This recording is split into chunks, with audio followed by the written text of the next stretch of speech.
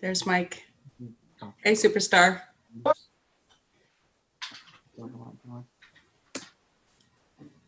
I'll do the intro with broadband. Are we live now? Are we live? Yeah, it says live on my computer here. Mm-hmm. Yeah. I was just telling you, you're alive, Diana. It's live now. Good thing I checked in. That's your early warning light. Yeah, pinch yourself. So we're broadcasting, Tony? Are we broadcasting, Tony? Michael Wilkinson. Yeah, it looks. Sewing Clover. I think so. You're a mad scientist. I love it. Great. Good morning, everybody. We're just checking real quick here that we got it all set up. Uh-oh, who's playing some tunes? Is that you, Gil? Nope. Nope. Oh. Fernanda, maybe? Fernanda, do you have music on? Hello. Hi. From Mexico. Good morning. Good morning, Fernanda. Do you Morning. have music on? Oh, yeah. Can you turn it off, please? What? Do you have music on? Oh, yes. It's very, very interesting to listen music. Can you turn off the music? Perfect. Thank you. Very good. Well, it's nice music to start off with. And we're live now, right, Tony? Yep. Okay. All right, good deal. I'm getting a little technical stuff going on. Good morning, everybody. Good morning. Welcome to, oh man, I've got Gil on the video and Gil live too, which is kind of neat. So we've got some guests from Japan. We're going to start the show off. Gil squared. Good morning, good afternoon, good evening. This is Magnitude Live, drum roll please, number 13. And it's actually lucky 13. We got some really cool stuff happening today, including an investigation in building a Martian city. Wow. So we have a balloon aloft. We launched last Friday. It's still in the air. It's heading actually over the Atlantic seaboard here as we speak. Did you see it, Diana? Yeah, I was on my roof. I watched the whole thing. It did fly right over her neighborhood, it looked like, up here in Canada. Yeah. And I can show you a little quick blip if we want. I want Please. for the heck of it. Share my screen real quick. I hope you and Mike were decent. Nah. So with the Magnitude Live, our objective, of course, is to bring you interesting things from around the world that are connected to space. Our primary focus is we need some help. We're looking to select the best plant to send to space on our mission in February of 2021. It's called ExoLab, and we'll be talking a lot about the Leguminaut challenge. Help us select a legume to send to space. We'll talk more about that in a little bit. This is a balloon we launched last week, show here at noon. And this is a mid-distance balloon. And oh my goodness, it's covered the whole United States. After traveling in Mexico at the beginning of the trip, go back here, it looped down into the state of Sonora overnight. We kind of lost the signal during the evening. And traveled through the Midwest, up through Canada, and here we are right now. Try to tell it to get closer to Renee there in Rhode Island, but it's not going to have any of that. It's going to be heading out toward Maine. Well, that's a small target. Yeah, it is a small target. It heard about the shelter in place and just kind of kept on going. Oh, yeah, that's... So can you roll it back by Montreal just for a second again? I just want to see how close you actually got. Yeah, so now it's a direct connect here with... that's a direct line, so that's not the actual path, but you're getting pretty close because you're over this way, aren't you? Yeah, more where it actually says Montreal. So you're like over, yeah. You're on the outside. I'm really glad I didn't stand on my roof last night. It's a bit further out. Well, you know what it looks like here is the first signal came by at 8 a.m. local time for me, so that would have been 11 for you, 11 in the morning. Mm-hmm. Is that right? No, that can't be right. No. What 5:22? Why is it showing 8? That's weird. No, that's the current position. That's isn't it? No. Anyway, let's not get too digressed into this. But it is aloft. What we're going to do at the back end, the last hour of the show, we're going to have Frank Bauer from ARIS, Amateur Radio on the Space Station, joining us. And he's going to be talking about ham radio, how you can talk to an astronaut, the importance of amateur radio, and the fact you can talk to people around the world and also help in disaster recovery. And then we're going to lead it off with our first attempt at an around the world balloon. We're going to be joined with some students from Lodi Unified School District. We have Julia Morgan Elementary School, and they've put together a pretty interesting presentation talking about the weather predictions, weather forecasting, the atmosphere itself, learning a little bit about the anatomy of our Earth's atmosphere, and then trajectory. This balloon is kind of funky looking, actually. It looks just like a big plastic bag. It's a very expensive plastic bag. Let's put it that way. We'll be carrying along some instruments, and we'll just see if we can actually get it up. It's a little windier than we'd like, and it looks like we're going to get a little rain, but we'll talk more about that a little later. But I want to turn it over because I know it's like really late in Japan. But I have Gil and his lovely wife joining us, and they're going to be talking about azuki bean and more of a cultural investigation. Of course, our Leguminaut challenge is to find the best legume to send to space, and there are scientific reasons, there are culinary reasons, there are cultural reasons. We'd love to hear your reasons, creative or scientific or otherwise, why you think a particular legume might be the great candidate, the best candidate to send into low Earth orbit aboard the International Space Station. So for right now, I'm going to turn it over to Gil, and maybe you can introduce your wife, and love to hear what you guys have to say about azuki bean. Great, thanks, Ted. So hi, everyone. I'm Gil. I've been here for, I don't know how many sessions now, but this is my wife, Michika. Hi, Michika. Been married for 7 years. Her Japanese is way better than mine. And we both live in Osaka, Japan. Been living here, I'm going on to 9 years. Actually, no, just past the 9-year mark. And here in Japan, I am a coordinator for an astrobotany research and education program. Alongside that, I am developing an international astrobotany data and research tool with Dr. Richard Barker, who might pop in at some point, I'm not sure. And I'm very proud and happy to be one of the PIs here in Magnitude to join this fantastic group of innovators, educators, and scientists doing some cool stuff. So yeah, and in the past sessions, we've been hearing from people in industry, scientists, educators, students, and learning a lot about science, which is my passion. I mean, I love science. If you don't love science, then you haven't had a good science teacher. And if that's the case, please join our platform because you will have a worldwide web of good science teachers to learn from. But that's been all cool. What I want to do today is actually talk a little bit about one of the specific legumes that's in our Leguminaut challenge. I'll hit on a little bit of the science, but I just want to kind of celebrate what it is.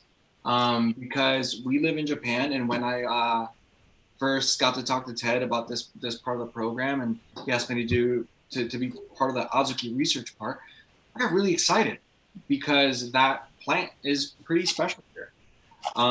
So as one of the PIs, I've been charged to research the applications of growing azuki. What are the conditions that azuki thrives in? What are the things that are good about it? And more specifically, how well does it cohabitate with our rhizobium symbiote? Every time I hear that, I think of like Spider-Man, because we're going to be sending symbiote to space. Like, I really hope when we get back, we just get plants and we don't get some crazy alien that, anyway. So what I've been doing for the past, I don't know, month or so is just learning about azuki, the science of cultivating azuki and some of the past papers. And then asking my wife and the people around me about what's so special about this. I'm Puerto Rican, so a staple meal in Puerto Rico is rice and beans. And that's a really savory food. It isn't spicy or anything, but it's got a lot of flavor. It's not sweet. And then the first time I had azuki in Japan, it kind of took me by surprise because the way it's prepared here is actually really sweet. So first, we're going to put some stuff in a rice cooker behind us. And oh yeah, I forgot to mention this. The whole point of this whole session is if you're watching this and you are curious to try azuki, hopefully we're going to demonstrate three super, super, super simple ways that you can prepare azuki at home. Okay, not just grow them in test tubes, which you should be doing anyway, but also eating them, because that's how we grow food. Maybe not Michael. Michael, I think, will just continue doing his mad science work in his lab. But for you guys that actually I eat just your pluck a clover in the munch. No preparation required. Oh. So first, we have to get some stuff in the rice cooker first because it takes about 15, 20 minutes. So, sweetheart, what are we cooking first? Right. The rice. I mean the azuki rice. So yeah, this is special rice called, I just went blank on it. It's called sekihan in Japanese. And what does sekihan mean? What You just told me. does Sekihan, you told me it symbolizes. Oh, it. so so it means a rice, but we eat it when we celebrate something like when you enter school, when you graduate from school, or when you give birth to a baby, or something like that.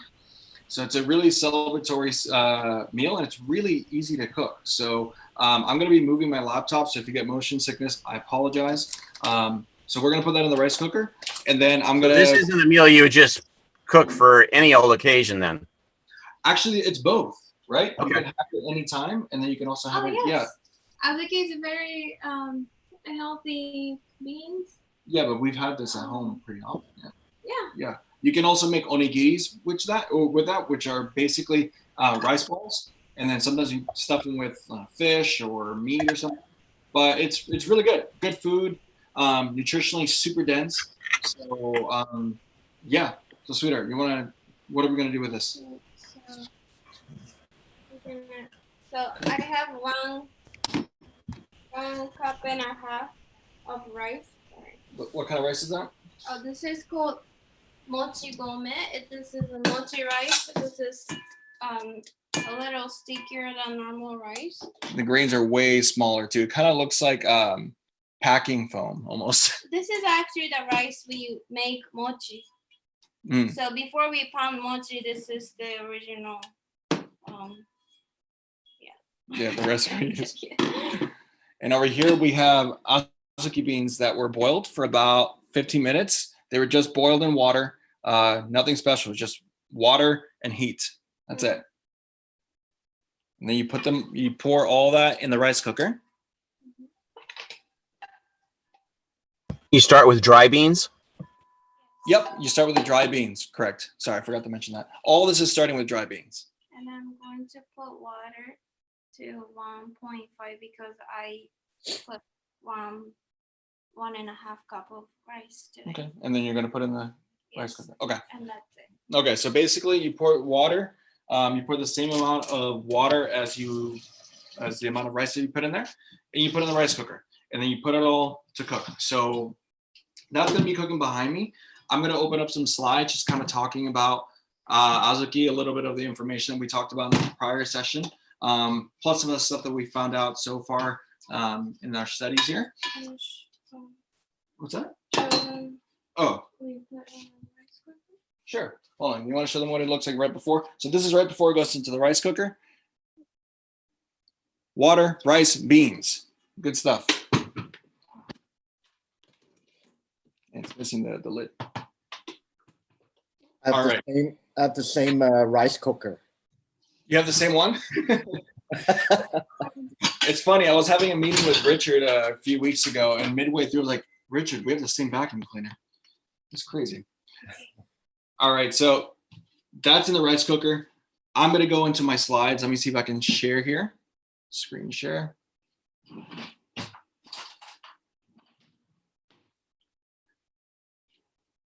right, guys. So if it'll open up. There we go. Leguminaut Challenge, Azuki in Japan. So really quick, Ted does a way better job talking about the Leguminaut Challenge. Seriously, when Ted talks about this, he sounds like the perfect radio host, just being like, hey, we want to do this. I'm not Ted. But I'm gonna wait, there's more Gil. So I'm going to try my very best. Basically, if you're not in this challenge, I don't know what you're doing, because you have to be. Right now, everyone that's listening to my voice, first, I apologize because my voice sucks. But two, everyone that's hearing my voice has the opportunity to join right now and potentially, actually not potentially, to actually help select a crop that could go to space. All right. Your choice could actually be part of the next step in space astrobotany research, which is really cool. And like we've talked about a lot in past sessions, why does this matter? Who cares? They're plants in space. A very small portion of the human population is ever going to have lettuce or beans or whatever in space. Why does it matter? One, it's really cool, right? We want to go to Mars. We want to go to the moon. We want to see cool science and all that kind of stuff. But the thing is, agriculture dictates how society moves. And the future of what we do in space will dictate the future of what we do here in terms of food production and in terms of sustainable development. There's a lot of people that are hungry, and this earth needs better care. So what we're doing and what we're learning about in space will hopefully alleviate some of the suffering here on Earth and kind of reduce the suck and improve the awesome here. So the Leguminaut challenge, you can go on Magnitude.io and click the links there for the challenge.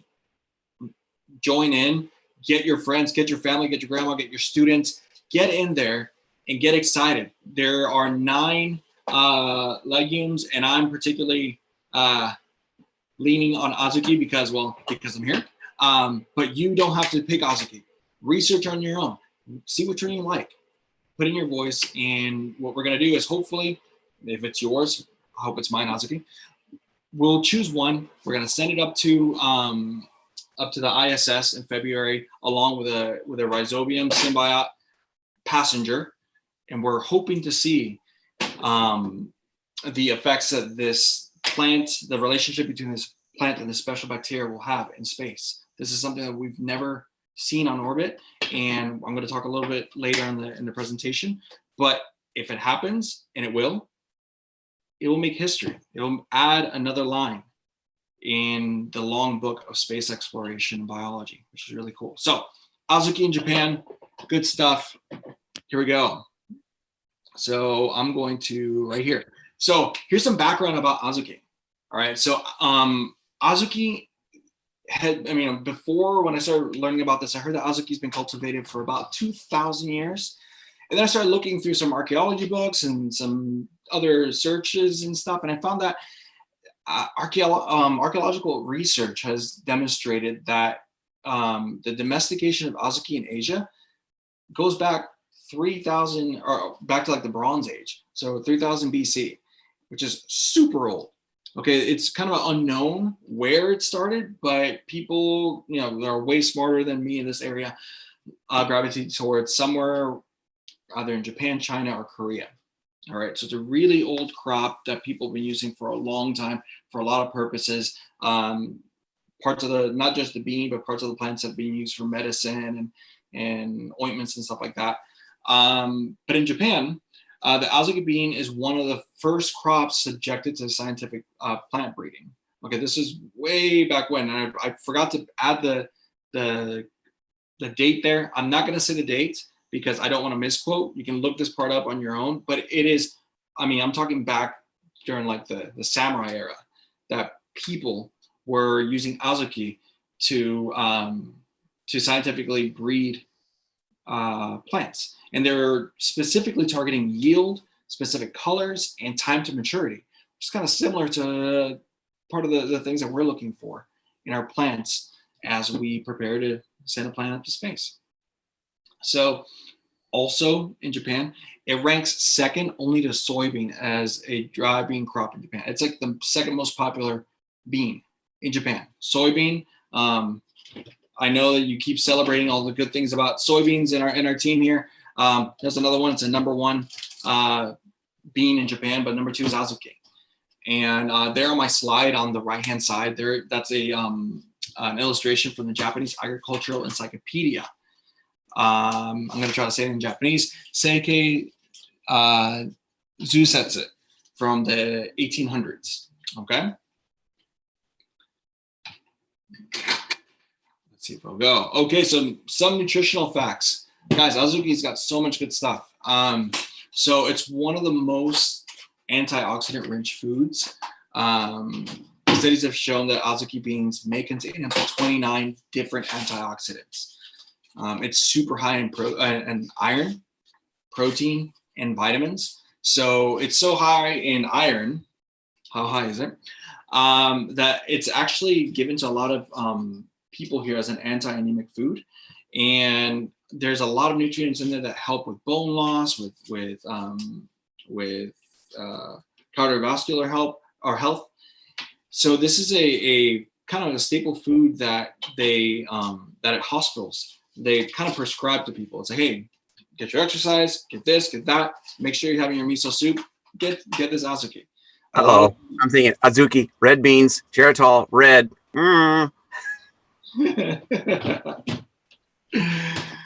So yeah, so it's an important food here. They help out with a lot of issues that people tend to have as they get older. So they prescribe it a lot here. So it's also high in folate, which aids in digestion, liver and heart health, brain and nerve function, DNA creation and repair, blood cell function, and also healthy skin, nail, and hair. All right. So there's also a lot of beauty products here that are based on azuki. There's face masks and I don't know the correct word, but these creams that you put on under your eyes when you go to sleep and stuff because of the stuff in the bean. Now, my wife just threw something at me, as she tends to do sometimes. And this right here looks like a beat up old pillow. Can you guys hear this? Okay, so this thing, it is a little pillow filled with azuki beans. Now, why on earth would you fill a pillow with azuki beans? Well, in Japan, if you put azuki beans on in a nice cushion, people will put them in the microwave, not to eat them. Oh no, that would make too much sense. No, it's actually kind of therapeutic. So, ladies, my wife has told me this. I don't know this by experience, but certain times of the month there are cramps that kind of tend to dictate certain cycles. And you'll heat this up, you'll sleep with it on top of your belly, or even if you're not a lady, for muscle aches, if you can't sleep, there are eye masks, sleeping masks with azuki beans on them. Heat them up, put on your face, and they're supposed to help. I have been really, really obnoxious about this because I'm stubborn. I'm a scientist at heart and by trade and education, all that. So I'm very skeptical every time they come up with something, but most of the country's on board and I should kind of try it out. And my wife's always trying. Anyway. I'll give it a shot, Gil. I'll give it a shot for my shoulders next time. But yeah, actually, it's weird because like to me, when you heat this up like this, just dry it in a microwave, it smells like fried chicken. And so we'll get in bed and I'm like, why do I smell chicken? And she's like, shut up. Whatever. All right, whatever. Appetizing. So yeah, you can eat them, you can cook with them, you can make medicine with them, you can even sleep with them. You can take that any way you want. So let's keep going. How's that going over there? We're good? Yeah. Okay, cool. All right, so just a little bit of the science behind it. So I'm going to hopefully not drop this. I can't see myself. So if you can't see, if I'm not putting this in the right spot on the camera, please let me know and I'll shift it around. So these azuki that I'm about to show, they were in a soak for 48 hours actually. And they started growing really fast. And I put them in our exo lab and this has been 3 days after that. So still no nodulation, obviously. Yeah, looks good. Lead-ins, everything's growing. Look how the roots are trying to break through that media. Mm-hmm.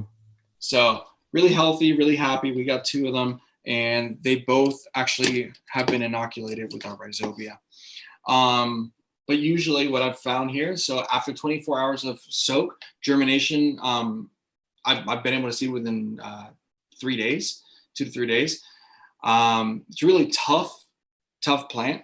Japan has like a super crazy amount of diversity when it comes to weather and environments. So you go up north to Hokkaido, and it's like Siberian like conditions. You go all the way down to the south, and there's Okinawa, and it's like Hawaii. And you can find azuki growing from tip to tip and everything in between, which is pretty incredible. It's a really, really hardy and tough plant. It can grow through drought, flooding, intense heat, intense cold, and it still produces fruit. So nodulation has been observed 20 days after germination just here. I've been able to observe that twice now, and my little circling thing didn't work, but there's a little cluster of nodules right around here, right on the other side, and that's the little blue smudge there was a recent nodule that I took out and put under my microscope. A study was conducted in 1998 on the Mir Space Station, and they found that one azuki grew really well in microgravity, surprisingly better than the control group back on Earth. And also that azuki demonstrated antifungal properties without pesticides being used. So it's interesting because, you know, fungus and mold and stuff, that's one of the things that we've been dealing with. So I read about that today. I was like, wow, that's actually really interesting. So a little bit more to look into. But the significance in Japan. So like my beautiful wife said, azuki is a sign of celebration, right? It's used in ceremonies and processions and stuff to symbolize new beginnings. It symbolizes prosperity and the celebration of milestones. So on the top right there, that is a summer festival. So in Japan, during New Year's, you don't light fireworks. You light fireworks during the summer. And this is a summer festival. And typically in these festivals, you go out, you can get beer, get chicken, do whatever. People go out in these yukatas and have parties and whatnot. And the more traditional side of it, you can also sit down before or after with a cup of tea and azuki prepared in one of the many ways that they prepare it here. Down on the bottom right is a photo of cute little kids, and they are going through Ichigo-san. And basically it's a coming of age ceremony. What is it? 3, 7, and 3, 5, 7 for girls. 3, 5, and 7 years old for girls. So and 5 for a boy. So right. So when a girl becomes 3, 5, and 7, they get to wear these kimono and take photos, and it's a big party. And you have a special meal, and in that meal, azuki is included usually. And then on the right, on the bottom left, there's a group of girls for their coming of age party. That's or ceremony that comes at what age? Coming of age year? 20. 20. Yes. So usually college age young ladies will wear these beautiful kimono, and this will be one of those meals. You also have them at weddings. You'll have them at birthdays. You'll have them when during a very special meal, when a baby has their first solid meal. And then this dude, which I put in there, and the first time I talked about azuki, his name is Anpanman. He's my hero now, Gil. Bro, you should get him tattooed, man. He's a big deal. He's my girls love him. The music from the show gets stuck in my head, and I tend to want to scratch my ears off after a while. But I look like that after a little sake. So Anpanman, this is a really old superhero in Japan. It's really popular. It's like kind of comparing him to I guess the closest thing would be like the Mickey Mouse in Japan, even though Mickey Mouse is a big deal here. Basically, Anpan. So anko is the bean paste made of azuki, and pan is a Japanese word for bread. So anko, it's shortened to anpan, right? So it's a combination. Basically, it's bread stuffed with sweet bean paste. And this superhero, his head is made of that. So he literally is food.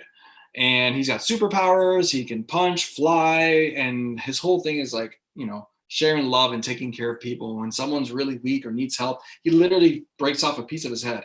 And he's like, here. And that's not weird, but whatever. He's full of azuki, so he needs to be included in here. Hopefully we don't get sued. So let's continue. So preparation in Japan. Azuki is prepared in so many different ways, and actually getting this whole thing ready, I had no idea that they make a Starbucks latte and frappuccino with azuki. And I told my wife, kind of out of disgust, I'm like, how dare you? And she's like, that's amazing. What are you talking about? So that's another thing I got to try. It's apparently really good. But they have everything from this the sekihan, which is the rice right here in the middle, which is what we're preparing behind us. Which will be done in about a minute. So I've been talking this whole time and it's been cooking. It's almost done. The one right under the rice is, what's a proper name? I was just going to say Uncle Toast. Oh, so I was right. Uncle Toast. So it's toast with uncle and butter. There's also the Uncle, the jelly right in the middle. There's even soda made from this stuff. My personal favorite out of all these is the bottom left, which is a type of specific uncle soup that has mochi in it. It's really hot, especially during wintertime in Japan, or after you go to an onsen, a public bathhouse, or you go up to the mountains, you have that, and it just makes you feel great. My wife's, one of her favorite ways to have azuki is actually with shaved ice, which is in the top left corner. So that's a kakigori. Basically in Japan, they take snow cones and they just upgrade it like crazy. The snow cone machines here literally make it's unreal how thin the ice is for these things. It's amazing. It's like it just melts. I can't even describe it. I'm going anyway. It's great, and you can put ice cream on it. You can put syrup on it. That one has matcha syrup, but on the left there's a big glob of anko, which is the stuff that we're going to be making today. So I think, there's one more thing. And then we're going to get to the food. This is ridiculous. The video is very, very ridiculous. I love this special pastry in Japan. It's called Taiyaki. And basically it's like it's dough kind of similar to waffle. That's the closest thing I can describe it with. And it's usually stuffed with either uncle or cream or different great things. But while I was looking for different preparation methods about this, I found this amazing video. It is about a minute long, and it shows like all these different taiyaki recipes, all with anko and the way that they make it. So there's no talking. It's just over the top ridiculousness in terms of special effects and stuff and food. So I'm going to put that in really quick. Let's see. Are we here? Okay.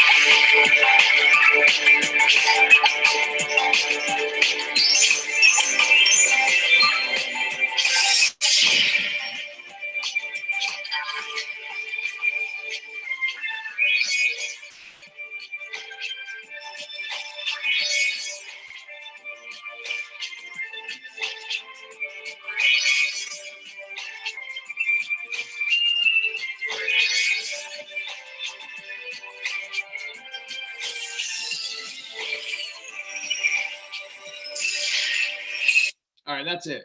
So yeah, there's something you guys have to know about Japanese television and stuff. They love their food, and they do a lot of close-ups on food here. Every time someone goes to a restaurant, you'll have a plate of food in a panel of like 8 people, and then you'll have a close-up of the food, and then you have a close-up of some of the chopsticks picking it up, and it's really shaky, and then someone eats it, and then you wait, and then you wait, and then you get this huge overreaction. And everyone says it's delicious. I'm waiting for the day that someone eats it and like, well, it's kind of Anyway, so the food is done. That's done? Not yet? Almost done. Okay, so want to move on to the uncle?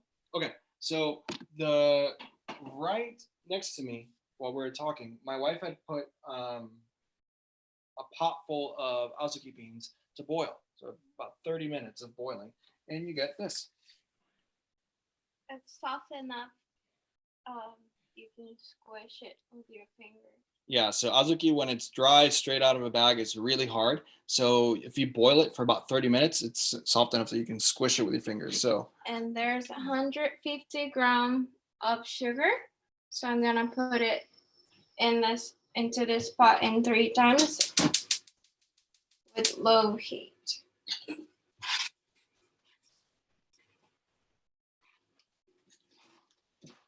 So the recipe says I put the sugar in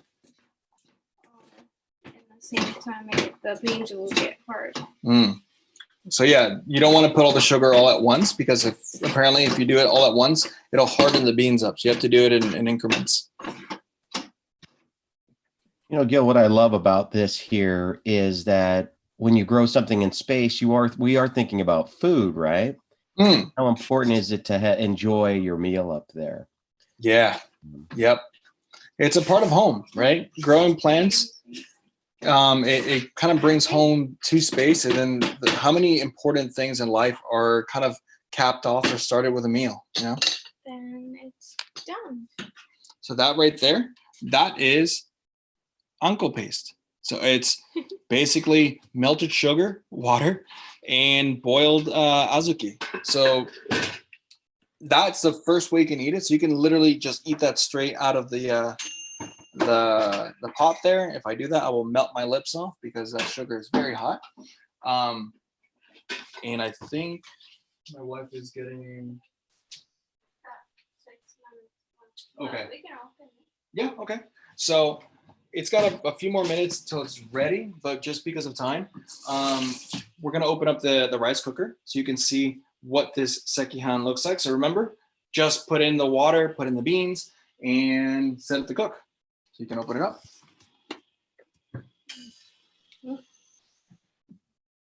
Oshi. That looks good. Oh, hi, Lisa. Actually, that smells really good. This is a little Hi, Tony. regular rice. Yeah, so it's a bit thicker than regular rice. We want to get a bowl, we can do the whole Japanese close-up of it. That is so unfair, Gil. You know, my wife's from Okayama. Okayama, yeah. Yeah, and she Okayama. usually prepares this type of food around New Year's. Oh yeah? Mhm. Oh, and then what are you If gonna add? you put a little bit of salt and a little bit of black sesame seed on top of the rice, it's even better.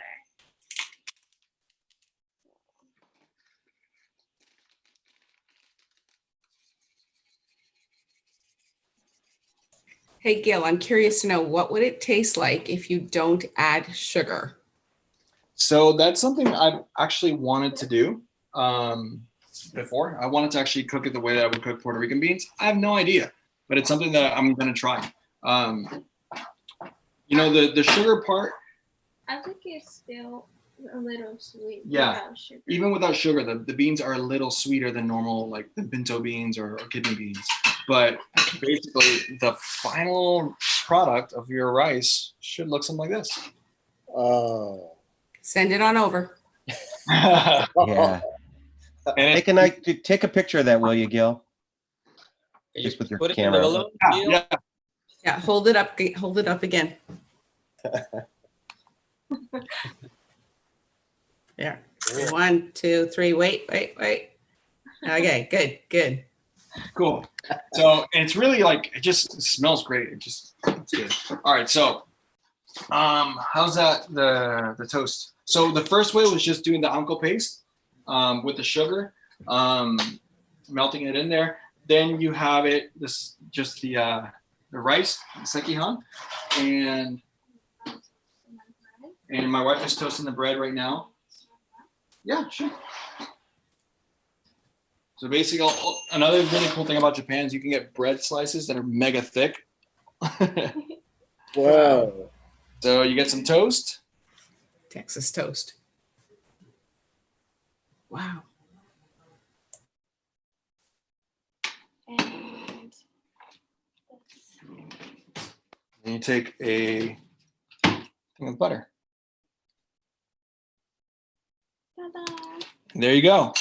That is Japanese anko toasted. Oh, wow. That is unfair. All I've had was coffee so far this morning. This is totally unfair. Wait, I need a picture of that. Oh, here we go. All right. The science of cooking, right? So guys, yeah, I hope that was fun for you guys. Like I love talking about the science. I love researching and all this, but it's also really fun to get together and have fun. It's fun to have fun.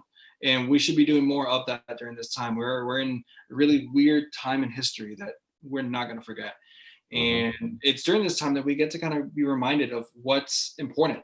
Family's important. Sharing these traditions is important. And if we can send, if it isn't azuki, if it's another legume, cool. But if it is, we get to send a little bit of that tradition to space. It's really fun. So yeah, guys. How do we send that to the International Space Station? Actually, I wonder if that's been done before with JAXA, because essentially you could just send the uncle paste in a little bag, right? So I'm freeze dried. yeah. I don't know. I'm gonna look into that today. That's a Actually, nice trick. yeah. There's also uncle ice cream, which it isn't, to me, it isn't bad. My wife loves it. I had it. I was like, oh, there's a bean in my ice cream. Cool. But yeah, guys. So I hope you guys had fun. This is just something I thought would be a little change of pace for everyone from Japan. Now you know how to prepare azuki beans in 3 different ways. Simply, all you need is water, sugar, and that's it, and your beans. So if you guys don't have any questions or anything, we're done. Hey, Gil. Yeah. 1-800-CANADA. Uber Eats. My phone. Next day air. So, are you going to share Good the job. recipe That with was us? fun. There you go. I'm sorry, what was your question? Are you going to share the recipe with us? I can do that. Yeah, no problem. Yes, please. Just Thank you. I'll write it up and share it with you guys. Yeah. Yeah, we've kind of have turned this into a little culinary adventure, haven't we? Which is really amazing. As we investigate the right plant to send to space for our science investigations, I think it really is important to think about how we've grown up through civilization with plants and how they become our lives. Culturally, how each community takes in the local food and then makes it their own. So it's really special to see that. We have another guest a little later today from Orlando, Beth Leguminaut, share some of these recipes with her and see if she can include on her dessert menu a little azuki, right? That'd be good. Yeah. So I have a question for you, for everyone else. So most of you are in North America, and when I lived in Florida, the actual legitimate Japanese cuisine was really limited there. I mean, you would go to a Japanese restaurant and then they would offer you like fried rice and egg rolls. You're like, well, that's not Japanese food. But recently that's been changing. And every time I go back to the States, I notice that there's actually more and more authentic Japanese food being included. Have you guys ever seen anko or anything of the sort up in where you guys are at? So not really here, but I can say that there's something similar in Korea, because when you first showed us okay, your heads are nodding. So yeah, and when I was over in Korea, I had that lovely little bun, and I can only think that it's so similar to what you've been showing us. Is that correct? Yes. It's almost identical. Yeah. Okay. Yeah. We have Korean restaurants, and we also have Japanese restaurants here. So I'm going to check that out when we can actually go back into a restaurant. But we have some really exquisite international cuisines here, especially Chinese and Japanese, authentic, thank goodness. Gil, I have a suggestion for your Appa Man little character. Yeah. We are BTS Army people here, and I bet there are BTS fans over there. So if you want to add that song to your slide when you present it, I guarantee you'll get more people too. Yes. Okay, we'll do. I'll look into that. Wonderful. Hey, Ted, he's given me an idea here, and that's to have each of us as PIs submit a lesson into our lesson plans or whatever, like literally create a one lesson and then put that all together in a cool Magnitude.io handy dandy booklet, a recipe booklet that we can share. And then we can actually spur students on that way to get involved in making lessons. So just throwing that out there. Well, I think it'd be really cool to see what every PI can throw in there as well. All right. So Diana, for the mighty Glycine Max, what do you think you might come up with? Oh, Glycine Max has a really huge capacity. So I'd have to look at that, because I would probably want something that's unique to the farming territories here in Canada. And there's some really basic things that most people don't. There you go, Gil. There's some basic things that probably you wouldn't find on our tables. And my nephew is a farmer, so I would want to consult with him to find that he's an organic farmer. And let's check and let's wait and see. But I'd throw something in there. Yeah, and Leguminaut can probably give us a little hand as well, right? Yeah, yeah. Very exciting. Gil, thanks so much. Food, it's eating it, right? So that's the fun part. All right. So let's segue a little bit into the science of this and why are we actually doing these experiments, right? So we have 9 candidates. Gil and Yuki showed us Azuki and some fun things we can do with it. But really what we're looking to do, we hope, there are 2 primary reasons why we're thinking about legumes and sending them to space. One is to make life better here on Earth. And we have to thank, first of all, just a big shout out to the US National Laboratory on the space station. Without them, we wouldn't be able to fly our Exolab experiments. Exolab is an experiment. It's basically a lab in a box that we send up in a rocket, like a Northrop Grumman rocket or a SpaceX rocket, once or twice a year. Our next mission is in February. What we want to do is think about how we can make life better here on Earth. Specifically, well, legumes are quite often used in conjunction with these rhizobia bacteria that Gil had briefly mentioned. There's a symbiotic relationship between these, and excess nitrogen is created through this process, and it gets into the soil. And nitrogen is super important for your plants to grow healthy. And according to United Nations, and this is kind of a scary statistic, but we have about 30 to 60 years of topsoil left around the world. And we're doing some incredible things with modern agriculture and technology. Artificial fertilizers have enabled us to produce more crop per acre than ever before.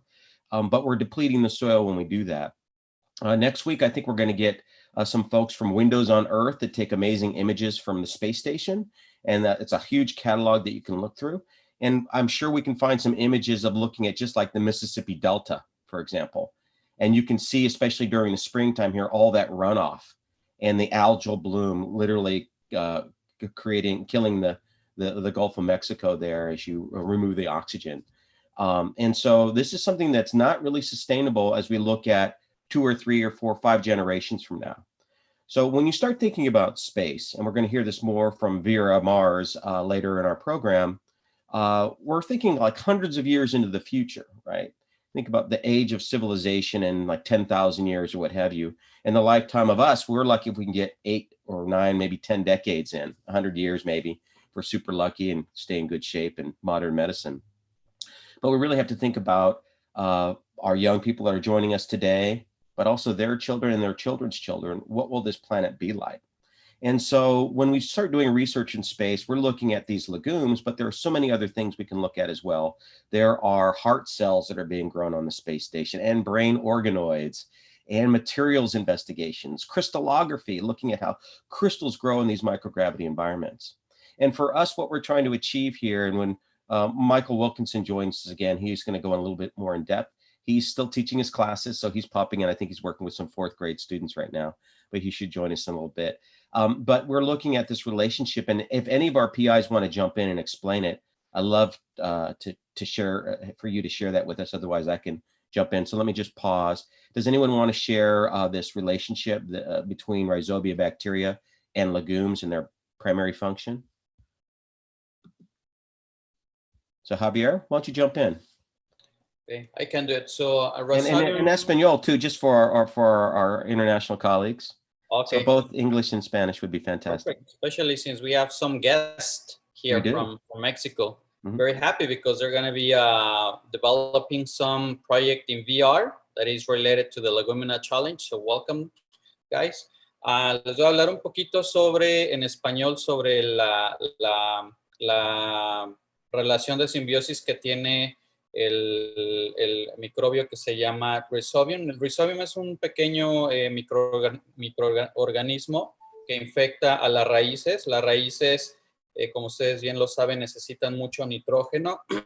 Y en sesiones pasadas hemos estudiado que para que el nitrógeno pueda fijarse a las raíces, necesita romperse con la energía que proviene a través de un rayo, ¿no? Necesita muchísima energía para poder esa molécula romperse y que pueda llegar hacia las raíces y poder nutrir a las plantas. Entonces, una de las formas más interesantes que se han descubierto es que el Rhizobium tiene toda esa capacidad de romper la molécula y de ir a las raíces haciendo una relación de simbiosis. El Rhizobium o Rhizobium infecta la raíz y empieza a ser una especie de nódulo, le llamamos nosotros, que parece una pequeña bolita, y ahí es donde se hace esta relación, en donde la planta le da al Rhizobium, le da,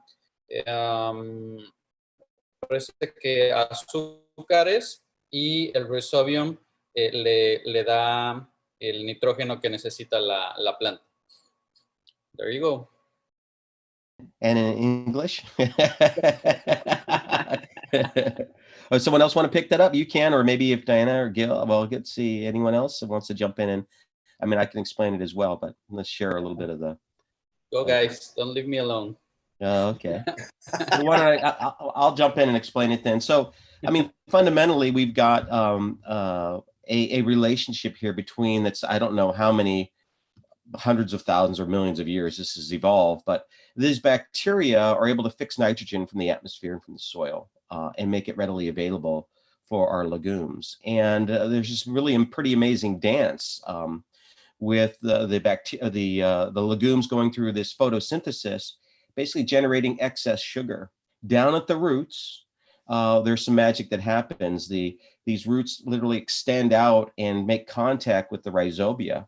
And the rhizobia, I don't know what that chemical dance looks like at that level, but that interaction occurs and the roots literally curl around the rhizobia and a nodule forms, this little growth. And inside it, if you open it up, it looks like almost like hemoglobin, like your blood. It's bright red, and nitrogen is being processed inside these little centers. It's great for the plant as it brings that nitrogen in and grows really nice and lush. And in exchange, those sugars are getting down to that bacteria. And of course, the bacteria is just thriving on it.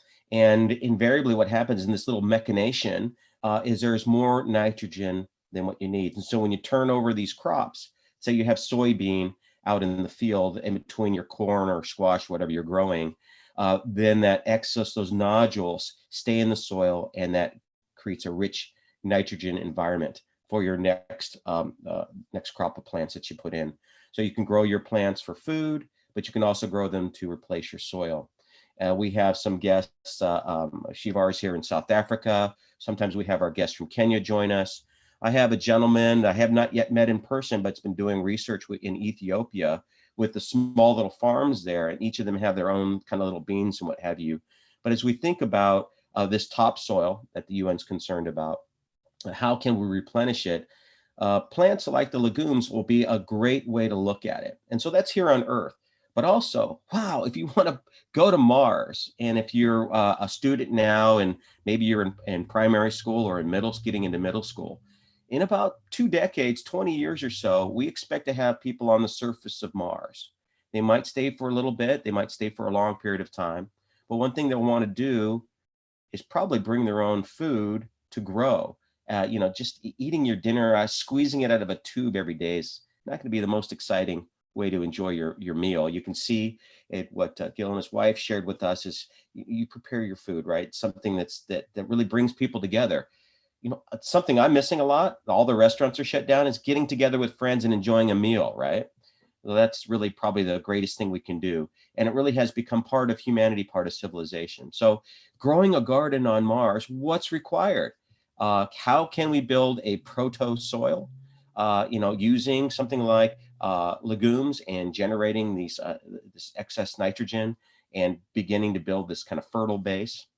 So that's the extraordinary, something on Mars, but something much more here on Earth that is really important to us is how can we make it better? So if we look at the United Nations, they have something called the Sustainable Development Goals, and they have 17 of them, and they're all super important, like clean water and equity, right?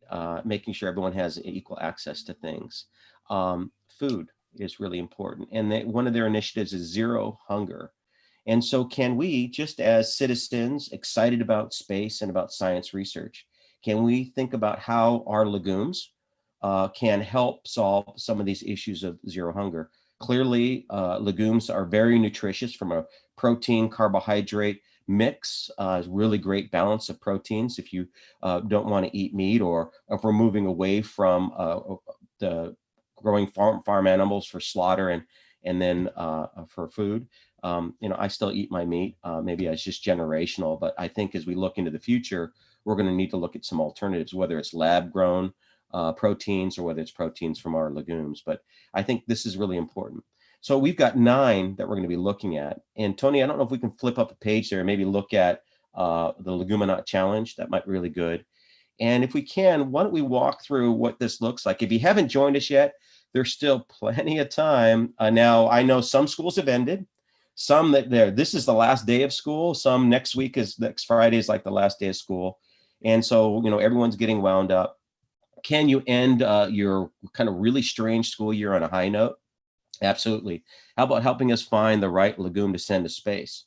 So if you go to Magnitude.io, you'll see a link for Leguminaut Challenge. And what Tony's popped up right there is really 2 ways to get engaged. Both of them are actually really, really easy. One's called Simple and Easy. Another one's called Challenging Research, because you're going to stick with us for a whole year. But the simple as easy is, hey, help us select of these 9, which one you think should go to space. And if you're working with students that are younger of age, maybe let's just get together and draw some illustrations or write a little paragraph of the kind of food that they like to eat. And for our older students, well, we're expecting you to do some research. Help, look at some white papers, some documents that will support your particular legume for whatever medicinal benefits, whatever benefits it might provide nutritionally, to make it a candidate to fly. And so we have quite a number. And I think if we scroll down, you can see a number of our candidates. And then our challenging one is we're going to select this legume on June 10th. And so you have a chance now to maybe just grow some seeds, germinate them, see what they do in your growing conditions there at home, whether it's on a windowsill in the kitchen, whether you got a garden out in the backyard, but go through and go through that growth process. Super simple. Grab some seeds And, talk about a science experiment near the end of school. It can actually work with your students into the summer. And if they really want to help select, we have till June 10th to make that determination. There's a little application form in one of our lesson plans that they just need to fill out and submit a reason why. We'll pull all of those people's choice, if you will, on the legumes. And we'll also look at the scientific benefits and research through colleagues like Dr. Barker at the Gilroy Lab and others who will look at the candidates and help determine what we think might be the best legume to send up. What we're trying to do really for the first time, as Gil mentioned earlier, is get this nodulation occurring between the rhizobacteria bacteria and our flight candidate legume, whether it's clover or alfalfa or chickpea or soybean or a zucchini and a mung bean. There's a couple I might be missing. There might even be one that you really love that we haven't included. Give us a reason why we should be looking at that legume as an alternative. And so this runs through June 10th, and then it's going to take us about a week or so to figure out down select to our flight candidate. And right around mid-year here, just after in the United States, just after the 4th of July weekend, we're going to start a professional development series. And we're still working through this, but I think we can probably offer it up also for free at no cost for the initial stage, which is, here's our flight candidate. Let's just say it's a zucchini for now. It might be clover or something else, but here's this bean that you've looked at. That's the one that's going to space. Now everyone needs, we need their help. We need your help to grow this in various conditions and very accurately measure it day to day. What was your protocols in preparing your seeds? How long did you germinate it in the dark? What temperature was it in? Something that we've set up for classrooms, and we're going to need to think about this in a unique way for the new school year, is we run all of these in something called ExoLab.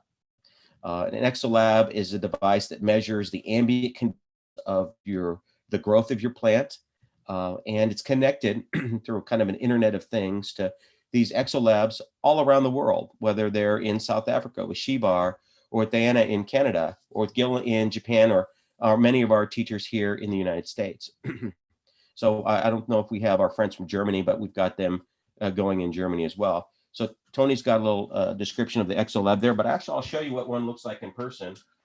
Vanilla, if you want to unshare that real quick. And I'll show you what, and I know many of you have been on our program before, but just as a reprise, this is the ExoLab. It's about 8 inches tall, or 20 centimeters, by 4 inches, or by 10 centimeters by 10. And this is kind of an odd shape. Why did we select it? Well, think about intermodal transportation, right? A 40-foot container on the back of a truck you might see on the highway, or on the rail cars, or on a ship coming into port.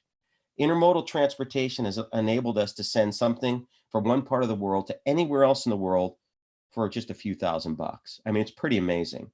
And so space actually has something equivalent to intermodal transportation. And it's a 10 centimeter cube. This has actually been to space before. Surprisingly, they build satellites this size, and they use this as building blocks, and they have versions of this that are a little larger. But this is called a 1 unit, or 1U, this 10 centimeter cube. And according to these standards, it should weigh no more than 1.33 kilograms. So if you can do that and put something in this form factor, you need to add solar panels and some other things like communications, but you could build a satellite. To make it a little easier, we've got the International Space Station, which is a pretty massive thing the size of a football field, flying at 17,500 miles an hour above the Earth, with about, it goes around the Earth every 90 minutes, every 92 minutes. So it's moving very, very quickly. But we can send something up that becomes a laboratory in space if we follow this form factor. It gets connected to a data card, gets slid into a locker. Tony, I don't know if we have a quick little video we can show of one of our astronauts loading up our experiments. But while that's running in space, we've created an analog here on Earth using the same form factor. So you can see this is essentially 2U equivalent, or 2 1U cube labs. And if Tony pulls that video up, we'll see that. But let me walk through some of the features of the ExoLab. I'm running a little experiment in it right now. I keep on forgetting to put the tape on the cap. I end up doing this every time. It's like a little joke. Okay, so let's talk about those in a second. But our lab itself has an LED light array with adjustable lights. You can change the frequency of light. Plants actually grow in differently in different lighting conditions. So we can change the wavelength of light, whether it's a red light, a blue light, a green light, all full white spectra, a magenta light. How might your plant change with different lighting? The intensity of the lighting can be changed, as well as the photo period or the duration. So we have these preset if you want to be identical what's happening on the space station, or you can adjust it if you're looking for some variables. It also measures carbon dioxide. Well, plants love that. That's essentially their food source, right? Along with photosynthesis, which we're getting from the LEDs here, and water. You need some aqueous solution to make it all happen. It also has, it might be a little harder to see, but a temperature and humidity sensor, little pinhole here. So we see its growing conditions, right? That's super important. And it has a little light meter, so it's keeping track of what we're actually doing up here with our lights. In addition to that, our Internet of Things ExoLab takes a picture once an hour. Now, watching a plant grow is kind of like watching paint dry, but by capturing the images 24 hours a day, 7 days a week during the life of the experiment, we can see the behaviors of the plant.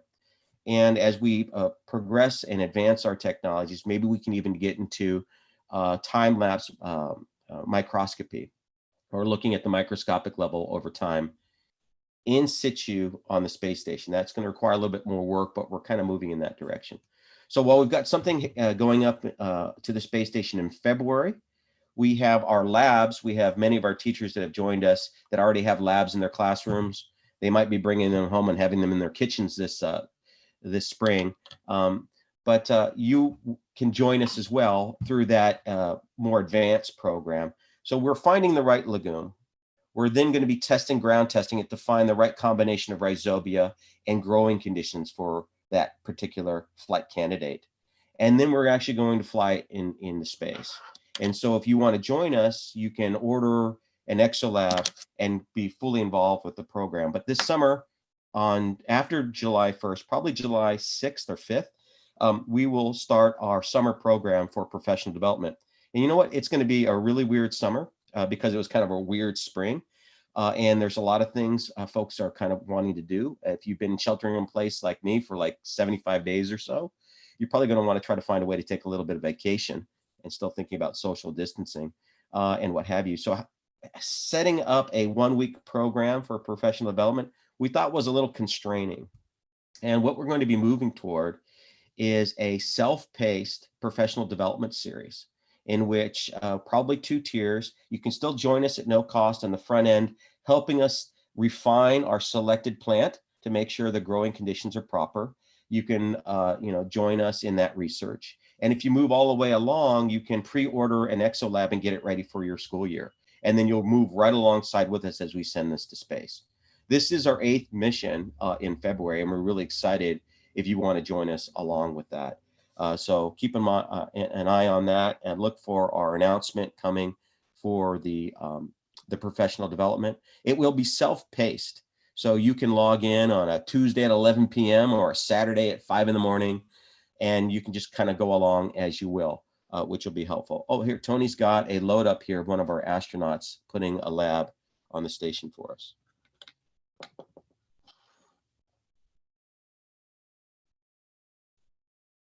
Be number 7, I think, is it? Yep. And so you can see that large 2U equivalent. It's twice the size of that little lab I showed you earlier. And it has basically the same electronics that we have here on Earth, but it just doesn't need the viewing window. It needs some fans to move the air around. What's interesting about microgravity is a lot of things aren't as you'd expect. You know, what happens to heat? Heat rises with gravity here on Earth, but heat does not rise in microgravity. It just kind of sticks around in like a little ball of heat, right? And so how do you move airflow through a chamber like that? You saw these big airports on the side. We move fans through it and what have you. Michael, you're back. Fantastic. Yeah. So, good to see you. Did you happen to notice when Drew pushed the lab in, he was also grasping the bar, and you could tell in his arm there was tension there. that's not that hard to push that lab into the slot.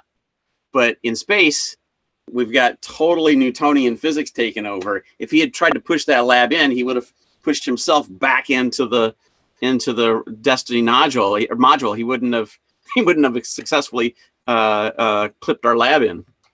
Great perspective. It's great that you pointed that out. Now that you're here with us, why don't we switch over and kind of look at the general overview of the sciences? You in your home lab there, I think you're growing essentially every legume as part of the challenge. And yeah, I am. I'll let you run with it for a little bit. Why don't you share your process and what can we do to invite teachers that would like to join us or students here at kind of essentially the 11th hour, but we're still welcoming your research.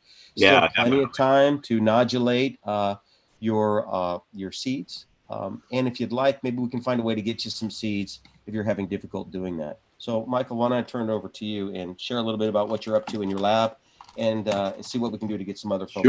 Sure. So I just got off with my 4th grade scientists.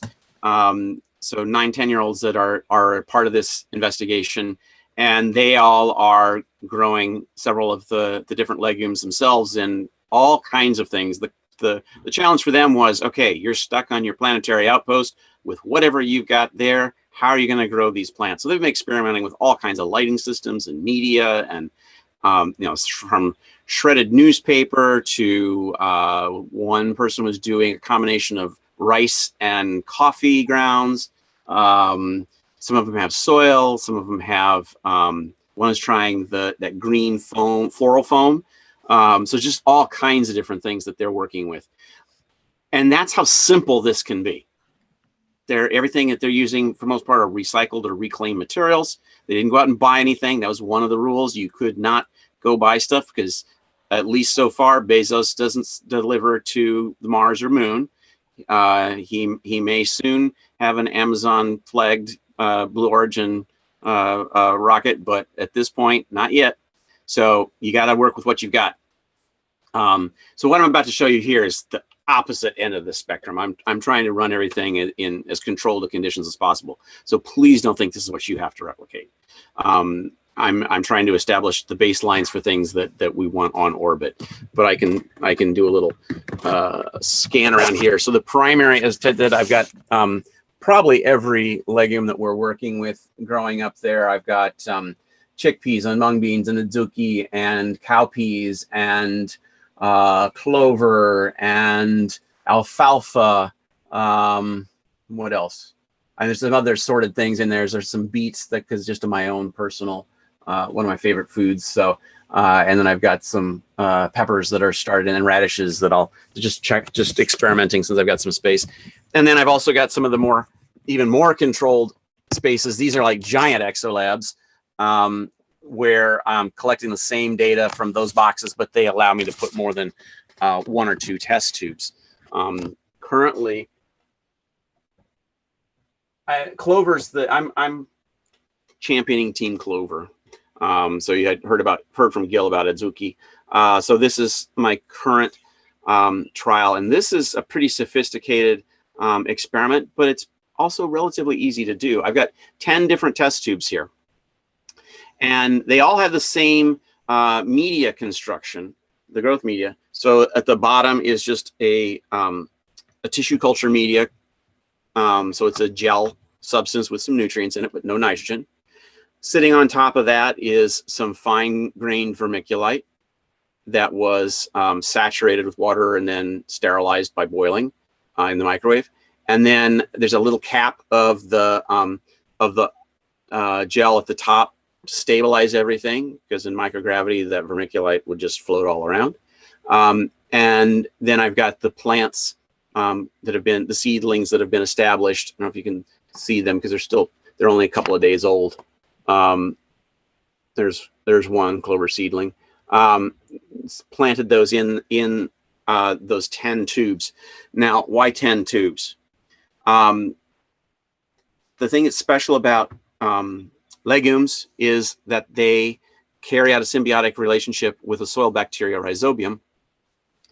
And in that interaction, the rhizobium capture the nitrogen that's in the atmosphere. It's completely inert. It can't react with anything.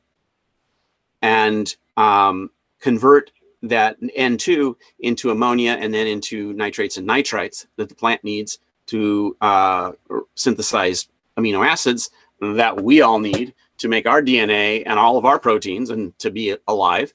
And in exchange for that, the plant feeds the bacteria sugars, the one thing that the plant has to give that nothing else can produce.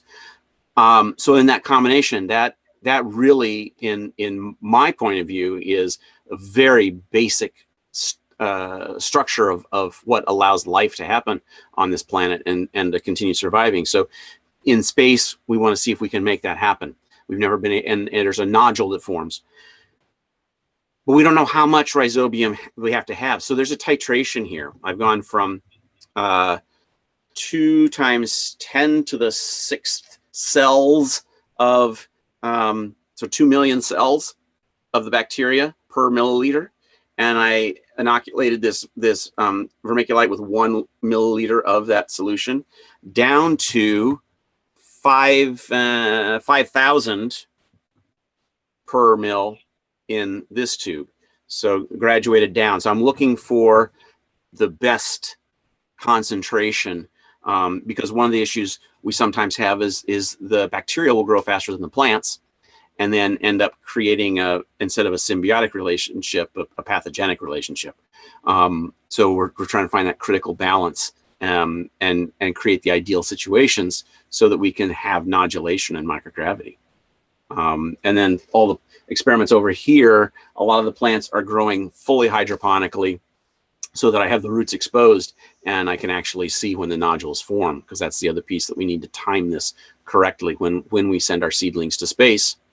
And that's all stuff that you can help us out with through this professional development opportunity in the summer, through the ground trials with your students in the fall, and then right up to launch and the space flight and post-flight analysis.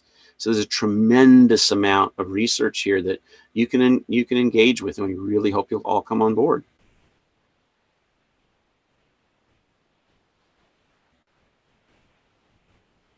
Guess I'm on mute. Unmute myself.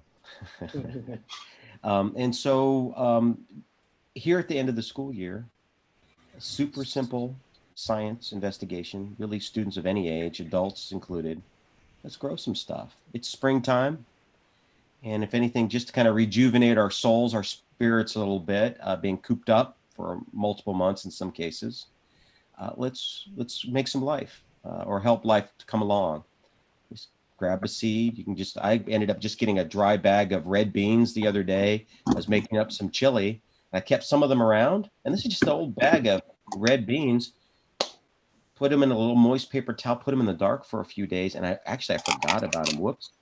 And a couple of them got moldy, but this was like a week later. I was only supposed to do it for a couple of days, but they filled up with water and then they germinated. And I had one that had already emerged. It was trying to grow in the dark. I went and planted it out in my garden. And just go through that process. Yeah, I mean, as you said, Ted, this is super simple. This is just a little deli container from my favorite Greek restaurant. We bring the hummus and tzatziki in this. And these are radish seeds. I put them on this just wet paper towel, cleaned everything out, super well, but wet paper towel on the 17th. And look how big those plants are already in a deli container. And it could be anything, and just any small container, paper towel. It's stuff that everybody has around home. And just keep good records of what you did and what you observed. Let's talk about that, calls, because that's something we're going to be moving into now with our co-investigators here. As we down select to our flight candidate, we're going to need to do some really rigorous work, but we're still in this early stage of selecting the right legume. So protocols are how you went about doing it is super important. If we're going to have someone else replicate your findings, you better have documented that very well. So do any of our PIs want to jump in and talk a little bit about protocols? Sure. Yeah. Go ahead. One of the things that you just mentioned was just documenting everything. So keeping a handy dandy notebook is one of the ways that I'm tracking. I'm trying a lot of different things and using a lot of the different protocols that are actually on Magnitude directly, but playing with that. So rather than using a bleach wash, I used a hydrogen peroxide wash. We were in the thick of winter up until about 2 weeks ago, believe it or not. And the seeds that I had in the plastic Ziploc bags did exactly what they would do in Mars. And similar to what Mike just showed with the paper, just the little paper alone, we did that. We also used tea in the plastic bag to be able to try and grow it, but it froze. It did exactly what it would probably do if it was just exposed to the Mars environment alone. Again, with the notebook, noticing the science that's going on, and also creating images and drawing what you see along the way, or taking pictures, using your microscopes to be able to do any kind of photography that shows steps and stages of growth, and also tracking the failures. Like I'm more excited about that sometimes, why something didn't grow, what happened to it. Let me see if I can grab this. This is one of the ones I posted last night. This is a plant that was virtually dead. It had all of the root section was literally pinched, closed, turned brown. It was growing in polyacrylamide crystal in a tank. And I just gave it a shot, cleaned it up, gave it a little bit of agar, and then popped it into some tea with a mixture of growth soil. So right now, if you look closely at that, the roots are coming along. They're gonna have to come out of there. Though it's getting a little tight in there, and there's no drainage. So that's a surprise too, that it's done better without some kind of drainage where it would actually, the water would evaporate and dehydrate the plant. So now the next step is to keep going from there. But keeping track of the pH testing, how is it doing in terms of adding anything to it? So adding, what was it called? Baking soda actually destroyed one of my plants, but it actually helped some of the plants. If it actually touched the plant, for sure, it was dead within 24 hours. If it was mixed into the earth a little bit, but not a great amount of it, and that's another thing, is keeping track of your amounts of things, then it actually did very, very well. So I have to say that the notebook is a big deal in keeping track, and or note-taking in your computer, your device, whatever a teacher or students want to do that with. And yeah, overall, it's taught me a lot to keep the handy dandy notebook. Hey guys, I want to show a video that Steve Jones sent to me this morning. Great. It is his student presenting his finding about lentil. It's really cool. Hold on. That sounds great.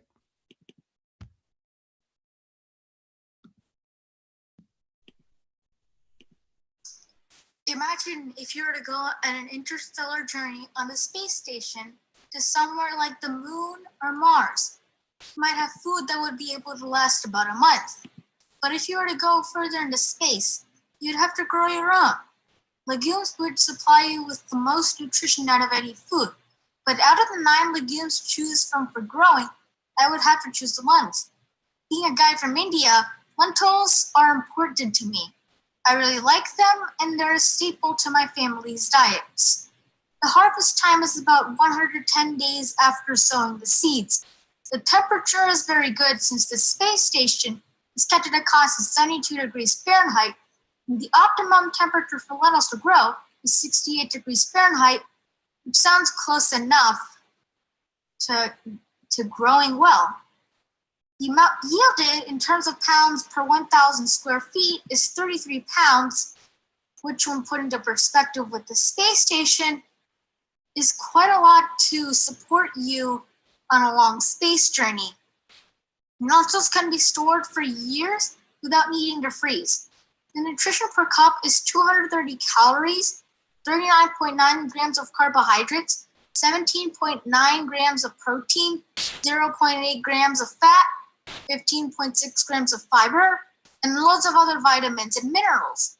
Clay soil is used to grow plants in space, and lentils grow well in clay soil. Lentils need only 1 inch of water per week until the pods begin to dry. After that, they don't need to be watered. Also, the lentils' nitrogen fixation is very high, which helps the soil remain fertile, and you can still grow lentils over and over and over. All these factors make it an ideal choice to grow on an interstellar journey. That was fantastic. That's awesome. That's awesome. Thank you. Right. So he's our new That's spokesperson. awesome. Of course, I don't know. Is Steve with us, or is he? I guess I haven't he's seen him No, today. he's not. He's Yeah. not. He has to go to a Yeah, so senior. these are middle schoolers. They're sixth, seventh graders. you go. So it's really thoughtful research. Mhm. I love how he's bringing this culture into it. Yeah. That's so important. Mhm. If he's going to go on a space journey, he's gonna need something to remind him of home and grandma's doll. I mean, that's now he can grow those lentils and be right at home. Oh, there you go. And so Incredible. we need your help. You can create a little video if you want, a TikTok, do a dance, Instagram, write out a paragraph or two, write a poem, do an illustration, give me a special legume dance. Those were all fun, but the research, we really do want to think about the right flight candidate. So we want to have some fun. We want to do a little science too, just like Gil and his wife earlier. I think they went to bed too, so I didn't have a chance to thank them. So thank them for joining. I guess it was midnight when we get started, right? So we're getting content now starting to come in from our various teachers. I don't know if Lori Waters is in, but her students have done some amazing work. They're high school students, so they've created poster boards for your typical kind of poster session with a lot of detail. Let me see if I can pull something like that up, and I'll just kind of do a random one here. Let me share my screen. There we go. But just to give you an idea, Yeah, I want to show a lentil drawing that one of my fourth graders did too. so here is the life cycle That's of so alfalfa awesome. with That a is call out awesome. of the different components of the plant, the cotyledons and the leaves, what have you, the branching roots. Let me just show you one other here, or a couple. Just kind of randomly selecting. Oh, the one from Ruby There we go. on Ruby's lentil good. is great too. Yeah. So there's a lot of research there. Delicious leguminaut. So food is really important, right? Health benefits. And the young man that gave us that little video, he talked about the nutritional benefits, the amino acids, the fats, the carbohydrates, the proteins that these plants have, the vitamins and other minerals that might be in there. Rubies, lentils? Yeah. Open up Ruby. Yeah. I'll do the poster. Wow, look at that. Oh, this is lentils. Outstanding. Yeah, I'll maybe zoom in a little bit. See, you can see the, oops, it just goes one level. You can see the nodulation there in the roots, those little round balls. And Michael, I bet you probably have some microscopy you can share. I do. Probably a different plant, but you can get a little better idea what's happening anatomically.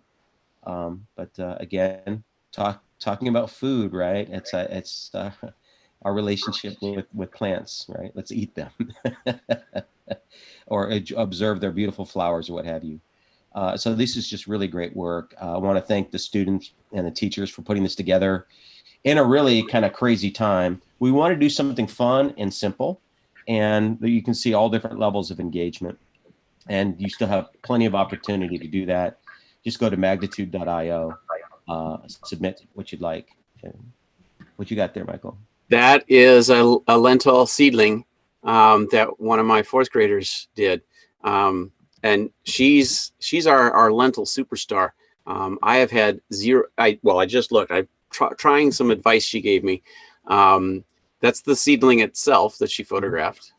That's beautiful. And so then there's her sketch. And then she also did a mung bean sketch.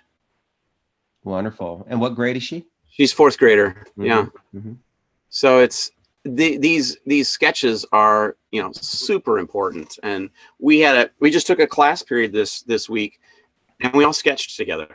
And I joined them right along. I still haven't quite finished mine, but I used watercolor, and they worked with everything from graphite to, you know, colored pencil, watercolor themselves, and amazing drawings. Honestly, it is the best set of drawings, observational drawings, that these kids have done all year.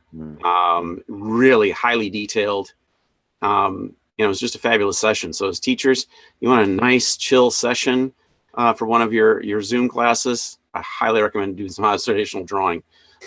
You know, that's a really great thing that you brought up, Michael. The power of observation. Yeah. I read a stat. I'm going to have to validate this, but some study that suggested by the time we're in our eldest years, we would have spent 35 years of our life staring at a screen. Could be your phone that you're looking at, could be the TV, could be a computer. 35 of your years are spent looking at a screen. So what does that happen to your observations? Yeah. Now, it's not just your eyes, right? But also listening and smelling and touching and tasting. Our senses are getting diminished the more we focus on the digital. And digital's super cool. I'm connecting with you guys all around the world right now. It's really awesome. But just going out, and like when the pandemic first struck, with no airplanes in the sky, I could hear the birds, right? No street traffic. I could hear the rustling of the leaves, and something I had kind of forgotten because my day was too busy because I had the next thing, the next appointment, the next video conference to do. And really, I think it's a great opportunity for us to kind of go into observation mode. And the best scientists, the best engineers are those that are observant, are paying attention to those things that we're missing that are just right in front of us. And what better way than to open up a pad, grab a pencil or a pen, and do a little sketch? What do your eyes see? What do your hands reveal? And if you haven't done it a lot, or you haven't really done it much at all, or you've done it but you haven't done it in a while, it's going to feel frustrating because it doesn't look like that. But you know what? It takes a little practice. But once you kind of get back into it, really start feeling the flow, realize that anything you're doing is an interpretation of what's actually happening.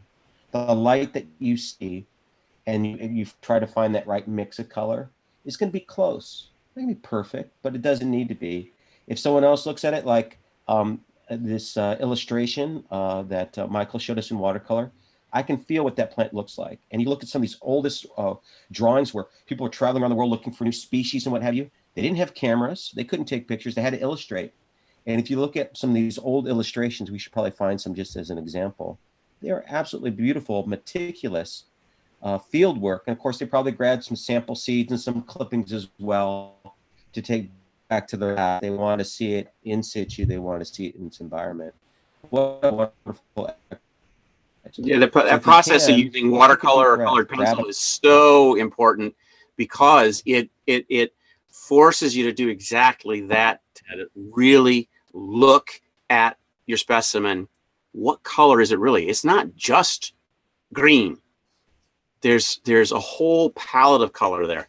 And so working with the blending, and that tells you, if you don't feel comfortable doing the whole plant, just focus on a leaf. What's the structure of the leaf? Where's the coloration? What the front side of the leaf, the back side of the leaf? And that was one of the beauties of doing this with my students right now, is it was one thing that, even though we were scattered all over the New York metro area and could only connect a couple of times a week via video conference, we were all totally connected through growing our plants. We were all sharing some of the same experiences, making different observations. And I think it really helped hold us together in a way that nothing else that we'd been doing through this isolation period had accomplished. Yeah, so as much as the world wants us to go faster and faster, if anything, I think the pandemic has us reflecting a little bit about really what life really means, how important our friends and family are, reaching out to folks that you haven't really been in contact with. It's been a great chance to do it. And I think it is an opportunity for us to reboot our thinking about our planet how we interrelate with all the other species, all the other plants and animals. Everything is really about what we need, and we need more roads for our cars, and we need more airplanes to get to our places. And life is out of balance, or it has been. So if anything, it's just a little reminder that we have a beautiful planet. And if you look at going to Mars, it's a fixer-upper, right? 1% of the atmospheric pressure on the surface of Mars. That's like being at 20 miles above the Earth. It's not much to breathe in, and you can barely get something aloft if you want to think about it. Like 90-something% carbon dioxide, not very breathable. And that's our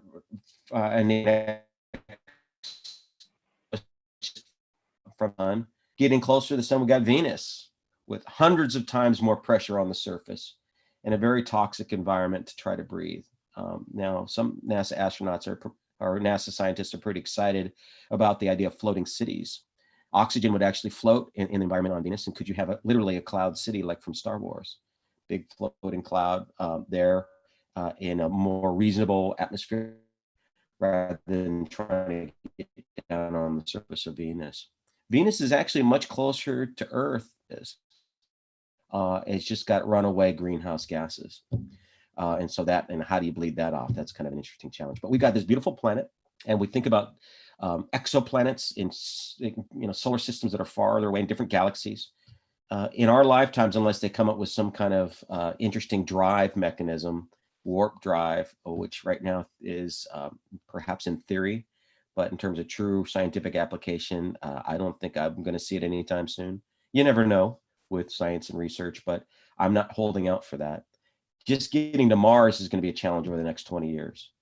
But we have this beautiful planet right here. What are we doing to make sure that all of its inhabitants, whether it's whales or deer or the mosquito, all has its place, right? They all play a role. And there are many plants and animals we don't even know about in the Amazonian jungles, in different parts of the world that are basically going extinct. And you haven't even had a chance to catalog them.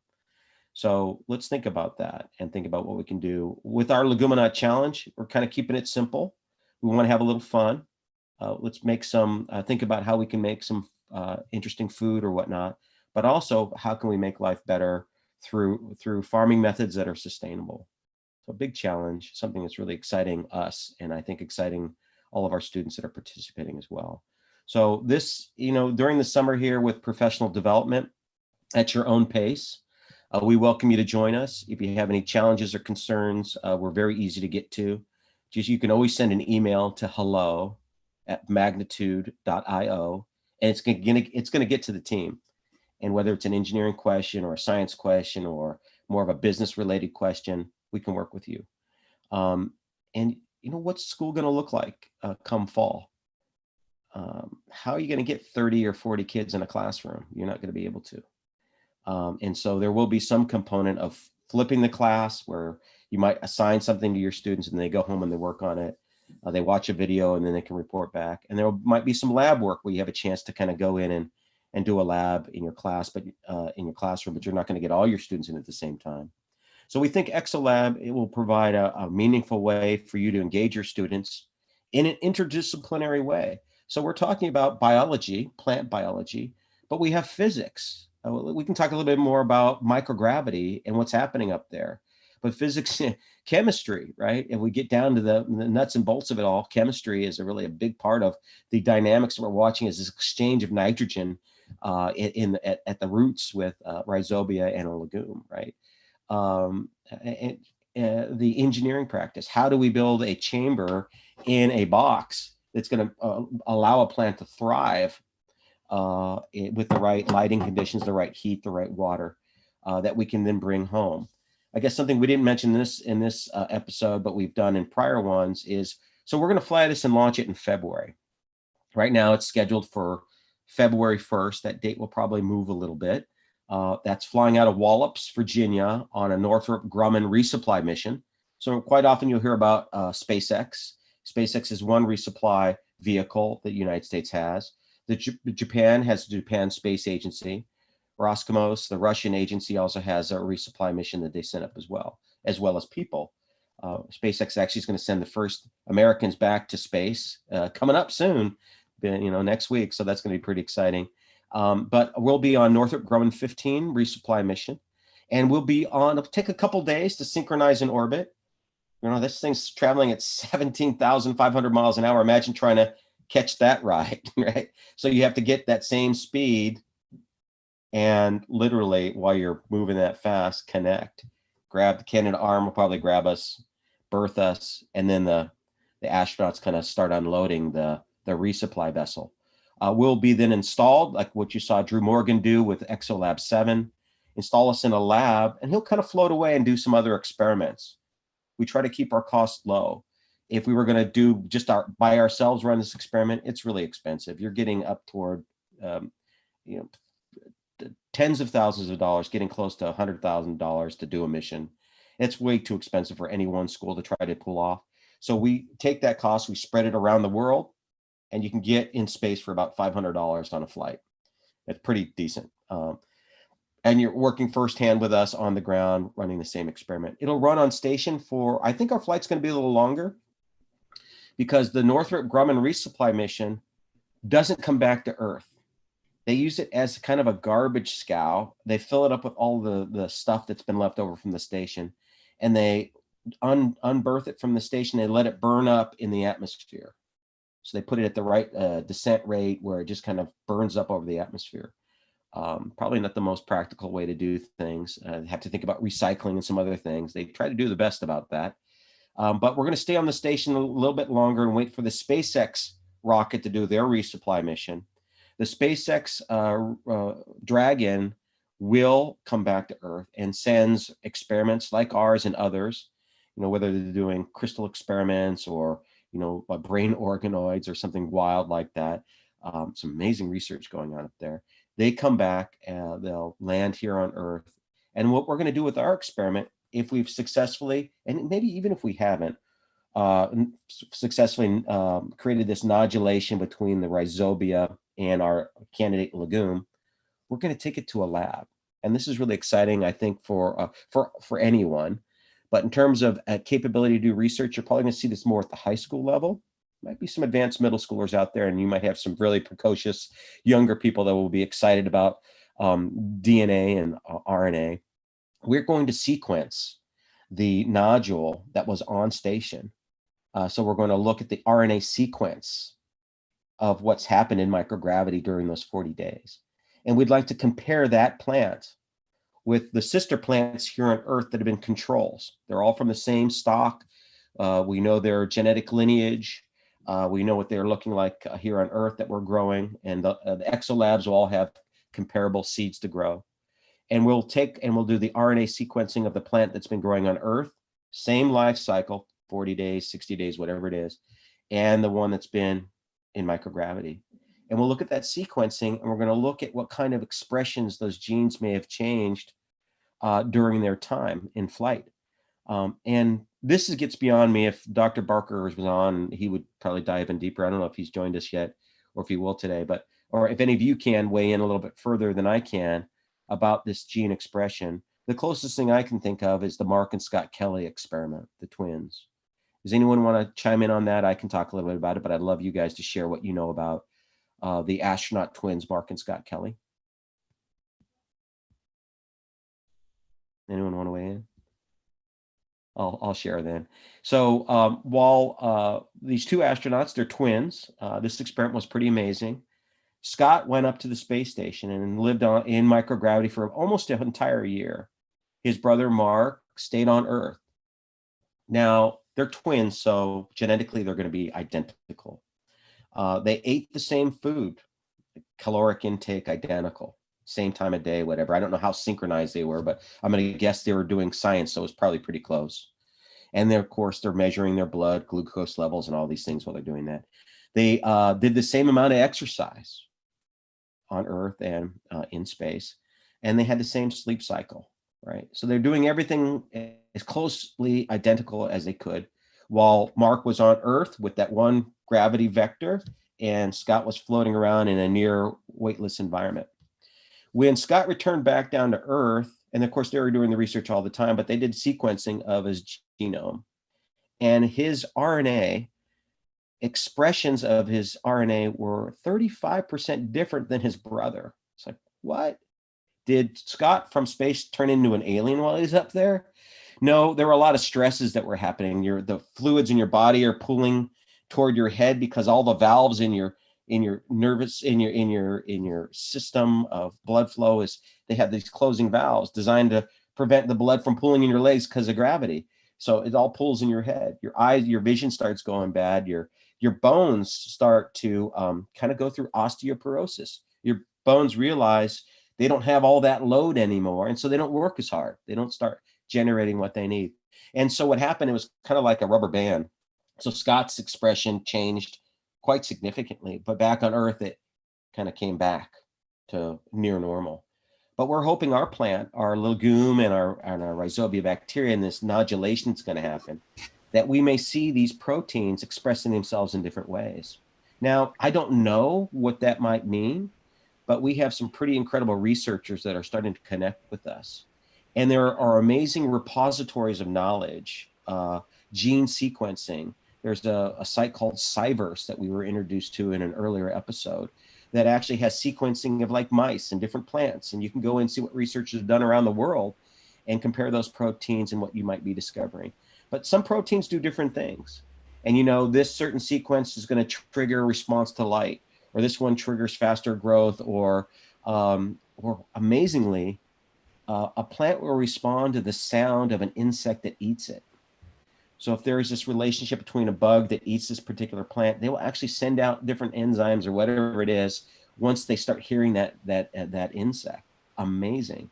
So with this change in expression of our plant in microgravity on Earth, once we do that sequencing, it's a little more advanced, and it's really kind of almost university work, but I welcome any student, really of any age, to look at the sequencing that we have done.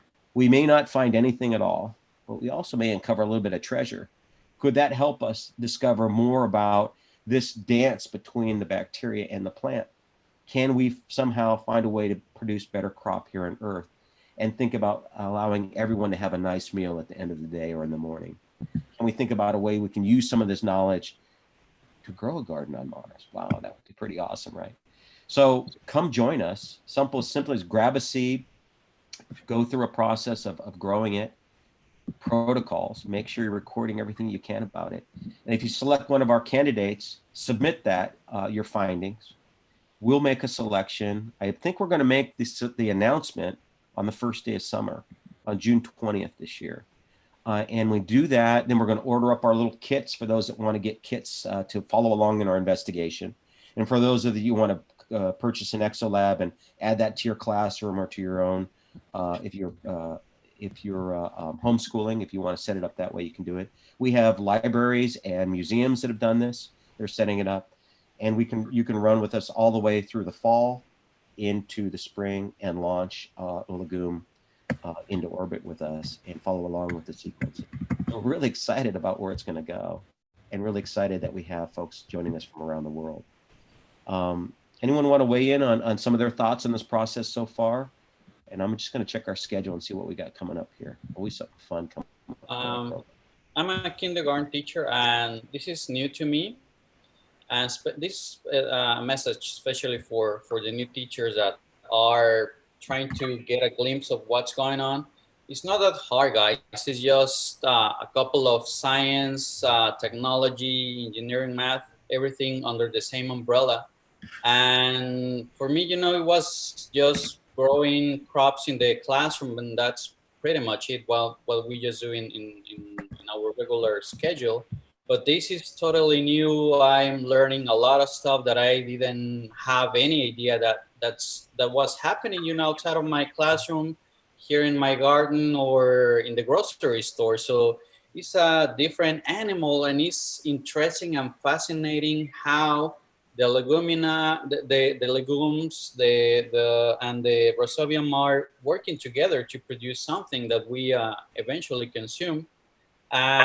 It's fascinating. I'm learning, as I mentioned, a lot, especially the light. I just put my plants in light, but I didn't know that the light has a lot of properties and colors that can trigger some response from the plant. So that's totally new to me. The infection, that's something that I didn't have any idea, and I'm learning a lot from that. And as Diane also mentioned, I'm as a teacher, I think I'm kind of doing more research and sharpen my skills, especially for my students, because they need it and I need it as educator. Because doing a challenge like this helps me to put my ideas in order, test them, retest them, and then try new stuff. That eventually, sometimes in the year we don't have time, but you know, this is a perfect skill that is project-based learning. You're learning a lot as the same time as the students, and if you don't have an answer to a question, that's when you as a teacher come, and then you can do some research. You can ask a lot of people, you know, within our community, because we have experts in everything, in every field, and taking notes. That's very, very important to me. Comparing and contrasting, I was doing some research work for 10 days, and I was researching the properties of aloe vera, and I realized that not all of the plants grow the same. This is in aloe vera, this is cotton, and I noticed a lot of differences between both of them. That was lentil? Yeah, that was lentil. This is the aloe vera. This is cotton. And just by putting by side, comparing and contrasting, that's something that I didn't do before. I just planted the seeds and expected to grow. But that's pretty much it. But you know, this is something new and it's very, very fascinating. I just want to segue off of something that Javier mentioned there, the different, excuse me, different properties of light, different wavelengths.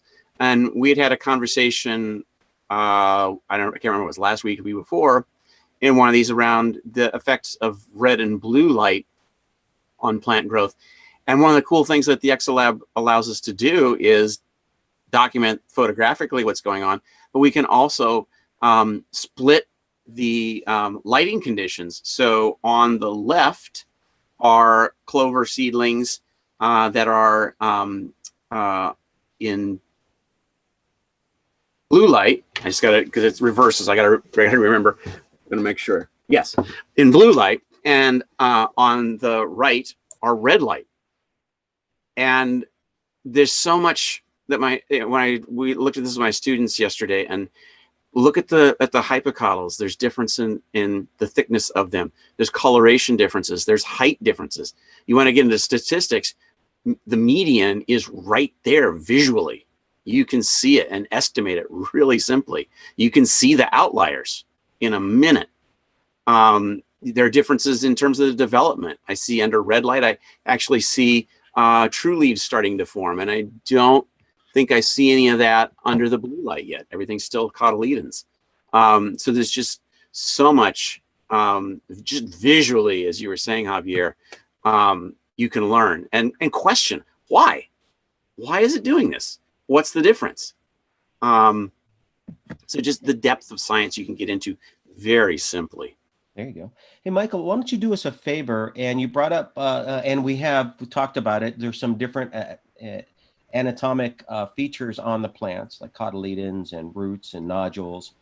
Do you have an illustration, or maybe you can share with us in walking through some basic components of the plant, maybe for our younger students? I can. We make some assumptions here, and it's always good to just absolutely. Let me just think what the easiest way to do this is. Well, what I'm going to do is I'm going to share with you. No, if you just give me a second, I will pull it up because I've got to go to a different drive. Absolutely. And let's see, I'm looking at our calendar here. We're going to be joined, I'm hoping here at the top of the hour, with Vera. I call her Vera Mars, and that's not her last name, but I guess she goes by that, with Mars City Design. And if she comes in on top of the hour, she's going to be talking about building a city on Mars. And it's not like I'm going to build a city tomorrow. She's thinking about hundreds of years in the future, what's a city going to look like. And I do know that I have some students from Mexico that are looking at some design challenges, and I think it'll be really exciting if she's able to join us. I see Fernanda's on. Good to see you. And I think Daniel's here as well. And maybe we might have some questions about that if she joins us. Okay, so we're talking about the structure of the plant. So this is a clover seedling. I wonder why. I have no idea. It's just, that's what popped up. So we have roots and shoots. Start out with that. So the root structure is down here in the bottom. And the first thing that appears with most plants are the cotyledons, which is actually part of the seed. They're not true leaves. And in some of the legumes, you won't even see the cotyledons because they stay in the soil. And that's what fuels the plant's initial growth. So that first part of stem, if the cotyledons do emerge, so on the previous screen I was showing you with the clover seedlings in the Exolab, those actually aren't stems. Those are hypocotyls, which literally means beneath the cotyledons.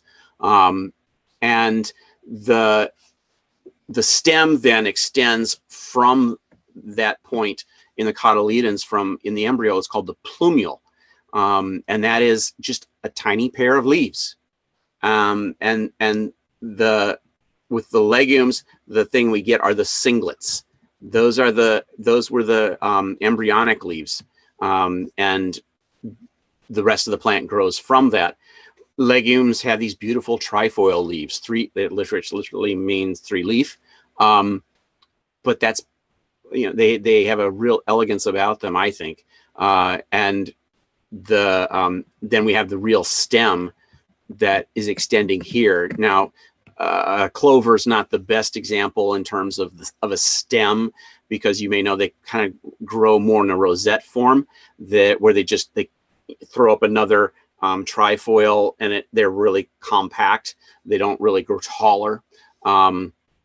But if we were looking at one of the other legumes, we would have an extended section of stem that each of the trifoils would emerge from. And where those emerge, those are nodes. So you may have heard us talking about we're targeting the third node, which is where we get the second trifoil forming, or the fourth node where the third trial forms. That's about the time that we start to get nodulation being expressed in these plants, which I just need to change my screen. So I'm going to stop sharing and go to another screen. So I gotta get on the right screen myself. Okay, so I can see. So this is the roots of, it looks like, just from this is the testa, which is the seed coat up here. And it's looking like this is probably a cowpea, just from the appearance of the testa. So that's that section of hypocotyl at the very top here, as you see. And then you actually see a transition of tissue between the shoot tissue and the root tissue. As we extend down through the roots, you see all these little warts growing off of the roots. And that's where the infection of the rhizobium occurred. And those are cysts that are a response to that infection. But it's a symbiotic relationship and not a parasitic one, assuming everything goes well. And if you watch a couple of episodes ago, Richard Barker went through what's called the nod factor and really did a nice, fairly simple way of presenting how this all happens biologically and biochemically. But here's a microscopic cross-section of one of those nodules. The actual nodule was about 2 millimeters in diameter. This is a magnification of, I think it's around 400x. And it's stained with methylene blue. And what the methylene blue stain does is it reacts with the various proteins and in the cells and stains them different colors. It's the object of any stain. But methylene blue in particular, I found the root tissue will stain blue, while the nodular tissue where the rhizobium is living turns green. So it makes a really cool illustration of what we're all talking about. If you look at the blue part of this on the left side, that's actually a root. That's a cross section of a root. And then with this clockwise rotation of blue around it, that's the root hair where the infection actually occurred. And that root hair wrapped around the bacteria and allowed it to form a colony in this nodule. And so in this green area is where all that exchange of nitrogen and ammonia and nitrates are happening with the glucose, and all of that being absorbed through the cell walls of the roots and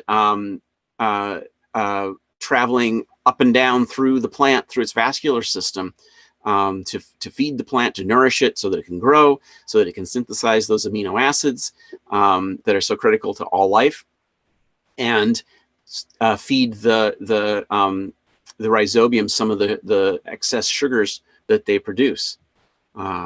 So it's just, for me, as I said before, this is just such an amazing relationship that exists in nature. And the more that I photograph it and draw it, and the more I do research on it, the more I appreciate it. And just the beauty of it. It's, I think, aesthetically quite pleasing. So, and with that, I have to bolt because I have a fifth grade math class to go to. Oh, there you go. Just a quick, you got to go right now. I'm just curious what you do to clean your roots to look so good. Oh, I just wash them in water, but I'm also not growing them in soil. I'm growing them in vermiculite, mostly for those, so that it just comes off really easily. And soil is harder to get them clean, but just, you got to just soak it in water and just gently agitate, and you'll just be patient. You'll work all the soil particles off. Just don't rush it, because then you'll break those fine little root hairs. Yeah, that's been my problem. I'm Just rushing things. Too much coffee, maybe. Be delicate. Remember, some of those root hairs are literally only one cell across, so they're very fragile. Mm-hmm. So I'll try to stop back in a half hour or so, but it was great chatting with everybody. As Ted said, if you got questions, please send them our way. Mm-hmm. Awesome. I'll see you in a little bit, Michael. All right. Very cool. So I think Vera is coming back from Mars. Oh, she's here now. She is here. Well, Vera, like your timing, you're like a Tokyo train. It's like straight on the hour here. Welcome. And so we've been talking about our legumes and about, well, speaking about Japan, we had start off with Gil from Japan giving us some recipes and whatnot. But we want to talk about building a city on a different planet, right? And I think you're the expert in that. And we have a couple students that are actually working on a design challenge from Mexico. And so they're going to be very attentive to what you have to say. And of course, we have students around the world that are watching as well. But Danielle and Fernanda have joined us. So I think they might have some questions for you. But we're going to give you the floor. If you want to do a presentation, share your deck, you're welcome to do that. So great to see you. I'm glad you can join us. Yeah, thank you. Just a little warning, I haven't slept for 3 days for the project. So if I'm a little off, just, censor it. You got all our support. Thank you. I'm really happy that I found this community. It seems like you guys are very niche to, all these agriculture questions, and it's very interesting how it comes back to the local community size, I believe, after the COVID-19 situation.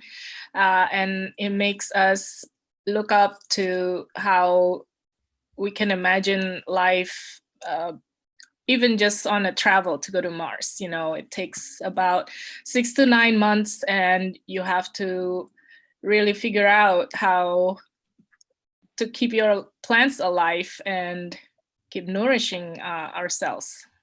So there are all these questions that need to be solved.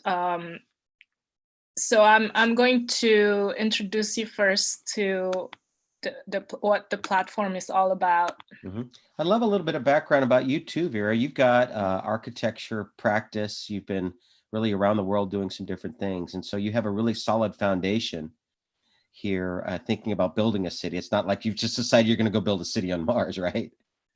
Yeah, I think the idea is still very conceptual, of course. Mm-hmm. I'm educated as an architect within the urban design and engineering. So it goes back and forth between the macro and micro scale of the understanding of our context as a human being. It's so important to me to know that when we expand to a different planet, we're not going to repeat the same mistakes. And it's so important that we pay attention to the context, to the nature, our surroundings, and the people we are collaborating with to paint this big dream and make it an inspiration, an example of a better life, I guess. So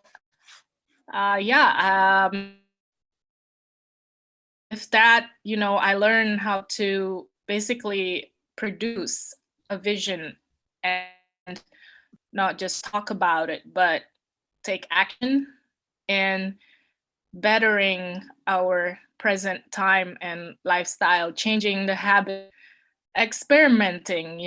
Every morning when we wake up, we know that our body likes to have a routine, but can we every day add a bit more challenge and different habits that will over time explore our limit, how we can overcome our destiny, actually.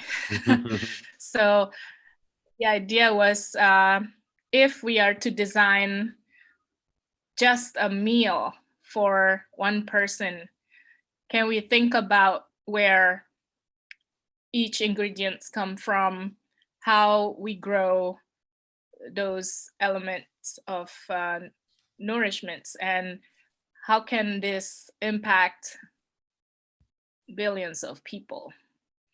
So it's always the travel between the micro and macro world and being aware of the surroundings. So based on, understanding that everything is connected. And if we do a really small gesture, it actually impacts the huge macro world. So that's the foundation of how we built this platform. And there is no coincidence if you go to our website called the MarsCityDesign.com. The first thing you see is this planet with that light illuminating the scar of the Valles Marineris, and which is as wide as the US and as deep as the Grand Canyon. And we actually have to begin the whole journey. So building the first city on Mars, probably not in our lifetime, in our generation time, but I believe it can be done in the next generation's time if we don't mess up with ours. I'm with you on that. So yeah, with that belief, the work together is then building up to the opportunity that we open to these next generations. Every year we create these competitions to design different aspects of what life is consisting of, so multidisciplinary experts, even students, they know what they're good at, what they love to do. just by joining a team and looking at this big picture and work together from engineering background to our artistic background, and just based on those two, I guess, characteristics, they're able to create really interesting magic coming out for the design and the vision. And many surprising areas show up during these workshops, So the workshop prior to the final of the competition, we select about 10 to 20 teams, depending on how many submissions that year, and depending on how many international teams, how many local US teams, and we invite them to our local Los Angeles facilities that we partner with different universities or co-working space. This picture seems like it was a long time ago, like we can't probably do that right now. Right. We can't even, regroup like this anymore. We don't know what's going to happen. But so far, the past 5 years, this is what we have been doing. And people learn from each other.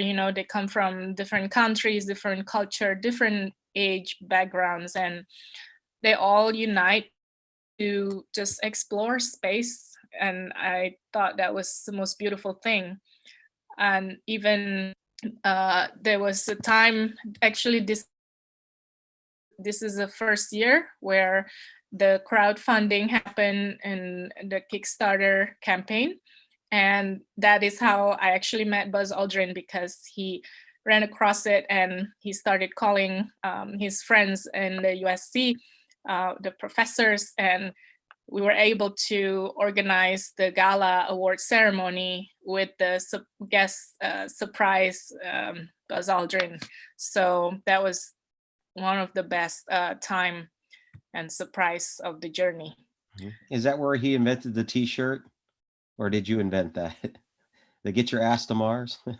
Oh, actually, I'm not sure, but I think that T-shirt you mentioned came out of about 2 years after. Oh, okay. Yeah. You seem pretty adamant about that. Yes, it's really interesting how he's so advocate to the next, Moon, I've been there, I've done that. He's probably the only person who can say that. Right, next. So I really admire that. And the beginning of this journey, started with the nonprofit Mars City Foundation, that is the sister of the for-profit company, the Mars City Design. So the educational focus of this extreme environment science is really important to nourish the prior that all these projects were submitted, So Mars is still new, but it's not, because there are many people who just assume that, oh, I know that we have to live underground. Oh, I know that there is not enough atmosphere to live like we want here. Oh, I know that there are radiation. So this is one of the biggest, how do I say that? Like self immunity that sometimes doesn't really help our innovative mind. So it's really important to be open and to see the project as a clean slate. We can start over we gather the context, but we eliminate the word, oh, I know anything. And that's the key to discovery, exploration, and innovation. Mm. So even if that's what I admire from Buzz Aldrin's spirit, you know, he probably is the only one in the world today that can say, I've been there, I've done that, let's go to Mars, is the spirit of, I still want to know more. So with that, this is the vision of, you know, imagining that Mars is there to thrive. And, you know, it says preparing the future generation to thrive on Mars. So we're not going there to survive, we're going there to thrive. And the idea is then, you know, designing something from top down so we can be faithful to the dream, not just trying to solve problems.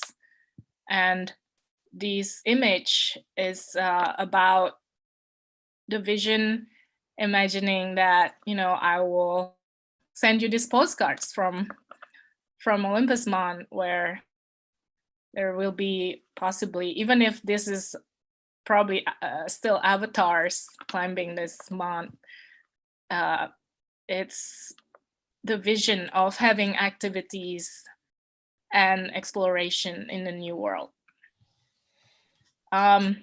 So I'm gonna go really quickly. And with that, you know, this is a project that we submitted for the NASA Challenge Habitat, 3D printed habitat challenge last year. The idea is to show that, no, we don't have to live underground. We can listen to what the natural landscape want to be. And we're really just species that are, you know, here with all this nature. We're part of it. We're not here to dominate and destroy everything. Just consume, you know. We're here to really include ourselves with this nature and understand and explore. And I guess the word love is not very common in scientific world, but in essence, that's what science is about, right? We're Pheromones? here to really understand what nature does and express as love. So the idea of living in these dunes is to avoid the living underground, where my question would be like, if you live underground, how long can you really stay in the subway just in New York, you know? I don't think more than decades. And so let's create the underground on the top ground. So we do have the protection, but at the same time, we can have the view.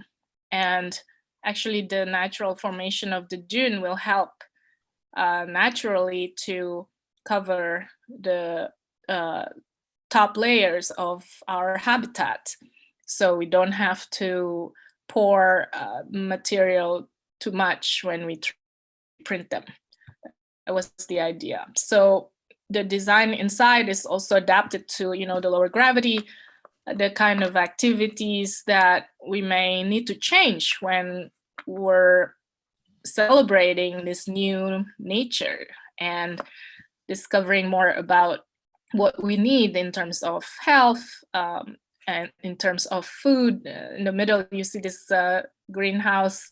That's like really small version of it. This is, again, not an ideal result because we were confined with the NASA size regulation for just a matter of format of the challenge. So, but the response to these challenges are having the 3D printed, remotely 3D printed habitat ready before any human arrives.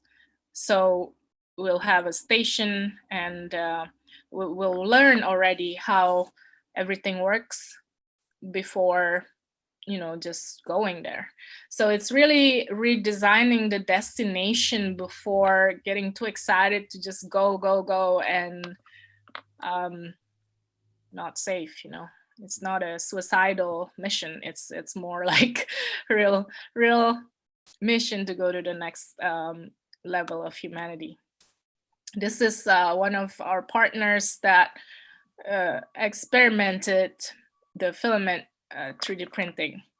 So just to show that there is no limit to any kind of form, and if architecture today has reached this level, why are we going back in printing bricks? That's another I guess observation that I have. We have tendency to go back to solid geometry. Yes, it is safe, but can we do better? Can we, by doing better, by keeping us to challenge ourselves, this is just how like AI works, right? We make mistakes, we learn, we adjust, and we do better. So there is a lot of things that we learn through the journey of designing for Mars that helps our life challenges today on Earth. So this is about this year's competition. We are focusing on urban farming. And this is how I actually met you guys. Again, like, any theme that we challenge every year brings in different communities. This is what is exciting. It's like we're just so many out there with brilliant ideas and brilliant minds, but we're not spending it at the right place. We prefer to debate on Twitter and Facebook, or instead of really using this energy, this like happy mind and creativity, trying to adjust, work together. It's the hardest thing. But once you do that, you overcome that, wow, like really incredible stuff come out. The background is the design of Bartlett School in the UK. It's really interesting. They are into biomimicry, but it's called biophilia. And they really learn almost like the detail of fossils, for example, understanding the ancient origin of the natural formation of mineral, and recreate that so that, we're looking at the future, but we want to reconnect with the ancient time. And what's beautiful here is that our technology can do that, and we can reorganize this ancient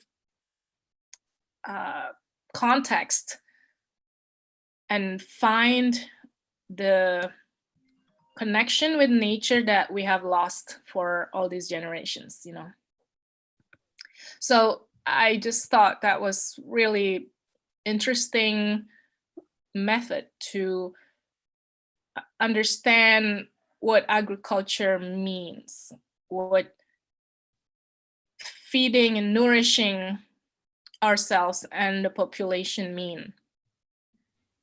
It doesn't mean just the satisfying the greed of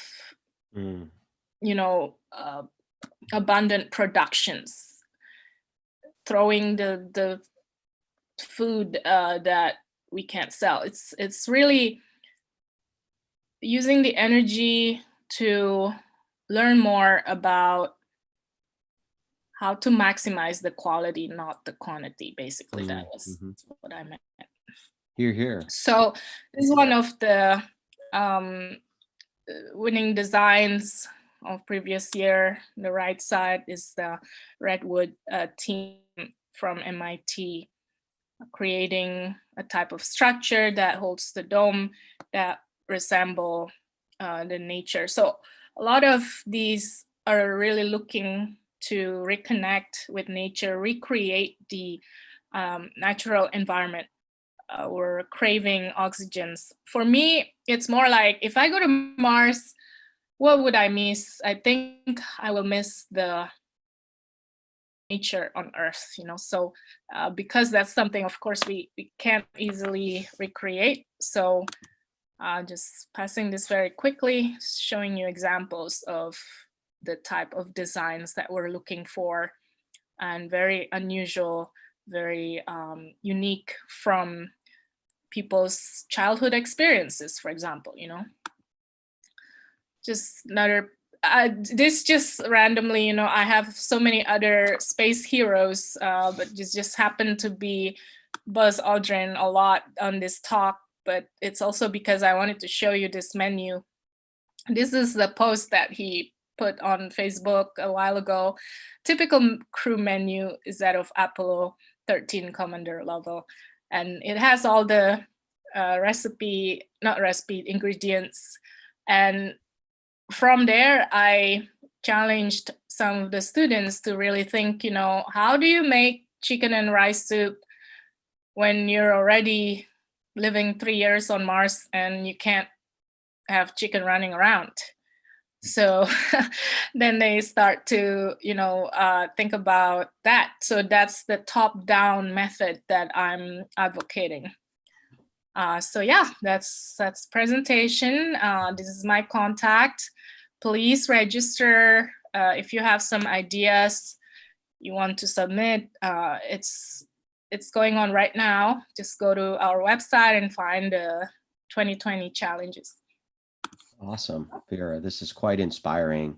I imagine we probably have some questions from everyone here, and I'll check YouTube, but Fernanda and Daniel, maybe you have some questions about your design challenge you want to ask Vera?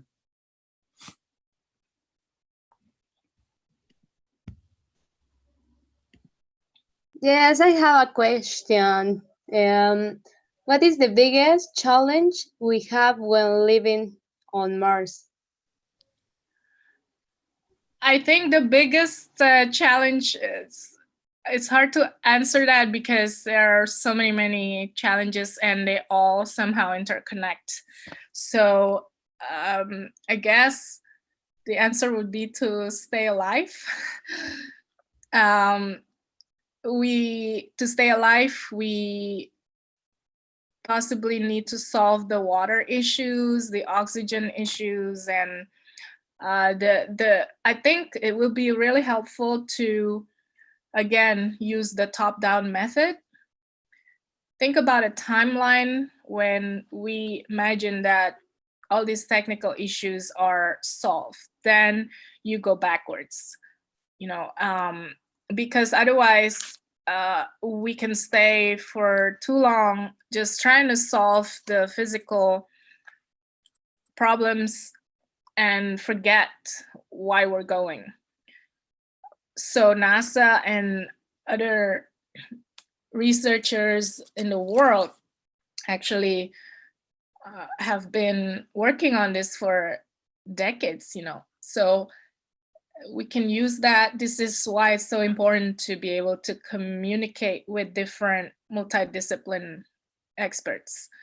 So you don't have to solve every single basic issues because they're already been working on, you know. Food, water, oxygen, microgravity, I mean 1/3 gravity. And I would say in this case, if we're looking at the top down, my personal biggest challenge would be having a birthday once every 2 years. We're still going to be on the Earth time though, right? I mean, it's kind of tough to synchronize your clock to hold on how many different, you know, numbers are on your watch now. Yeah, it's actually really interesting because I don't know if any of you know Bobak Ferdowski, who works for a lot of missions at the NASA JPL robotics missions for Mars. Now he's moving towards Jupiter. But when he was working on, I think, Curiosity, he was having a deal with another family team to live under the Martian clock, and even the kids were, following that schedule. And one day they can hang out at 2 a.m., for example, just to really experiment how we follow that schedule.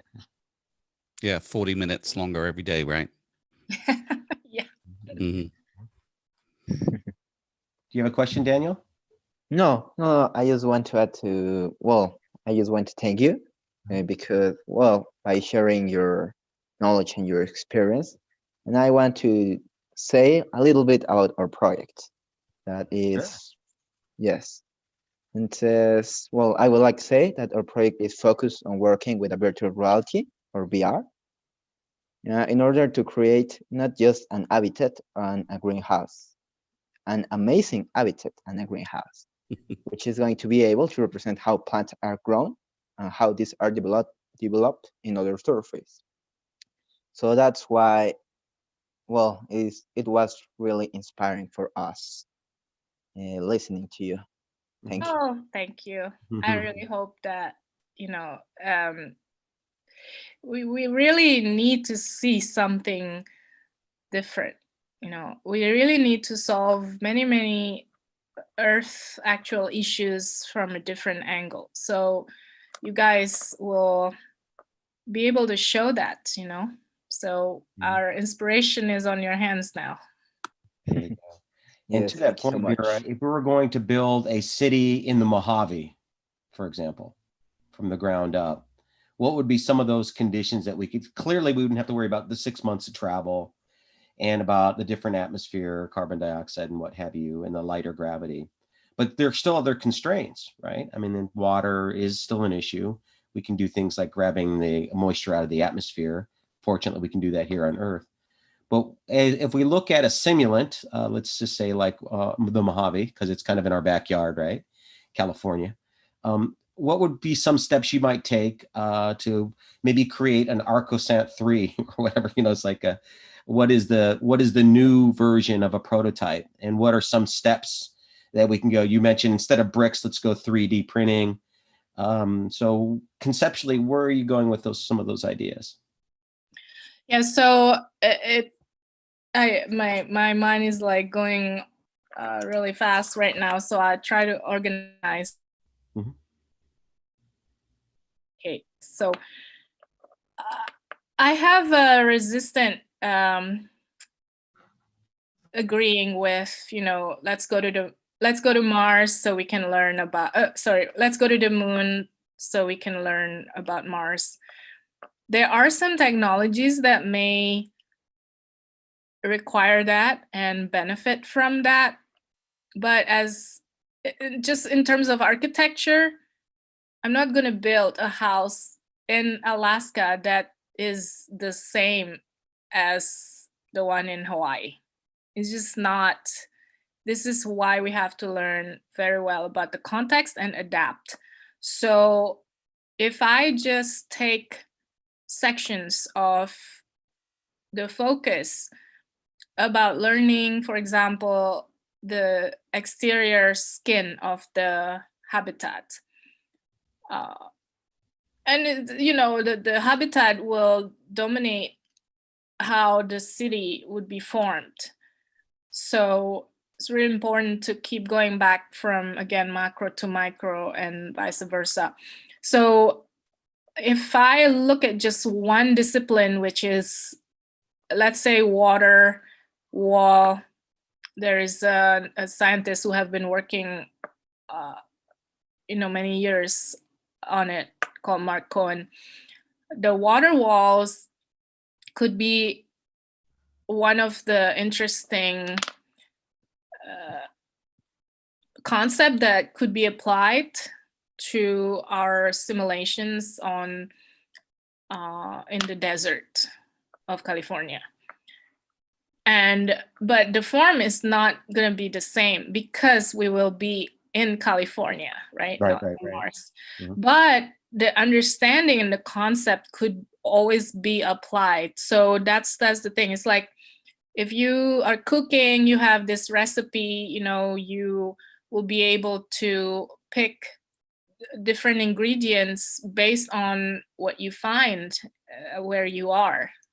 So you don't just suddenly grow tomato in under, I mean, probably you can by now because there was a farmer and scientist engineer that developed the strawberry farming in the deep ocean, and you can actually look it up. It's really fascinating.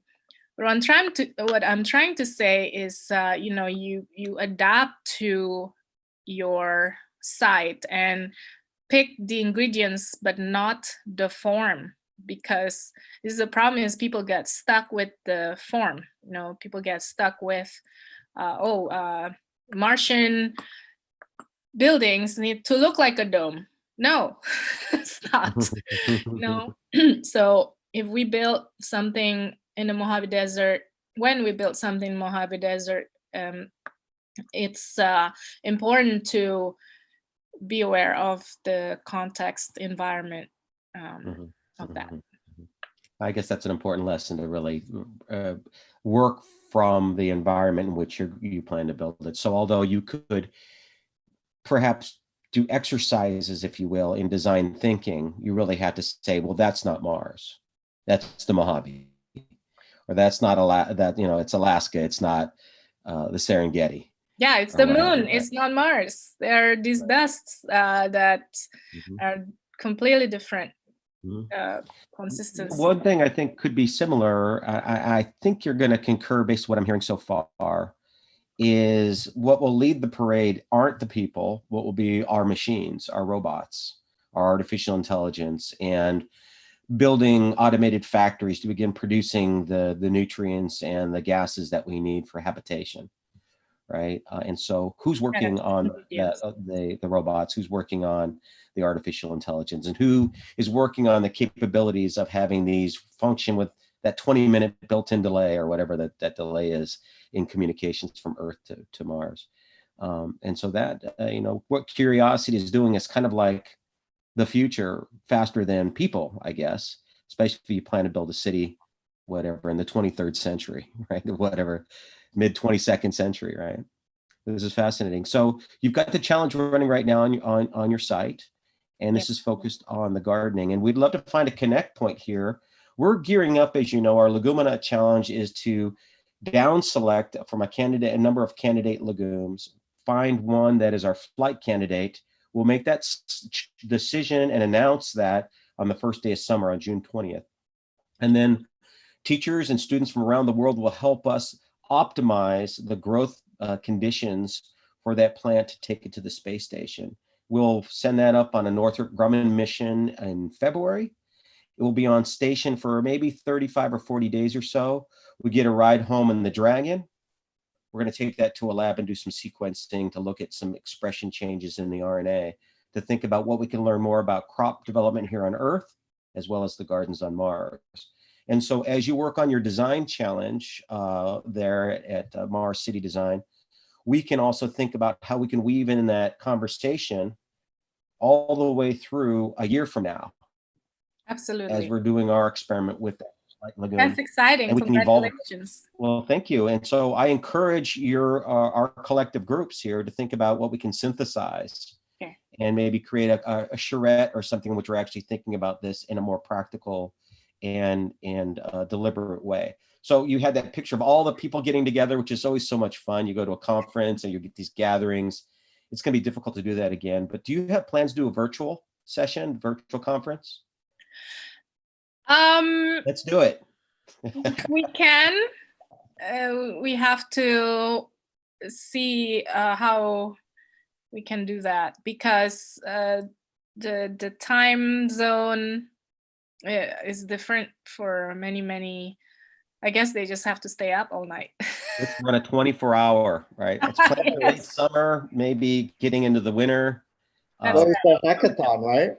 What's That's that, Tony? It's a hackathon, so Yeah, you there stay you up go. all night anyway. That's right. I like that spirit, Tony. Mhm. Exactly. We did one with Intel. It was quite fun. It was a 3-day hackathon with UC Berkeley a number of years ago. And, you have those really with a lot of bravado, hey, this is what we're going to do. And you don't see them the next day. And you have the quiet folks that are Yeah, it's working really together. And they're hard. there. They're always working. They get something to eat. And then those are the ones that got something going.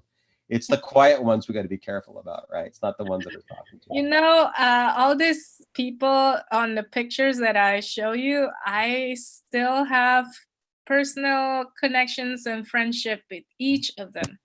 It's just beautiful when you lead, just stand up and bring people with you, and that's the beauty of the togetherness that I talked about at the beginning. Awesome. Well, we're with you. Does anyone else have any questions? Or Vera, we want to make sure we get Beth in from Leguminaut. She's got a new recipe for us. Any other questions or thoughts? So just quickly, in my mind, I'm rolling around the idea of biocomposites, and we're getting ready with this incredible Magnitude.io to get plants ready for space. And I'm one of the PIs involved in that with Glycine Max.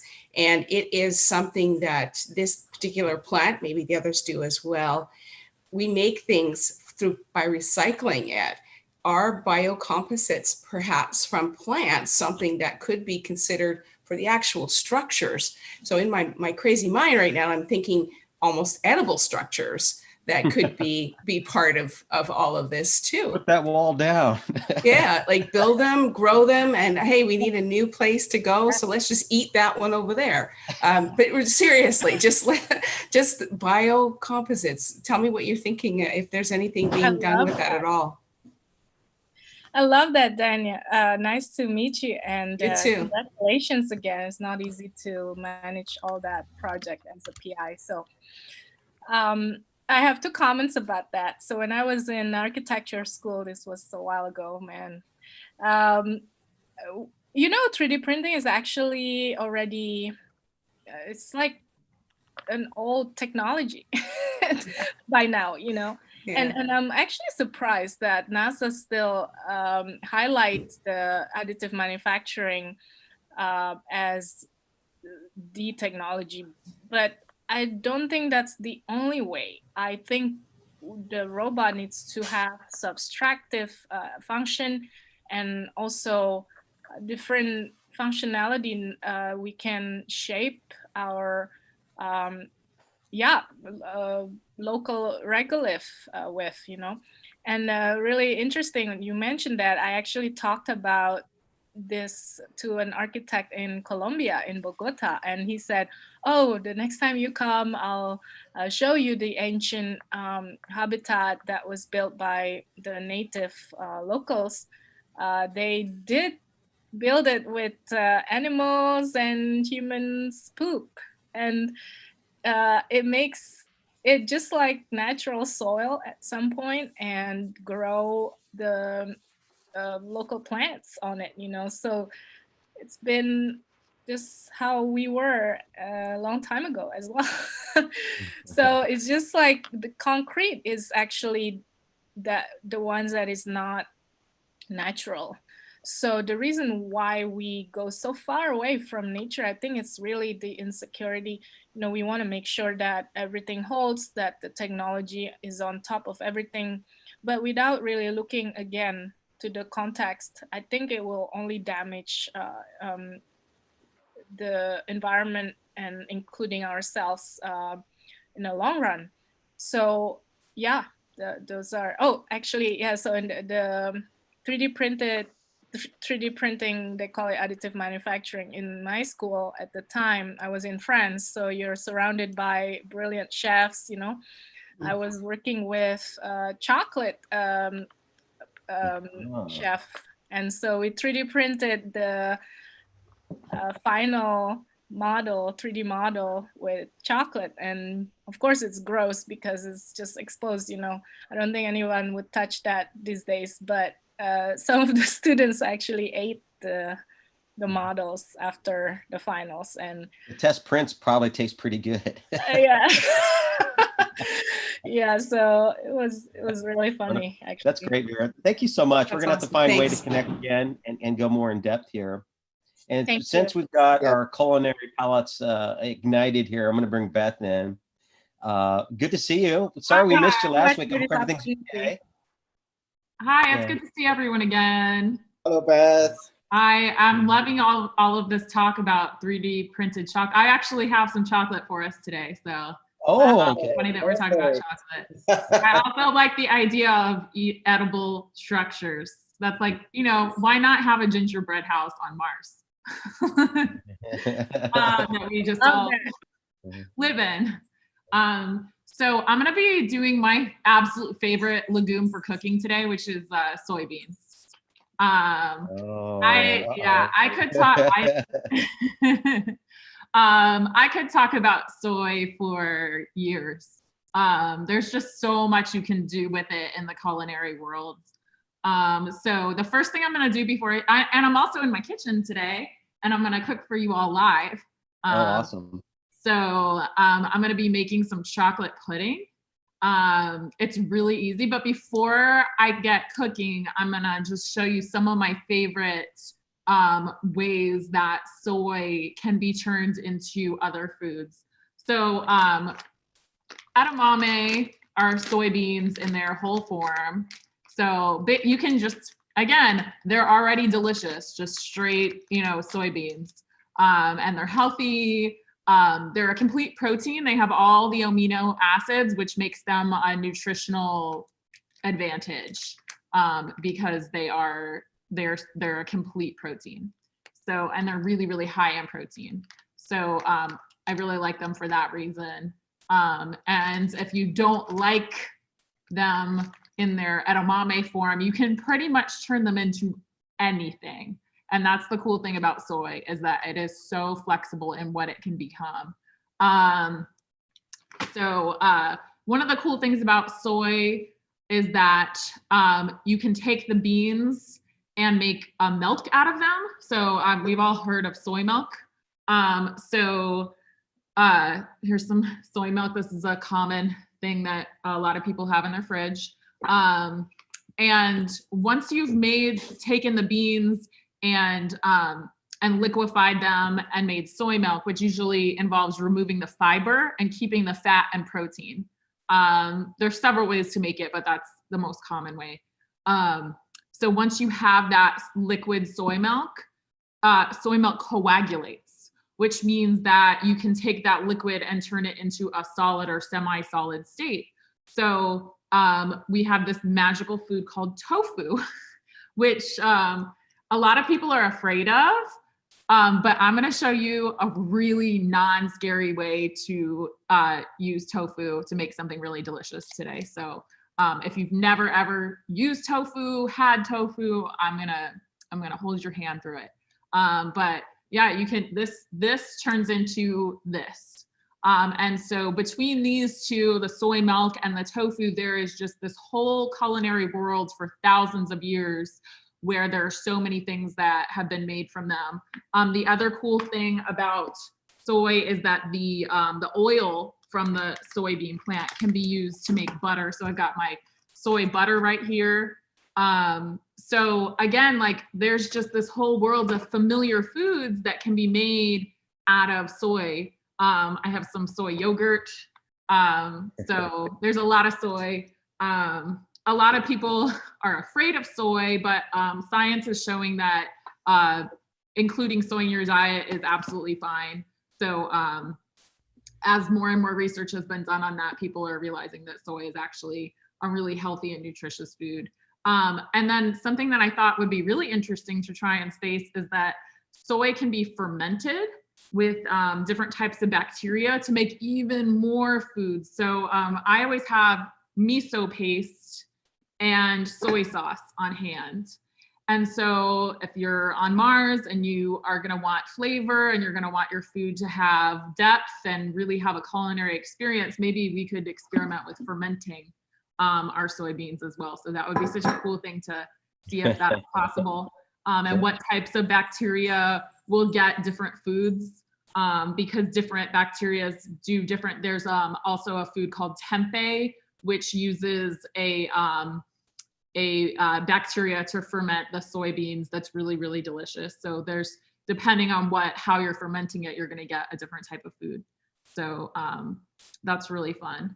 So I'm going to go ahead and show you guys how to make chocolate tofu pudding.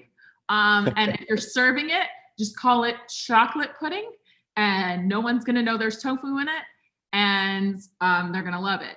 And if you've never ever eaten tofu before and you're afraid because you think that it's this weird food, trust me, it's a building block that you can build on, and that's why I think it's so good as a food to have on hand, because you can just do so much with it. This could be dinner, dessert, so many things. So if you go to like the produce section of your grocery store, there's that tofu section that's usually in the produce department. And there's all these types of tofu. It'll say like soft, firm, extra firm. This one says silken tofu. So you're gonna want, for this recipe, you're gonna wanna get silken tofu. And I wrote down my recipe right here. So we have 12 ounces of tofu, and this package says 16 ounces. So we're gonna have to do something about that. So one thing I always recommend that everyone has in their kitchen is a kitchen scale. You don't have to spend a lot of money on it, but it's a really handy dandy thing. And a lot of kitchens in the US don't use kitchen scales, but measuring on a kitchen scale gives you a really accurate measurement. So what you do is you take your kitchen scale, and then you can take a plate or a bowl, whatever you're gonna measure your food, and put it on top. Since we're using ounces to measure, you're gonna set your kitchen scale to ounces, and it's gonna say that whatever you put on top weighs something, because it does. And so we're gonna go ahead and press it until it zeroes out.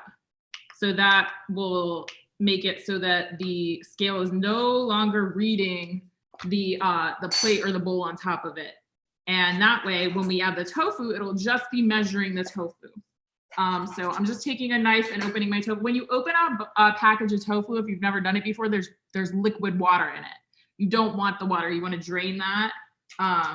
And so the silken tofu is not as bad as the other ones, but just don't be surprised that it's sitting in water. And so open it up, and you'll get this white block that might look very scary to some people, but once you start working with tofu, it's not so scary anymore. And so silken tofu is almost like Jell-O. It's really, really soft and squishy. So you can just take a spoon and measure it right onto your plate or bowl on the kitchen scale until you get 12 ounces. So I'm measuring mine. I am at 11 and a half, so I got to do half an ounce. Okay, I'm at 12 ounces. So I've got my 12 ounces of tofu.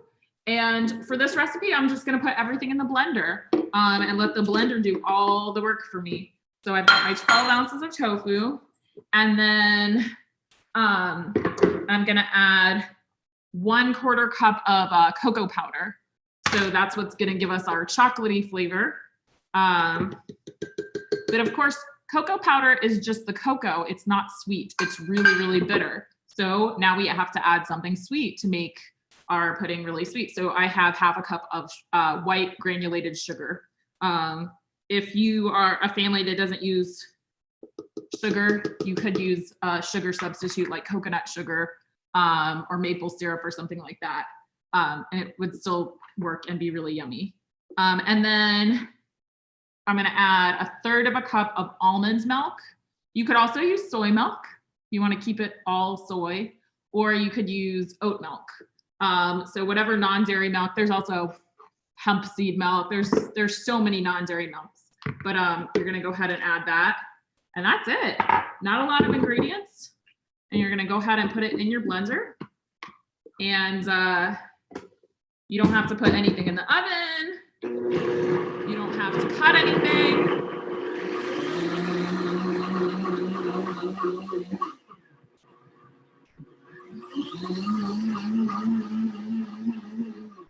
All right, that's it. Now we have chocolate tofu pudding. You can pour it into fancy dessert dishes, or you could just put it all in one big bowl. And it's liquid right now, as you can see, which makes it easier to pour out. Just get a big spoon. Right. So what I have to do now, because it's liquidy, is put it in the fridge for 15 to 20 minutes or overnight. And when it comes out, it will be chocolate pudding. I also like to, once I've made the chocolate pudding, you can get one of those graham cracker pie crusts, and you can put the chocolate pudding in the pie crust and put some non-dairy whipped cream on top and have a chocolate pie. That's really good too. So there's, lots of ways to enjoy chocolate pudding. So crushed up Oreos on top are really good. Or put Oreos on the bottom and then layer your chocolate pudding. Really just whatever. You can get creative with it. But that is a really good recipe for someone who's never tried tofu before and is not sure how to cook with it. And again, like, you can just tell people that it's chocolate pudding. They're not going to know there's tofu in there if they're maybe a little squeamish about the word tofu. But I think we got to change soy's reputation because it's a really, really cool legume. So. Oh, that's awesome. Just get a big spoon, just eat it. Absolutely. This is all for me. I'm not sharing. That's great. I like the fermentation idea. Once we start getting something like glycine max in space, what can you do?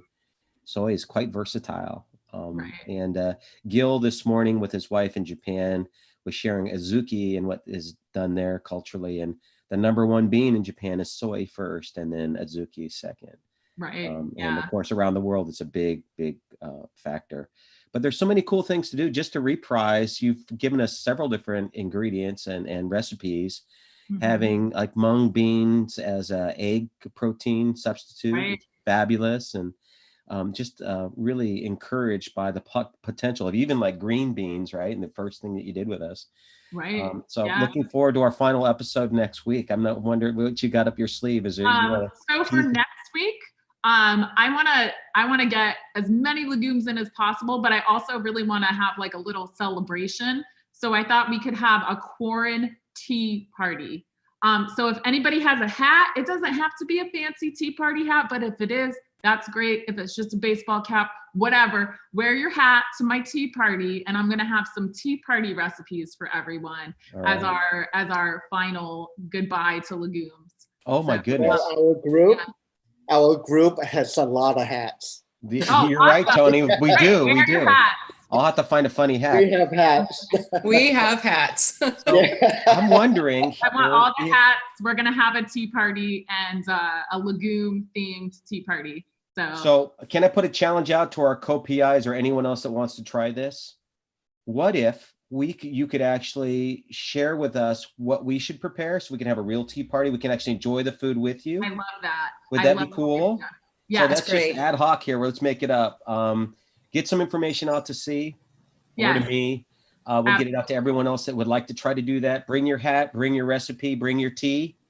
We'll have a little tea party. Yeah, I love that idea. Beth, I love it. Thank you so much. It's always a lot of fun. It's been so fun. All right. Any questions for Beth about recipes? And Leguminaut is in Orlando. Did somebody say hats? Oh, there we go. Hey, Beth, thanks for highlighting glycine.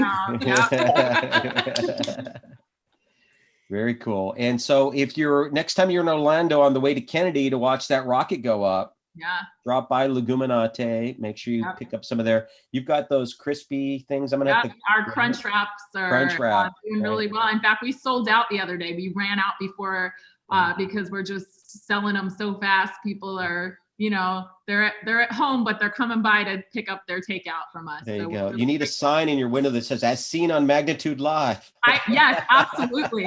We are gonna have that. So, Great. Well, Beth, thank you so much. And Thank you. it's always great to have that that investigation. Food, it makes everything work, right? It does. Makes our bodies work, and it's always fun to look at different recipes. So we're getting close to the top of the hour, and is Frank with us now? Frank, are you? Yep, Frank I'm is here. Oh, fantastic! Awesome. Well, Yeah, why don't we go ahead Frank's and been here for a start? while. Hey, What's Frank. that, Liam? That is Liam. Oh, it's Earth. It's speaking like Liam. God has joined us. Earth to Liam. He's the moon. Oh, wonderful. Just So, over Europe. there you go. Why don't we give you this beautiful view? And I noticed earlier when Vera was talking, you had a flyby, didn't you? It's kind of to your south, but you had an ISS Yeah, it was flyby. right over Florida. Mhm. Beautiful view of the Caribbean Oh, my earlier. Mhm. Really cool. So, Frank, thank you for joining us. And I'm going to turn over our program to you as we Okay. lead into our balloon launch. And Frank is, oh my goodness, you are like Atlas holding up the ham radio world and engaging students from the standpoint of your years of expertise. And maybe a little background for us. And of course, what everyone's excited about is being able to talk to astronauts, but you've got a lot you want to share. So I'll give you the floor here. And then we'll transition over to some elementary school kids from Lodi Unified. They'll give us some background information on this. We're going to try to send a balloon around the world, launching it today. Weather isn't the best, but I think we have to go regardless. So it's all yours, Frank. Okay. Well, it's hard to be the next up after such a wonderful recipe that was shown. It was very delicious looking. So thank you very much for that. So I'm going to talk about, as Ted mentioned, first, Ted, thank you, and Magnitude Live, thank you for giving me the opportunity to talk about amateur radio on the International Space Station. And also Ted wanted me to talk a little bit about what how these balloons work, if you will, from the perspective of getting the data down. And that's all being done through amateur radio. So one thing I will say, Ted, I'm not sure that I've got to check here. Oh, here we go. That'll fix it. I just need to make sure that the sound works when I do the video.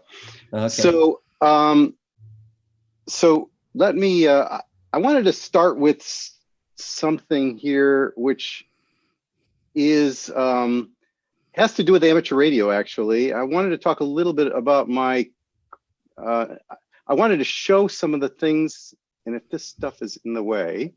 No, it looks like we can see it all. Okay. I just wanted to say that, you know, I started NASA. I worked for NASA for from 1975 to 2011, worked on a lot of different things over the years, and I'm currently a consultant for NASA now. And I wanted to say that my avocation, which is amateur radio, intersected with my NASA career significantly. And as you can figure, I'm doing this amateur radio on the International Space Station activity. But I'm going to show some specific examples after we hear a little bit about what amateur radio is. And so, and then kind of show how things kind of went together over my career at this point. So let me go to the next chart, which is basically to talk a little bit. I'm gonna say a few words about ARIS, then we're gonna get into a video on amateur radio, and then come back to ARIS and then the balloon activities, and then some future activities we're doing relative to amateur radio in space. So ARIS is an international program that basically what we want to do is inspire and allow students to explore and experiment in space activities. And so we're doing STEAM-related activities that are very immersive and allow the students to talk directly to the on-orbit crew. They get about 10 minutes to do that. And why is it 10 minutes and not 20 or 8 minutes? It's because when the space station is orbiting the Earth, its footprint, in other words, it's like a big antenna in the sky, and that footprint, what the astronauts can see is at one moment in time, it's the whole United States, but that's only one moment in time. But in a specific location, it travels from rise to set in 10 minutes. So that's the longest we can do an amateur radio contact with the space station. So in that time, the students get to talk to the astronauts and ask questions, and that's that's like the pinnacle of our program. But leading up to it, 6 months prior, students are learning about space exploration, space research, communications, radio science, technology, and of course, ham radio. So with that, I'm going to go to, and hopefully this will work. I'm going to go to this video that is done by two students that have their amateur radio license that talks about our program. This actually is hold on, can you all hear the audio? Yes, we can. Okay, good. This video actually is what we use to, right before the contact happens, we use this to let the students understand what's going to happen, as well as the general public that's in the audience. Now, pre-pandemic, we'd have hundreds or thousands of people in an audience, and we use this as one of two videos to explain amateur radio and the connection itself.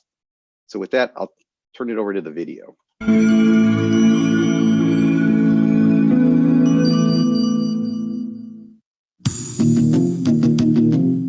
If I need to bring the volume up, let me know. My name is Ruth. And my name is Chris. You must be pretty excited to talk directly with astronauts on the International Space Station today.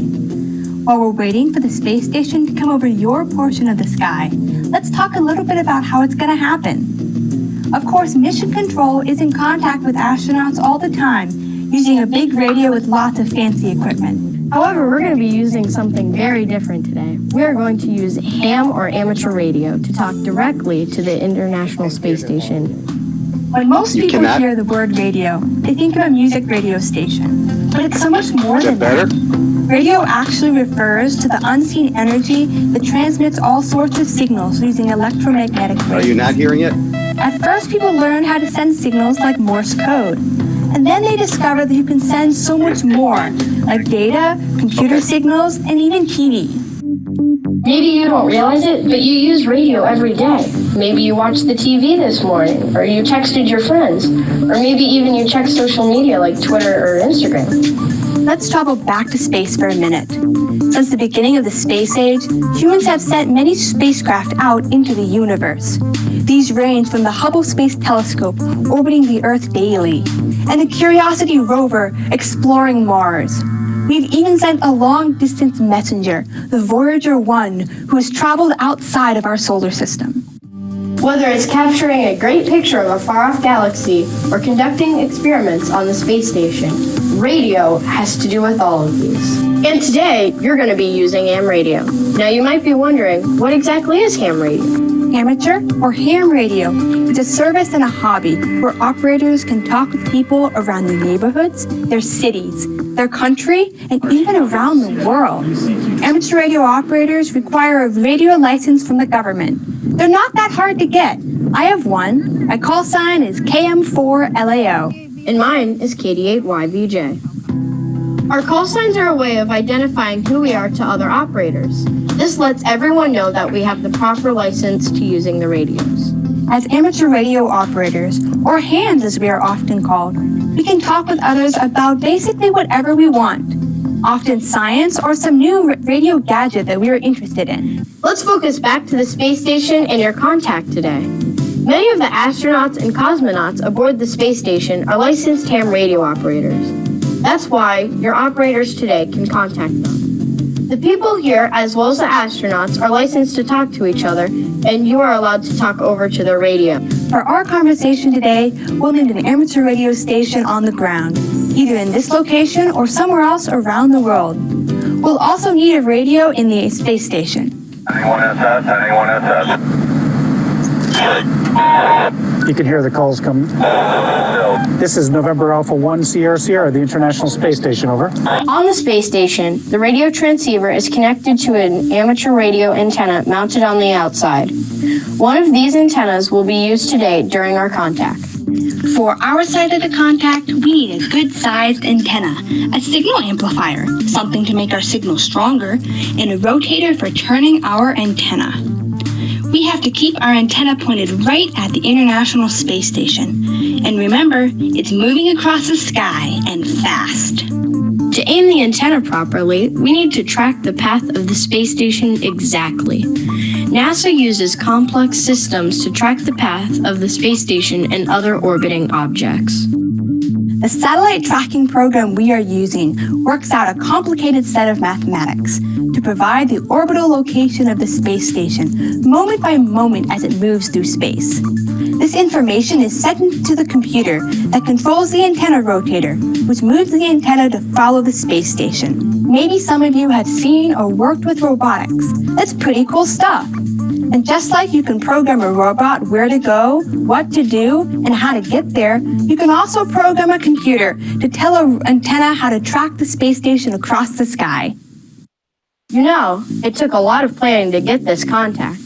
Several weeks ago, the ARIS operations team had to figure out when the space station's orbit would pass over this location. Then, they had to talk with the planners at NASA's Johnson Space Center.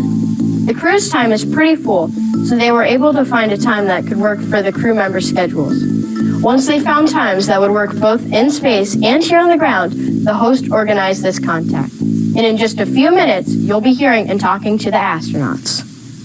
Well, it's almost time for your contact. It will be exciting, so good luck with it. That's a fantastic overview, Frank. Thank you. Sure thing. So let me get back to the chart set. Let me just say that we've been actually doing this program. We're on space station now, but as NASA and the space agencies have traveled into different human spaceflight vehicles, we've actually moved with them, starting actually in 1983 with the space shuttle on a program that was called the Shuttle Amateur Radio Experiment. And then when the international crews, so that was all pretty much US, but we also had some astronauts that were from Japan and other places that actually were using our equipment during their stays, Europe and Japan primarily. And then when the Mir space station went up, they brought amateur radio on board too, and that's when we got to become true international activity. And then of course on space station we have people all over the world that are utilizing our equipment 24/7, 365. So we got started on space station. Our equipment was turned on 2 weeks after the first crew have been there, and we've been on ever since. And so as it says in here, we were the first operational payload. We do about, actually we average about 60 to 80 school contacts per year. We've done over 1,300 of these connections since November of 2000. You can see the reach and the amount of different individuals that have different countries and states in the United States that have been involved. And our team is almost entirely volunteers, and we have them all over the world. They go into the school, they help set up the equipment, and then also they help the educators get ready for the contact. So we have educational ambassadors, and we have technical mentors that work and support this program. So this is kind of a "you are here" visibility of things on space station. We have been in 3 different locations on space station. We started in Zarya, the FGB.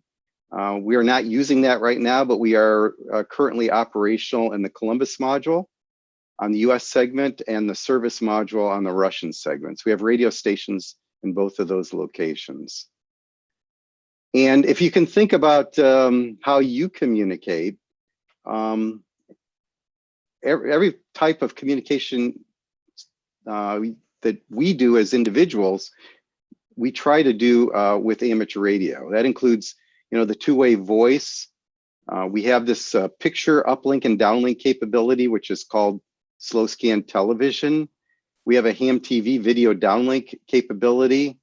And then we use computer-to-computer radio links, which is the APRS. And I'll talk about that in a couple minutes. In the video, you saw the robots moving around. We actually have had some students in different areas. You can use the APRS system to send commands, bounce them off of space station, and send a command from like Detroit, Michigan to a robot in Connecticut and actually get the robot to move around. Kind of cool capability. We're gonna have to schedule something like that, Frank, next year. Yeah, that would be really cool. I want to do that. Yeah, absolutely. So I mentioned the pictures. What we try to do with these pictures, we try to do this on a quarterly basis, is we celebrate some aspect of an anniversary or some historic thing. You know, Cosmonautics Day is a big deal. That's when Yuri Gagarin flew in on April 12th, 1961. The situation, though, is that it was also the anniversary of the first space shuttle launch in 1981. And there were other firsts that we, in last year, we commemorated during that period of time when we actually were transmitting these images. So we do that every once in a while. We were hoping to do it now, but unfortunately, you know, with the pandemic, the equipment to do this is in the Russian segment, and our Russian colleague is home, and he does not have VPN like some of us do, and can't connect into the Russian systems. So we have to wait till he gets back in June, July timeframe to get this started up again. We've also done, you know, so amateur radio does a couple things that are important to recognize. We've done a lot over the years, and I'm talking all the way back to the early days of radio. Amateur radio operators have invented a lot of different capabilities and have been the first to do certain things. And one of the things that we've done just the amateur radio community on human spaceflight vehicles have done a number of firsts. Like, believe it or not, we were the first to actually uplink video to space station, to the space shuttle. It had never been done before. But one of the other things we've done on space station was this. In 2006, we actually deployed a satellite. Actually, it was a spacesuit off of the International Space Station. Someone got scared because they thought they weren't paying attention, and one of the individuals actually thought this was one of the crew members going overboard. Knock, knock, knock. Let me in. Sort of like 2001: A Space Odyssey, or yes, knock, knock, knock. So we actually pioneered this whole idea of being able to deploy satellites off the space station. We worked with the safety folks and made it happen. We've done it twice, and of course, you know now. The CubeSats are doing this on a routine basis, but we actually kind of pioneered this whole idea to allow that to happen. And so we've launched a spacesuit, and then we launched a satellite off of a space station. And on both of these, we included artwork and pictures and signatures from students. We got students engaged, had them incorporate stuff. We also had on the second system a payload that a student group had developed that actually flew and was taking some data. So we try to make these as educational as possible. And this is the picture on the left is that like 2001 type of picture of and I will say the person was from the human health area, so they really got scared. They thought they're losing their career. And then the other satellite, you can barely see it probably on this Aerosat picture, but it's the box that's getting deployed off the upper right, if you will. When we do these activities, a number of the astronauts get totally involved in this, and they actually developed a mission called Principia, is the way and that's how they pronounce it in in the UK, Principia. A mission. It's Principia was a Newton type of a document that he generated, which basically described a lot of his theories and laws, if you will. And so Tim Peake, who flew several years ago, embraced our program, and he tied that to his AstroPi on board, and we had all kinds of students doing all kinds of things all over the world. And our program goes all the way from like Esme, who is 4 years old, all the way up to college age students. So I want to say a little bit about the APRS capability, and then another chart or two, and then I want to run back up to the first chart and talk about my career and how it all fit, how the intersection of these two things came together, NASA and amateur radio. And I think you're seeing a bit of it. But APRS, which is really what you're going to be using on these balloons, and this balloon that's going to get launched shortly, is called Automatic Packet Reporting System. And packets, if you're not familiar with communications, basically everything you're doing on the internet is packaging up your information, whether it's video, whether it's text messages or whatever, or email, I should say, or any other thing. It's packing them up into these packets and sending them out in digital form. So the amateur radio operators have developed a amateur packet radio capability, which is based on this system. And Bob Berninga, WB for APR, so you can see why it's APRS, invented this APRS system. And basically what it is a very short messaging or reporting capability so that you can send down information like positions, weather information, emergency messages, balloon information, balloon telemetry, the information that goes along with balloons, satellites, as well as the International Space Station. So Bob started developing this in the 1980s. His first real example of this was he put one of his systems on a football that was traveling by the Navy cadets from Annapolis to the Army-Navy game. And they were tracking this football all the way up to the stadium. And then Bob, in the mid-'80s, actually, I was engaged in this activity. In the mid-'80s, he was working with us for a flight in March 1986, which of course didn't happen because of Challenger in January of '86, to actually develop a packet radio robot.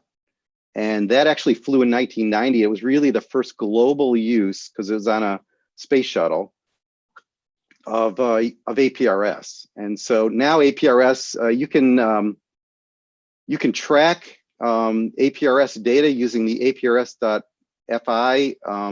You go and do that, put your location in, you'll see weather stations near you. You can actually look at those. For Eris, if you go to Eris.net, you can see where the space station, where people are sending down messages. And I've got an example of some messages that came down. And basically what we are using this thing for is almost like Twitter. People will bounce their signals off just to show that they can actually communicate with space station. And then they'll send little messages like greetings from Southern California, or their latitude and longitude, so that people know where they're located. And so this is what APRS is. It's just a very simple, the simplest of a packet radio type of system. The amateur radio operators use it two-way, but we allow the students to be able to engage with it by allowing them to see it and track it, like the balloons, through the APRS.fi website. So I did want to bring this up, Ted. We've got a challenge. Actually, I understand there's a third person that might even be online here today that is gotten in the mix, but we're going to have a mid-altitude balloon race on June 1st. Joanne Michael from my team. She's an educator. She teaches in one of the schools in the Los Angeles area, Manhattan, in the Manhattan Beach, Torrance area. She's challenged Ted in San Francisco to an intercontinental balloon race on June 1st. I understand that Liam's going to be in the race too. Yep, apparently. And we're going to have one more, actually. Bill Brown, the inventor of the Sky Tracker, is going to, it sounds like, launch maybe as as we get toward his longitude, as a chase balloon to try to see if he can't beat us to the Atlantic seaboard. But he's got to launch when we're at his latitude. Longitude. We're not going to let him start early because he's exactly down in Huntsville, Alabama. So that's a little unfair. Yeah, he doesn't have far to go to. Yeah, basically the finish line is the East Coast time zone. Yeah. So for those that have students or family members that want to engage in this, you can track the balloon location, the altitude, the temperature via APRS, and we've got we're starting to put some stuff on the ARIS website so that students can kind of track the actual balloon through the states, as well as altitude graph and temperature graph, because it's real interesting. And I know Liam's got some very interesting weather information, weather educational information, which I think is really great too. So this is going to be cool. I'm really looking forward to this event, and I guess we'll see who makes it.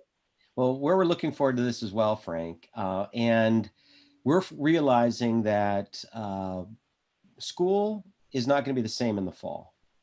Correct. As what we experienced, say, a year ago. And so what can we do to bring the world together in these experiences? And doing things on the International Space Station is what we've been doing with Exolab.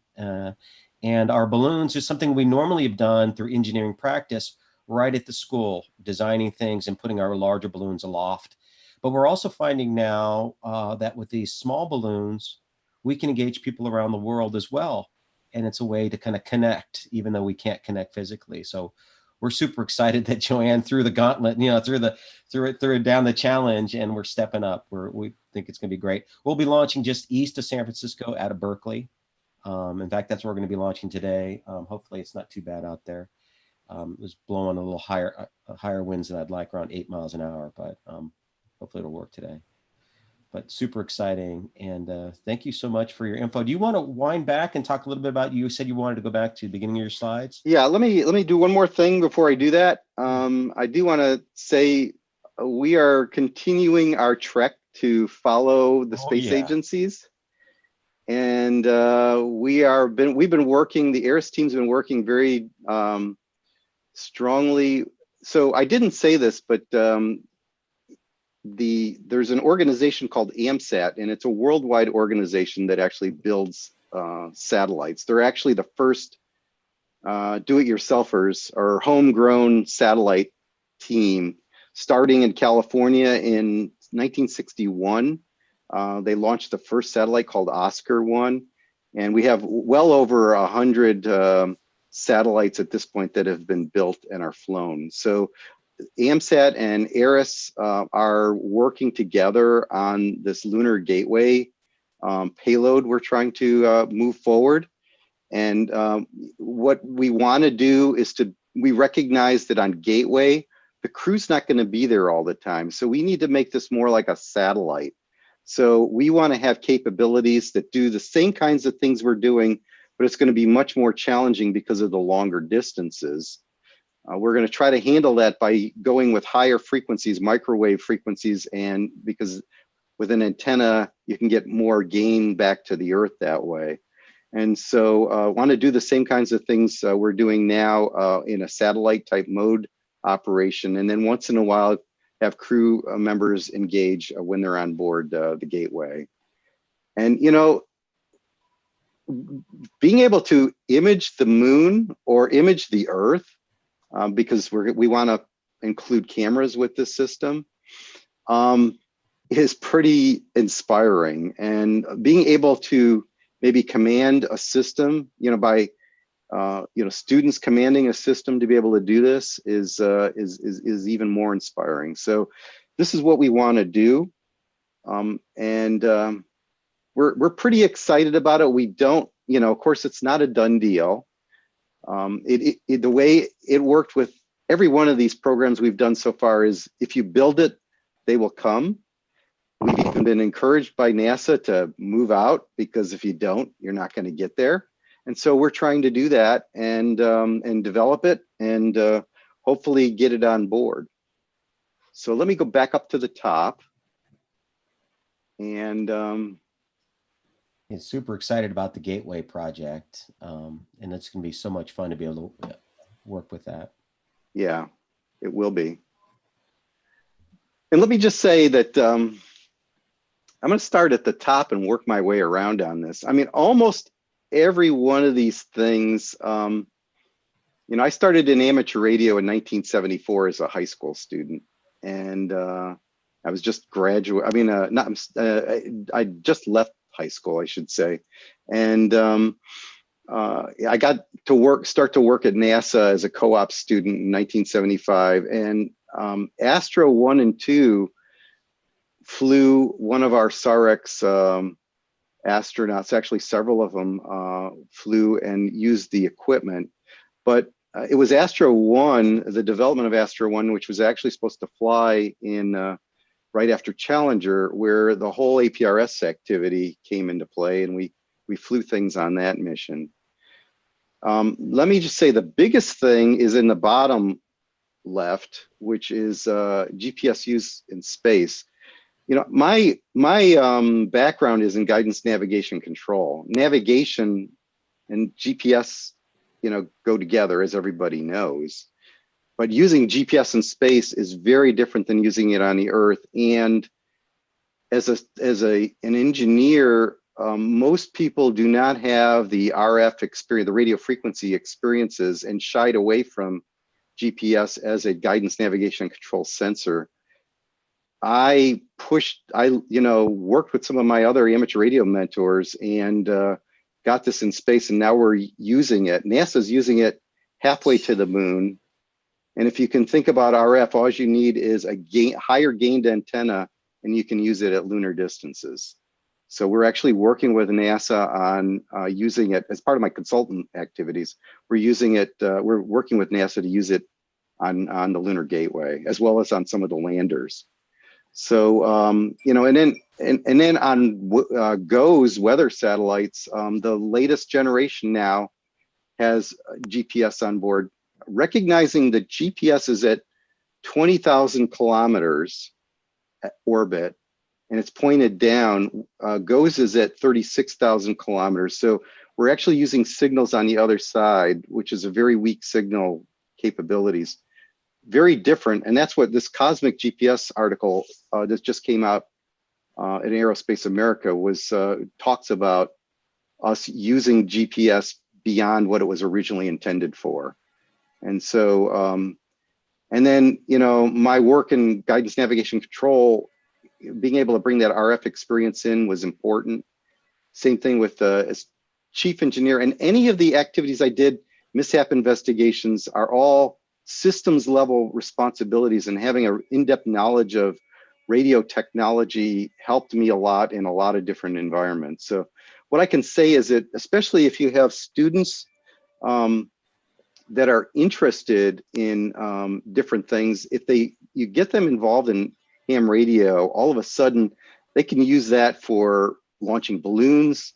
And that's where a lot of people use it. They use it for other kinds of devices, but it gives them a foundation that's going to help them for their future. And with that, that's what I've got for today, Ted. Also, thank you so much, Frank. This is absolutely fabulous. Now, you also did something that was quite extraordinary. You kept these contacts going even after the pandemic. Yes. Talk about networking. Can you spend just a minute and describe that? You've had two successful ones, and I know I have some teachers on here that would like to apply to the ARIS program. And wondering what that looks like as we get into 2021 and beyond here, if we have to maintain this distance learning. Right. So first thing I can say is if you're interested, go to aris.org, go to our website. As Ted said, we've totally flipped our program around. Our program was all about having a very big event in the school or in a host organization, could be a library, a museum, or wherever. Lots of people involved and engaged. Of course, with the pandemic, you can't have that anymore. And Ted, you're very right. I think a number of us realize that we're going to have a new normal in the future, and we have to prepare for that new normal. And so what we've done is, as was said by the students in the video, there's two ways you can do an ARIS contact. One is have a radio station directly at the school, or have one in a remote ground station. We have remote ground stations around the world. One of the things that happened was that a number of our ground stations shut down because they were in NASA facilities, which were shut down. They're in universities, which are shut down. And they're within public places, which were shut down. So we lost 4 of our ground stations, all 3 in the United States, by the way. So we had to, first off, replenish our ground stations with ground stations that were, I'll call them reputable, basically certified. We were going to certify them that were in people's homes. Because if they're in a person's home, we know that they can maintain them on a regular basis and be there whether there was a pandemic or not. So we've actually, the 2 that Ted just talked about, one was with a school in Northern Virginia. It was with we call it telebridge station, or a remote ground station in New Hampshire. The second one, which was in Canada, we did it with a telebridge station, which was in South Africa. So, so that's one piece. We had to get enough ground stations to be able to do our program, but then we had to flip it, and we couldn't have anybody except for at home. And so what we've done is we use this telebridge, and we tie the students that are going to talk. Usually it's about 12 students, maximum of 12 students that talk to the astronauts. Everyone else listens and observes. We let the students, we connect the students up actually by voice through Verizon, and then connect the whole system up through a YouTube video, and the whole school can engage in this. The students can talk. We have a program, and you'll see it if you watch the first 2. We have a program that lasts about 30 minutes, and we let the students talk to the astronauts. Now, the first one, we had a whole bunch of things that were new, including a new crew set, and it's the first time that the equipment was used since the last expedition. Apparently, the last expedition, they moved things around a little bit on the radio, and changed the bottom line was they changed the receptacle we were using. Someone did. We didn't know about it, and so all 3 astronauts were frantically looking for the change, and they fixed it 3 minutes before lost the signal. So we got a good contact out of it, but it was a little bit challenging. Beyond that, we're it's working out, and we're going to try different things along the way. I mean, it's still, we've always considered ARIS to be, every one of these contacts to be an experiment because they're always different. But we're going to try some different ways of doing things to maybe improve it even further. But yes, we've totally turned this thing on end, if you will, from everybody being together in one location to everybody being together remotely. Well, look at the video presentation of that was just spectacular. The way that was it Steve Reese, was that his name? Steve is the one that did all the video stuff. Yes, exactly, Liam. And John Clute was the one that actually orchestrated the whole thing for us, for ARIS, to make it happen. So right. I just got to say, it makes for a really great sort of bringing together of all of the content and the students and the way that was all handled. I think it bodes well for a future being able to do this. So just, I know something about that video production role. And I know, it takes quite a bit to manage all of that, let alone, new gear on the space station that's all being moved around. Right. Well, consider us guinea pigs, Frank. We'd love to find a way to collaborate and find a way to participate and get some students involved. Absolutely. And just so as you know, I posted the links to the 2 recent contacts on YouTube to the chat. That is, do watch them. They're absolutely fantastic. And behind the scenes there, understanding the complexities, it just comes off as near flawless. It's pretty amazing to is. know what was going on behind the scenes. Even with the second one, we almost didn't have a connection with Verizon. But it worked out. We got it straightened out about 45 minutes before the contact. But it was, every one of these have their own little thing that, as everyone knows, the space business, 1,000 things need to work perfectly to make it a success, and only one thing needs to fail for it to be a total failure. Right. Frank, thank you so much. If you can unshare your screen, I think what we're going to do, we're running a little late, guys, but I want to turn it over to Diana Torres's class, who has done some great groundwork. So Diana, if you're on there, let's bring your students to the front of the class here and share with our world audience about some of the work you guys have been doing. Pre-pandemic, we were planning to launch this nice big balloon, and things got a little different on us, but they've got a lot of research they want to share. And even there's a 3rd grade class, and I think we have Daniel from the 3rd grade class. Although he wasn't participating, it sounds like he's very keen and interested in what's happening. But Diana, why don't I turn over to you and give us an introduction? Okay, good morning. So all year long, we've been participating in balloon launch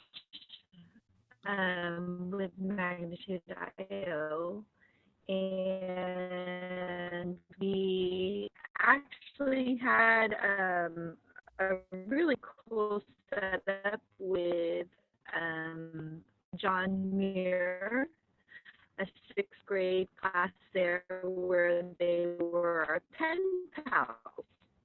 And so we teamed up with them, and the whole year project was to do a balloon launch.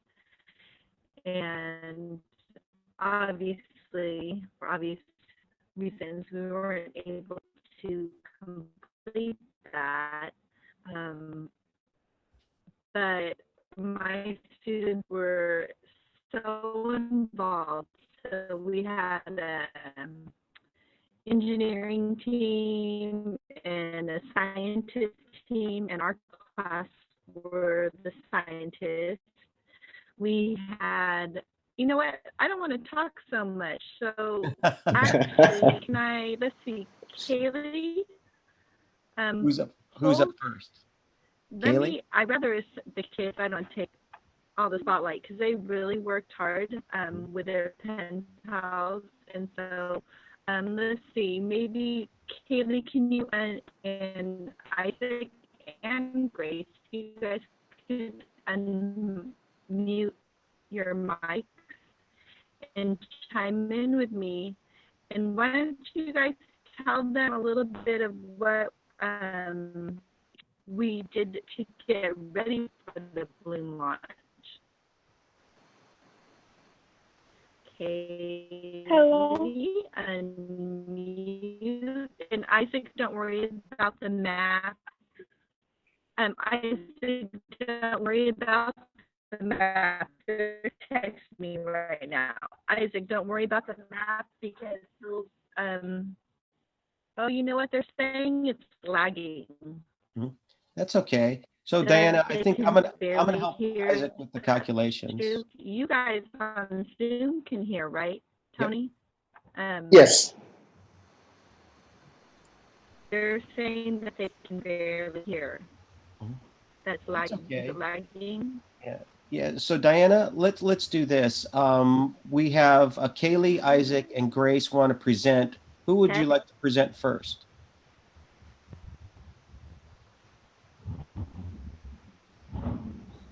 I think if Kaylee, you've got a presentation about the Earth's atmosphere, is that right? Yes, that's what I Yeah. have. Can you share your screen with us and your presentation? Let's start with What that. do you do that? You press share. Yep. Okay.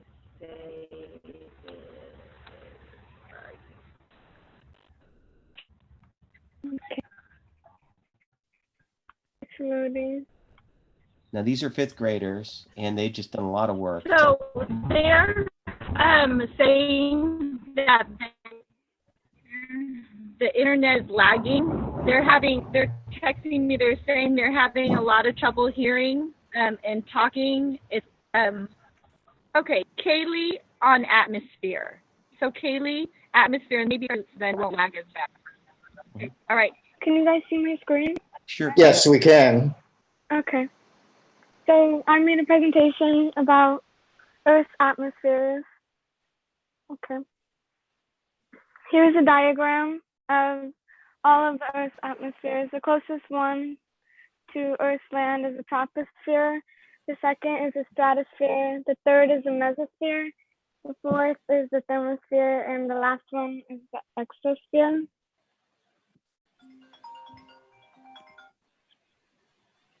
The troposphere. The troposphere is made up of about 78% of nitrogen, 21% of oxygen, and 1% of other gases, such as carbon dioxide, methane, neon, krypton, argon, helium, and hydrogen. The troposphere contains about 99% of the water vapor in the Earth's entire atmosphere. Ozone layer. The ozone layer, or ozone shield, is a region of Earth's stratosphere that absorbs most of the sun's ultraviolet radiation. It contains high concentration of ozone in relation to other parts of the atmosphere, although still small in relation to other gases in the stratosphere. Stratosphere. The stratosphere contains about 19% of Earth's total atmospheric gases. 90% of the ozone layer is found in the stratosphere's upper crust. This ozone layer is important for human survival and for the survival of life on Earth, as it absorbs the UV radiation from the sun that would otherwise be deadly. The mesosphere. The mesosphere is the coldest atmospheric layer. It gets cold enough to freeze water vapor in its atmosphere into ice clouds. These ice clouds are mostly white and blue and are called noctilucent clouds or polar mesospheric clouds. These clouds are more visible at sunset. The Kármán line. The Kármán line is the altitude where space begins. It is about 62 miles high. It commonly represents the border between the Earth's atmosphere and outer space. Thermosphere.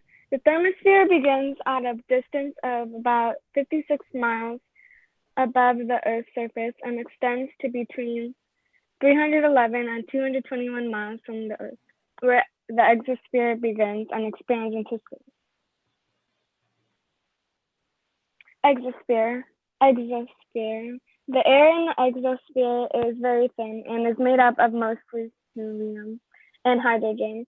Other gases such as atomic oxygen and carbon dioxide can also be found. The upper level of the exosphere is the farthest point from Earth that is still affected by Earth's gravity. I'm not sure. Haley, that's fantastic. What a great overview. Now, the balloon we're launching today is not going to go up that high, all the way up to the exosphere, right? Yeah. Will it go up? Do you remember? What? Oh, how high up will our balloon go today? Do you remember? You said like about to the stratosphere? That's correct. Now, we're not going to get quite up to the ozone layer on this one, but it's going to get around 45,000 feet. So it's not quite the Kármán line, but that's pretty exciting. Thank you for a nice presentation. And let's, Gracie, you've done some weather prediction and kind of meteorological investigations. Do you want to share what you've come up with for our launch today? Sure, but I don't have a presentation. I just wrote like a little thing for me to read off. Is that okay? Oh, that's okay. Why don't you go ahead and read that off, and what I can pop up if you want while you're chatting is like a forecast or whatever. But Okay. we'll go share with us what you know. Weather is very important for balloon launches because the balloon launch that my class and our pen pals planned took so long to plan because we had to study every factor of the weather. And if we got a day where it was raining or too fast of wind speeds, the balloon may not go as far or even won't go at all. And don't worry, we changed the date about 100 times because of wind speed, rain, temperature. Sadly, we had to cancel because we moved it to this month, which didn't end up working because of quarantine. But now we get to do this super balloon, so it's all right. The weather for Berkeley, California is an average of about 63 degrees Fahrenheit. There's a 0% chance for rain. Cloud cover is mostly clear throughout the day with an average of 24% in the sky. Humidity is about 50%. Wind speed is about 9 miles per hour on average. Pressure is 29.96 inches in pressure. The high for the day is 73 degrees Fahrenheit and the low is 51 degrees Fahrenheit. So I would say this is a pretty perfect day to launch a balloon. It has no rain, a nice day, and pretty low wind speeds. That's fantastic. Gracie, yeah, our wind, I was looking at the most recent report and it looks like the pressure has dropped a little bit more and our wind speed's gone down another mile an hour, which is great. I'm really hoping for the lower miles. But man, that was so tough, huh? We had to change the date because of the rain a couple times. And then when we finally did get something scheduled, then we couldn't even go back to school. I appreciate you and your classmates sticking with it, and we're going to get a chance to maybe, if we're lucky, send this thing all the way around the world. How cool is that going to be, right? I think you just made Diana cry. Wonderful. Now we're going to get into some little engineering. Now, Isaac, help me introduce, if you can, what we're doing. And I guess you were asking me to share my screen because you were having some problems getting it loaded. Yeah, it wasn't loading the files. Okay, so what I'm going to do, give me a second here. I've got to go back and reset mine. All right, so I'm going to share my screen. And if you can, why don't you walk us through it as soon as you see it? Okay, so out of convenience, I've already added our latitude and longitude for our launch. And if you want to describe each of these, if you remember what they are, I can help you. And then we can walk through this so we can see our prediction. First of all, where are we starting? What is this place? This website, do you remember? The Air Resources Laboratory. Mm-hmm. But NOAA, do you remember what NOAA stands for? No. Well, it does start with no, but it's the National Oceanographic and Atmospheric Administration. And they have researchers all around the world, and they use satellite data, they use weather balloon data. They help us understand what's happening both in our air and in our oceans too. NOAA, remember what NOAA? And so this is a great predictor. If someone is running a little video in the background, if you can mute it. So I'm going to go ahead and click next. Is that all right? Yeah. All right. And if you can, why don't you describe what this is? This is like the latest time it was like updated. Okay. And, so I should select this one then? Yeah. Okay.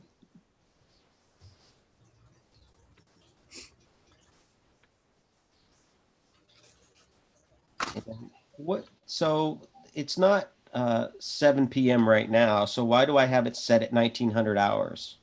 What's this thing about UTC?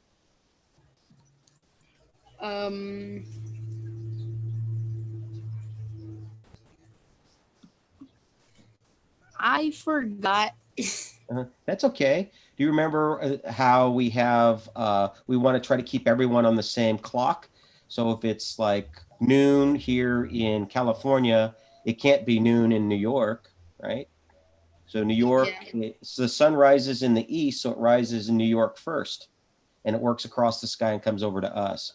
So while it's 12 o'clock here, it's about 3 hours later in the day in New York, right? So it's about 3 p.m. And where the Greenwich Meridian is, it's about 7 hours. So this 1900 or 7 p.m. is what time it is in Europe. And so that's why we've selected that. Here's our Latin long. And this is our estimated altitude for our balloon. And do you recall what AGL and AMSL are? And I can Let me think.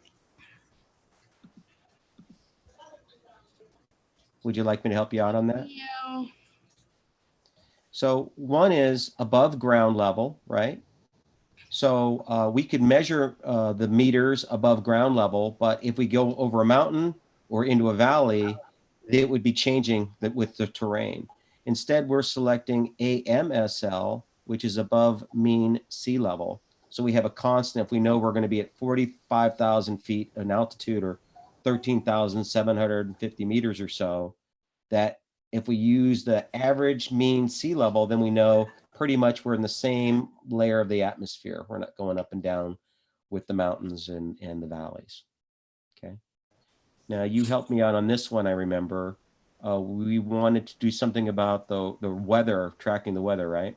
Rainfall. We did. Yeah. Okay, so I'll select those and look at rainfall. Is that all I need to do then? Yeah. I think we got everything right. So That's what we did last time. All right, let's do our prediction. And you guys are going to be tracking this also when it starts to fly. Is that right? That's what it said for me. Okay, great. And Isaac, I'd love your help here as we get into next week. Hopefully our balloon lasts for a while and we can see that. So right now, Noah's doing some calculations for us. And it's going to give us an image. When I had the map, it said it'll be until like the 30th. Okay. Well, I then see it change right now. Oh, it's different than what you saw earlier? Yeah. Interesting, right? It did a loop. Oh, okay. At the loop, that's where it stopped. Ah, all right. So now this is like a week from now, and that's going to change even when we look at it tomorrow. But this is probably going to be pretty accurate. If we launch, we're going to launch a little late. We're probably going to launch closer to 12:30 because we're chatting still, and I haven't gotten the car yet, and I haven't shown you the balloon. And but these big triangles, what do those represent? Do you remember? I believe days. Yes, and that's midnight UTC, right? So here we are about 7 hours in front of that when we're going to launch. And so 24 hours from now, this is going to be about noon in California, right about here. And you know what state that is? Anyone want to weigh in on that? In, I think Nebraska. Close. Wait. Oh, no. Colorado. Bingo. All right. And then 24 hours later, we're going to be over the Great Lakes here, right? Almost in Canada. We've got a friend in Canada. On the other map, it showed we're going into Canada and then coming back in the U.S. All right. Now, this might change. So you're going to check on this tonight, right? Yeah. Find out. And then, wow, the next day, just 3 days from now, it's going to be over the Atlantic. And there are no ground stations. And what Mr. Bauer showed us earlier is that we need those ground stations in order to get our radio signal. So it's going to be quiet as it travels across here. We're going to need to figure out what's happening over there. So thank you for walking through this. Is there anything else you'd like to share about this map? Not really. Well, let's look at the bottom here. This is something I almost skipped. Rainfall. Oh yeah, rainfall on like between 24th and the 25th. Yeah, I'm a little worried about that. That looks like it actually went up from when I was looking at it last night. Was yours a little smaller too? Yeah, mine was like very small. Mm-hmm. Now, I try to keep it as close as to what the engineering recommendations were for this balloon, but we can, if we don't have enough lift, we can deal with icing on the balloon. It can send us down, which is not good, which would end our flight. But if I put it up too much, we've got that lift. We were talking about buoyancy, remember, when we were working on the big balloon? And if it lifts too fast, our balloon might do what? Pop. Yeah, and we don't want that to happen, like bubble gum, right? We don't want it all over our face. So we don't want to lose the balloon. So this might be a little bit of a challenge. Hopefully we squeak through that right near Colorado. So we're going over the Rockies, I guess. Just on the other side, we might have some thunder showers. You guys might want to look at some other weather reports as we get over the Midwestern states to see what happens there. So that's kind of what's happening with our launch predictions. And last Friday, just about 7 days ago exactly, we launched another balloon, and it's still up there. Let's look at that real quick. We're still getting a signal. It's out over the Atlantic now. It's off the coast of Portsmouth, kind of northeast of Boston. We're going to get that signal dropping off in a little bit, I think, because we're getting out there kind of far. But my goodness, let's look at its path. It went through Canada, visit our friends there, and came around the very similar path to what we were looking at on your other flight, right? That's what my other one looked like. Interesting. Okay. Now this one's flying at a lower altitude, right? It's about half the altitude. And those green lines can, Gracie or Kaylee or you, Isaac, can you share what that means? Do you remember?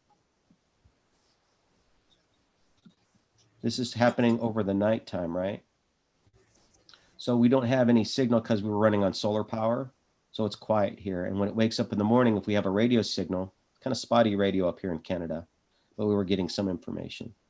So our balloon traveled quite a ways. It went down to Mexico first. And of course, it didn't jump from here to there, right? It took a big loop, and it did that overnight, and it woke up again and came back. So that little balloon from last week's already been in 3 countries. And if it makes it across the Atlantic, maybe it's going to go farther. But we're about to launch. I'll stop sharing now. This balloon, which is a little different. Remember, we're using the Mylar party balloon made out of this, it looked like this. And now it looks like I'm going to send up a big old plastic bag is what it looks like. It's a very expensive plastic bag. I'll just turn my camera around here. I don't know if you guys can see that in my kind of dirty old garage, but it's just like a big plastic bag that's kind of partially filled with helium. But we've got 8 grams, which isn't a lot of weight, of free lift. So you remember our sky tracker, right? It's connected all right now, so I got to be careful how I'm doing this, but I'll just show you here without pulling the wire. Oops, I'm going to pull the wire. Darn it, I'll move this.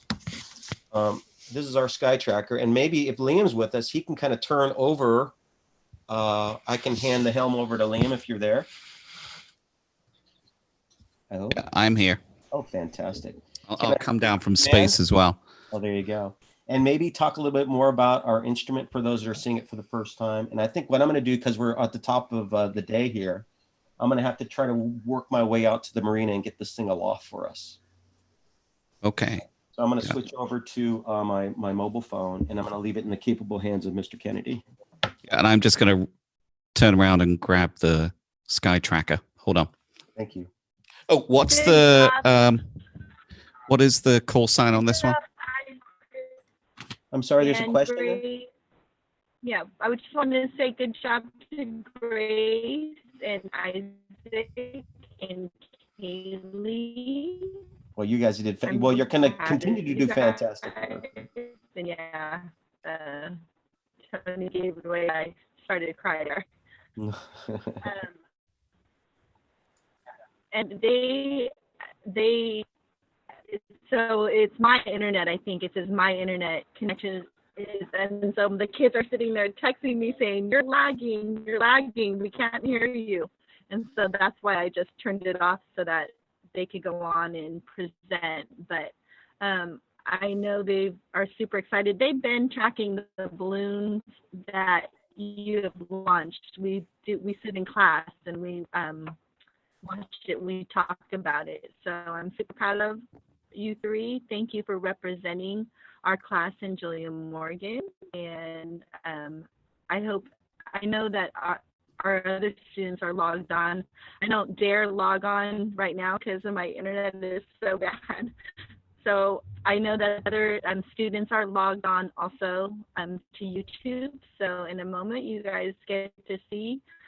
I wanted to share really quick also that it was really nice that this was kind of their graduation little promotion, little launch for all of the sixth graders. They wanted to include all sixth graders, all eighth graders. They said we need to have something special. So we're really excited. I don't know if Ted ended up putting a little note in on a balloon or not, but regardless, we're super excited to track this and see how far it goes. It gives them something to do. Even though school's over, they can still track it.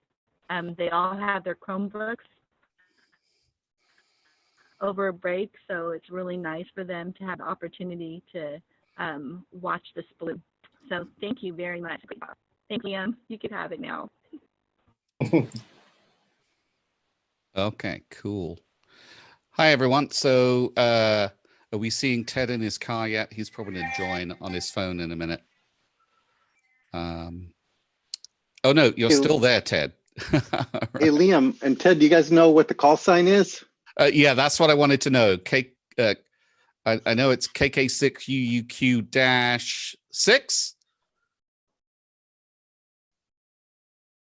Anyone there to tell me what the call sign is? Can you hear me? Loud and clear. Yeah, sorry, I had it on mute. Kilo 6. Uniform Quebec -6. 6. Okay. -6. Okay. So everybody can go to aprs.fi and watch this. Yeah, it'll take a little bit for it to pop up, but anyhow, yeah. So obviously, this is the device that is on the bottom of that balloon, and those of you that have been here before. So I guess students, you haven't actually seen this in person. I'm guessing because you were planning on having a completely different format for your balloon and experiment. You could have had obviously much bigger payload, but in this case, obviously, we're working on this thing that really does look like a satellite, a sort of a miniature one, and in many ways, it provides some of the same types of things in a scaled down form factor of what would be in space on a satellite. In space on a satellite, you need solar panels. So that's what this is here. You also need a flight control system and a communication system. And all of that is provided on this rather miniaturized microcontroller on a PCB, and it contains all of the things that are necessary for it to transmit its information back down to us. So that's the cool thing about this. It has a GPS tracker. It also has a little miniature battery. That's the thing that I'm sort of holding up there right now. It's really a capacitor, I think, but it allows the solar panels to charge that up a little bit, and then that provides the power to the rest of the electronics on here. The other critical things about this is when you get into ham radio or anything with radio is the actual antenna, and this has a very specifically measured length of wire, which represents the frequent. It really sort of support. Hey, and Frank, feel free to come in anytime you like here because you're the expert. But this thing here, it's showing the length of the antenna wire, and this will be on the bottom of the balloon like this, and the antenna wire sort of is designed so that it stays pretty vertical. And it just uses a very tiny amount of power to transmit this. It's because obviously this is not very powerful. You get more power by putting in more energy into the radio signal. And because this thing is running off this tiny solar panel here, it has a lot less oomph in its, that's a technical term, in its power to transmit the signal. But the cool thing is, where is that signal being heard? If I'm going to share my screen, and here we go, which is just so I'm sharing the part of my screen that is on the aprs.fi website. And currently, this is showing, if you were to put this in, it will show by default your local area. So this is zoomed in on where I'm hanging out. But what I'm going to do is just, you can see KK6UUQ. And I'm not right now going to put -6. I'm going to bring up the one which was launched last week, and I'm going to go back so that it shows 6 days worth of data, and then I'm just going to zoom out a little bit. So this is the one that Ted showed. In fact, I've got to go back even more. 7 days. 7 days. Is that going to be enough to get it back to where it launched from? Yes, just about. So right here, this is close to where, this is where Ted launched it last week. And what I wanted to bring out is when you're hovering the mouse over the little data points, and each data point is represented by that little red dot that shows a point when the Sky Tracker transmitted something and it got picked up by a ground station. So this one over here, you'll see there's a little line heading over to this. This was actually the ground station that picked up the message from the balloon last week. And when I zoom out a little bit, you'll see that there's a bunch of them. This is mostly, I think this is showing only the ones that are picking up the signal. There could be hundreds and hundreds more. Yeah, they're all over the USA. And mostly they are in amateur radio sort of locations. So they're a person who has set up their own ground station to pick this up. And then when they receive the signal, it gets transmitted into the APRS network and appears on this particular screen here. And I'm just checking. So Ted is, in the car. Hi, Ted. Good to see you there, looking all clear. Already got your pre-masked in your own car. That's awesome to see you doing that. So I've done a lot of talking. Are there any further questions about this at all? That so you're not just listening to my voice. Anything else you want to add? I'm just going to pop in. I didn't realize I was on mute. That's fantastic. Thank you for that overview. We're probably about 6 minutes away maybe from getting this thing up. 8 minutes. I'm here with my older son today, Ben. He's holding the phone. Oh, that'll help. Yeah, the wire. Yeah. This balloon's quite a different beast. Yes. It's just like a big plastic bag, honestly, a very expensive plastic bag, but we're going to need to remove some of the tape and it'll unfold itself. It's folded in half right now. So it's easy to fill up and transport. And the method of filling, you remember the adventure we had getting yours filled up there? Yes. The Mylar balloon. This one was recommended a different way to fill it, and very similar to Beth's example of weighing in the kitchen with her pudding today. She put the orange bowl on the scale, and she created the tare weight to 0. They recommended we do the same thing with our balloon. So we started with the weight of the sky tracker, the line, and anything else that was going to be flying, the balloon will be carrying. And then we added an additional 8 grams to get us our free lift. We tared that out on a scale. And so we had more weight on the scale than we needed. And as we added the helium, of course, I had to bleed the line. That was a problem we had with the other ones, right? When I turned that long line on, we were filling it with oxygen and nitrogen before it ever got to the helium. So we didn't get the lift we needed. And so we just trickled in the helium there and watched the scale go from 8 grams positive lift down to, plus or minus like 1/3 of a gram. That was close enough. I didn't want to put too much in. And we'll see what happens. Those storms that Isaac shared with us just a few moments ago, hopefully those won't be too heavy with the 2 or 3 millimeters of rain, and we can get through that. And then it looks like it's going to be like a pretty nice journey. So let's just hope it works. So I have a question. So this has more lift than the regular Mylar balloon version that we do. It does.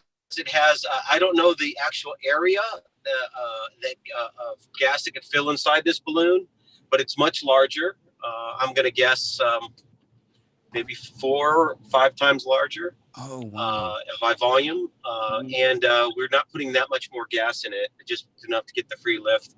And of course, the mass, the payload that we're carrying is the same weight as what we carried before. So this is one of the reasons why we're going to get up to that higher altitude from 30,000 feet now up to the 45,000 foot level. See if I can't snag a little parking spot here. Got our eyes and ears open here. Yeah. Remind me, how much more expensive is the balloon? Oh my goodness. So the balloon itself, and my wife looked at me, she's like, what? This plastic bag runs about $150. 150. All right. Okay. All right. But so that's we're going to unload here. It's very specialized, though, right? It is, right? It's I mean, it's got very tiny sort of size, so that well, I guess because this one can have hydrogen in it, not just helium, right? That's right. And this balloon, if we think about it, is kind of like our graduation gift to all our graduates, a way to kind of celebrate, even though we're all distant. Ben here just graduated from San Jose State, class of 2020. So this will be his balloon flight celebrating his material sciences. One of the first questions he asked me was, what is this thing made out of? I still haven't given him the answer. So I owe that to him. So Ben, thanks for coming along. It's not just your common or garden plastic. That's the key thing, right? All right, let's get this thing up in the air. Give us okay. There you go. Oh, perfectly situated.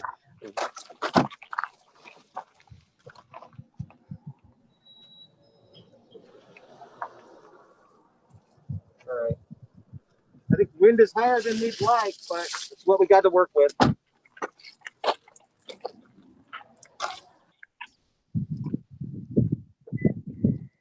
We're going to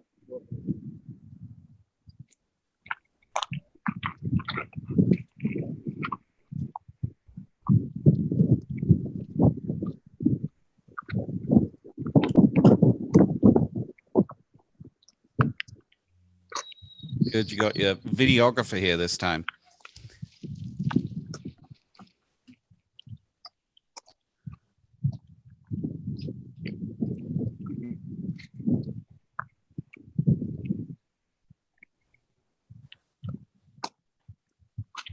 the volume up on that a little bit.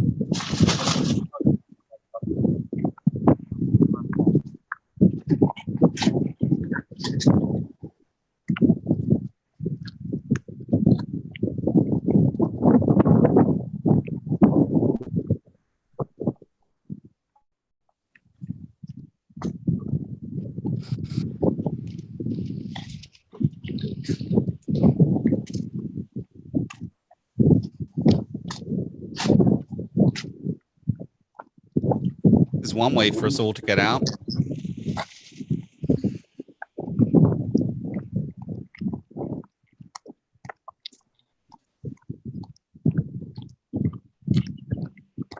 I wish we were all there. Yes.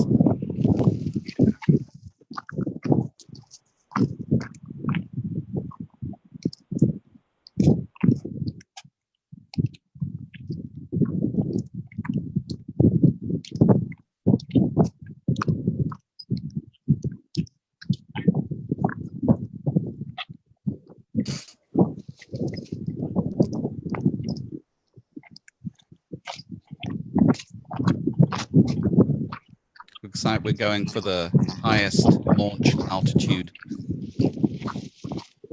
Top of the hill.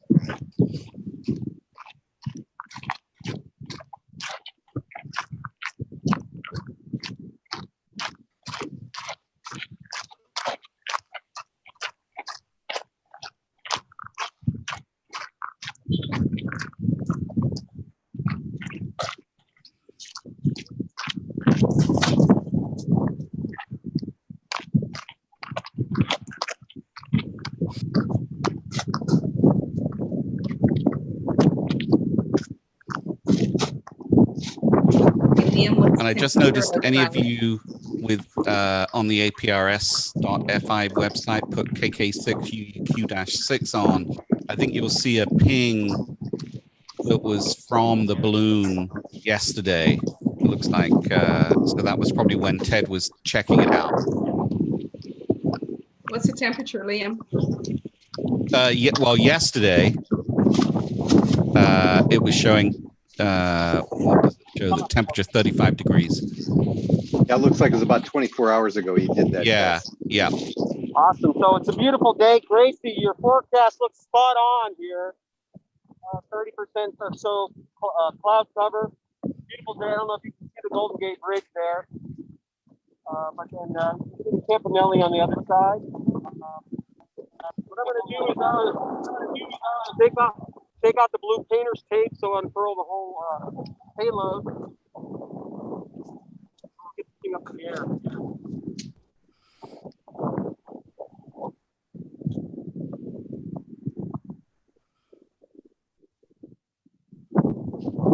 Well,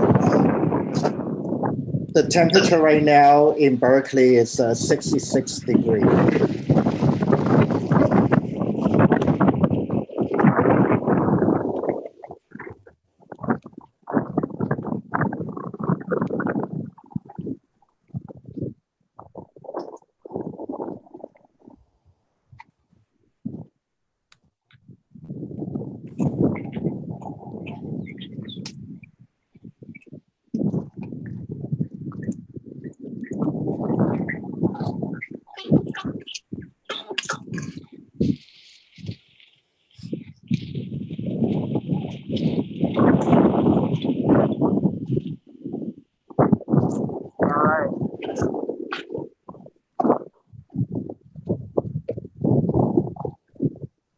Does that look like a balloon to you guys?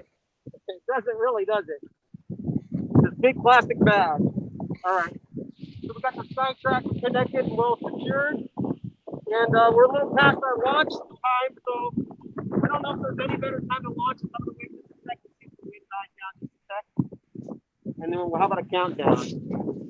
So just give it a second here. I can see some white caps out in the bay. I think it's going to be picking up this afternoon. So let's do a countdown, guys. All right.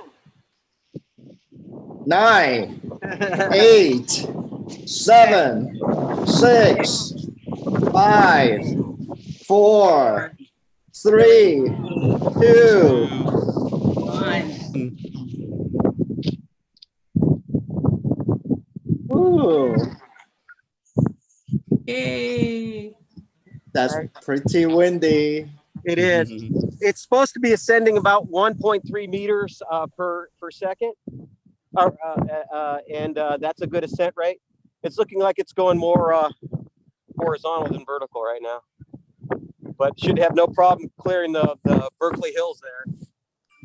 And if I'm not mistaken, we'll probably get a little radio transmission from this thing in about 5 minutes. So we're going to head back toward the cart here. And once you get that, you can track it. Maybe that drone's going to follow it, see if it can't get an image. I think that someone just launched a drone to head over there. Really? Yeah, you can see it heading. I don't know where the pilot is, but see if I can't get his footage. No, maybe he's turned around, but that was kind of neat. Isn't that fun, guys? I think I saw Daniel pop in from Julia Morgan. He had a question or a comment.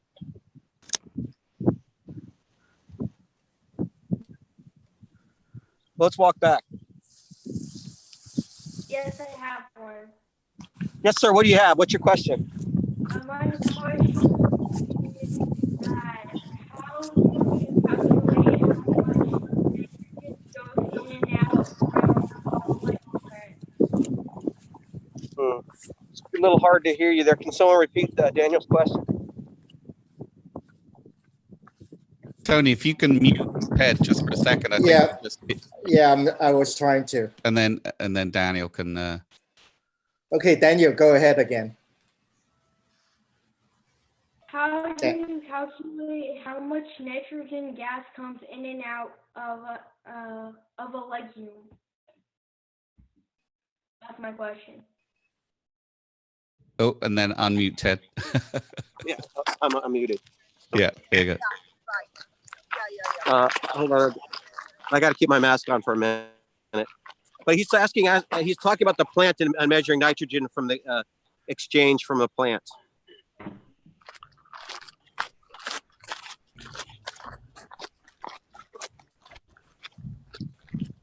All right. So if I understand your question correctly, as we look at a plant through its processes, it processes gases. You wanted to try to measure nitrogen, is that right?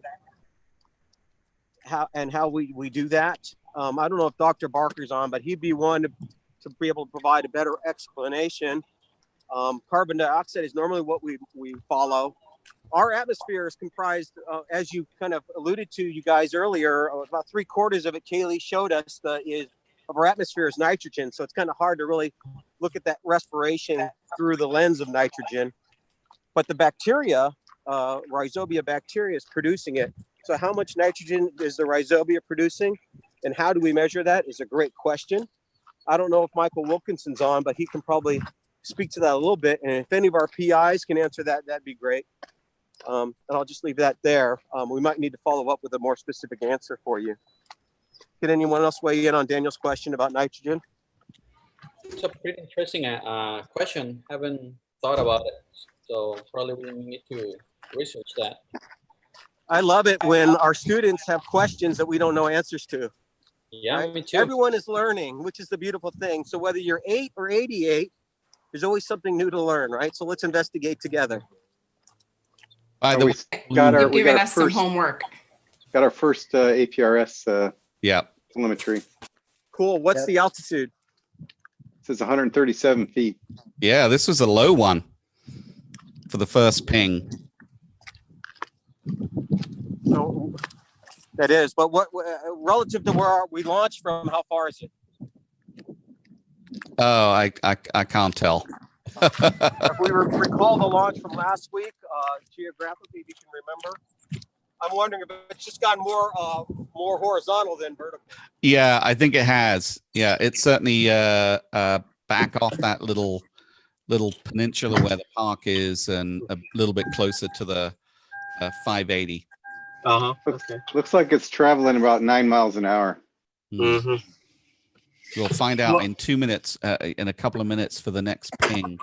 There you go. Maybe, well, that was Gracie. I think you gave us a prediction of 9-mile-an-hour winds, and you're spot on there.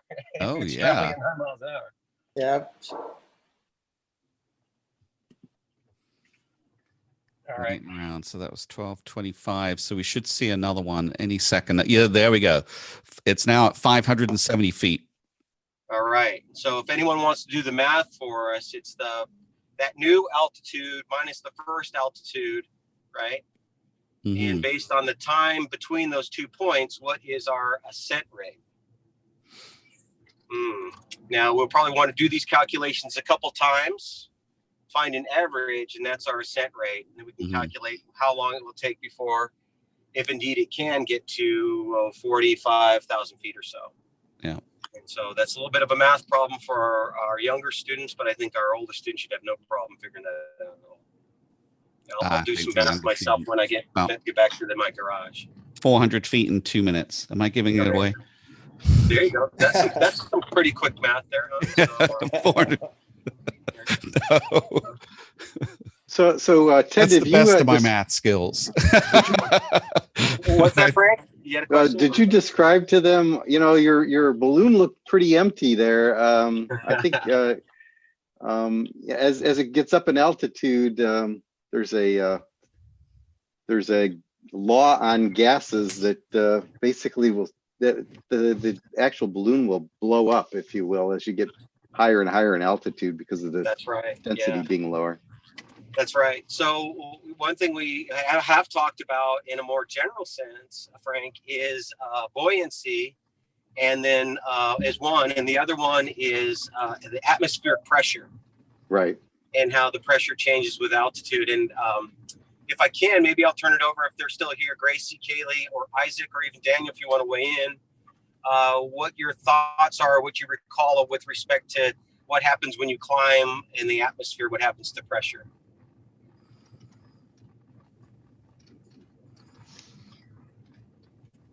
It pops.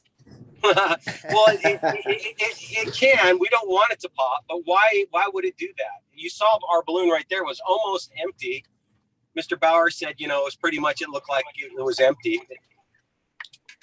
So why would it pop if it almost looks empty right now?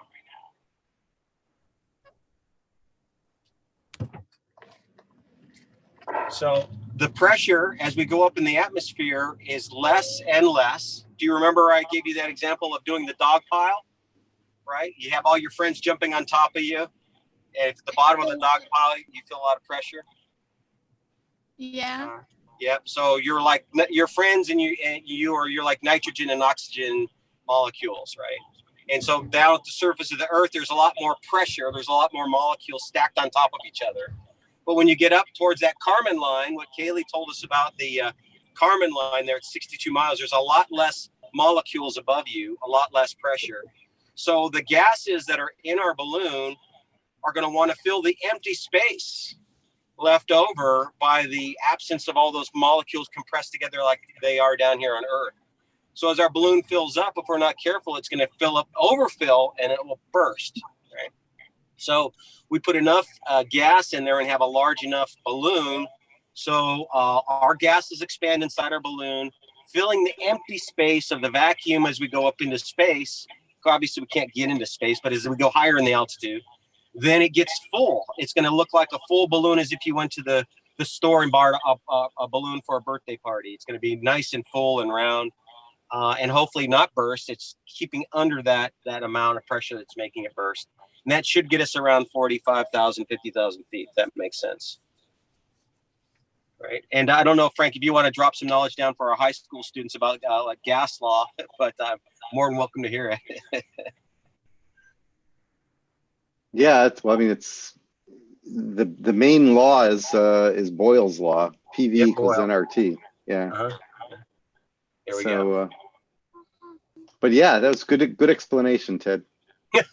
Well, it's for me to understand right now. That's like, let me open up the textbook and study Boyle's law, right? Yeah. That's my next. I have the students teaching me. I think that's what keeps me alive, right? I accept my ignorance. But thankfully to the scientists and the engineers that like to quantify their observations. Without quantifying things, it's hard to measure and replicate, right? It's hard to understand phenomenon if we just say, oh, it kind of looks like it's doing something, right? It's like, what is that? And so measurement is very, very important, and understanding relationships is really important as well between different phenomenon. So we're excited for this journey and for the journey that you guys have been on with us this crazy school year. And hopefully we can follow this for a couple of weeks if we're lucky, right? So any other thoughts or questions from anyone there that's joining us? Maybe in YouTube if there's any questions, but I think we're getting ready to sign off here a little half past the hour.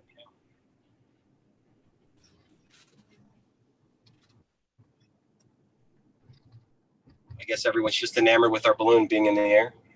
There's a question 1,200 feet from yeah, Jim. still doing the math. Oh, wonderful. What's a question from where? There's a question from Jim Cottrell. What if your tank is 20% air, 80% helium instead of 100% helium? Can you weigh a balloon full of the air you see or air to sea? So we actually have that problem. If you go out and get a tank from like a Target or Walmart, they cut the helium to like 80%, right? And so you don't get the same lifting capacity. And Liam and I had that problem with one of our earlier flights, and we were filling the balloon up with more atmospheric gases than the helium gas. And we didn't really have, when we needed it, we had some gas that was in our balloon that wasn't doing any work. It was slowing us down. And so the tank that we're using right now isn't pure helium. They call that medical grade. That's very expensive, and they really want to reserve that for use in medical applications, like to keep your magnets on an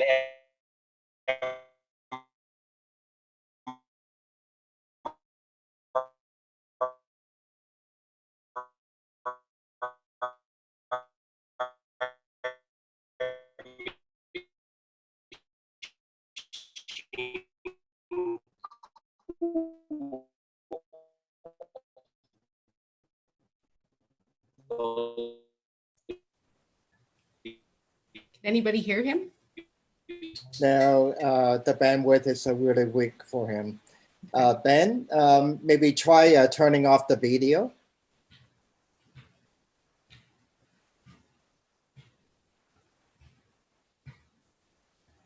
Or you can turn off their video from your side, Tony, I think, if you. Oh, okay. Yeah. I may have just lost them anyway. I know this always happens to me if I'm doing broadcasting and coming back to home. Oh no, okay, they're still there. All right. Hey Ted, we missed the second part of your explanation. Okay, it's still weak. So Tony, I'm going to have to get going, and Okay. my sons have been hearing some of what's going on off and on, and Diana said that her students were supposed to graduate, correct? Yes. Yes. So from the room of one of my boys, we have produced a tribute to your students. Oh. Thank you today, students, for joining us, and we symbolically pass you your hats and your stripes. Beautiful. Thanks, folks. See you all, and join you during the week. So, hey, students, Okay. keep up that smart. It's awesome. Well, Ted did answer my question. I just Jim, what I think I'm going to do, my internet's kind of funky. Let me just answer that back as a general. Okay. Why don't we go ahead and sign off now? And thank you everyone for coming, and all the students. Yep. Happy graduation. I'll see you next week. Yeah, thanks all. Bye, Remember everyone. the rocket launch on Wednesday. Yep. Oh, Thank you, Frank. Congrats. Thank you, Tony, and congratulations, students. And don't forget to watch the balloon moving around. You can actually see it, see where it is right now on aprs.fi. Awesome. Right. Thank you, South Africa, for being on. And the Thank rest you. of our students from Lodi. So we are signing off now. Thank you very much. Thanks all.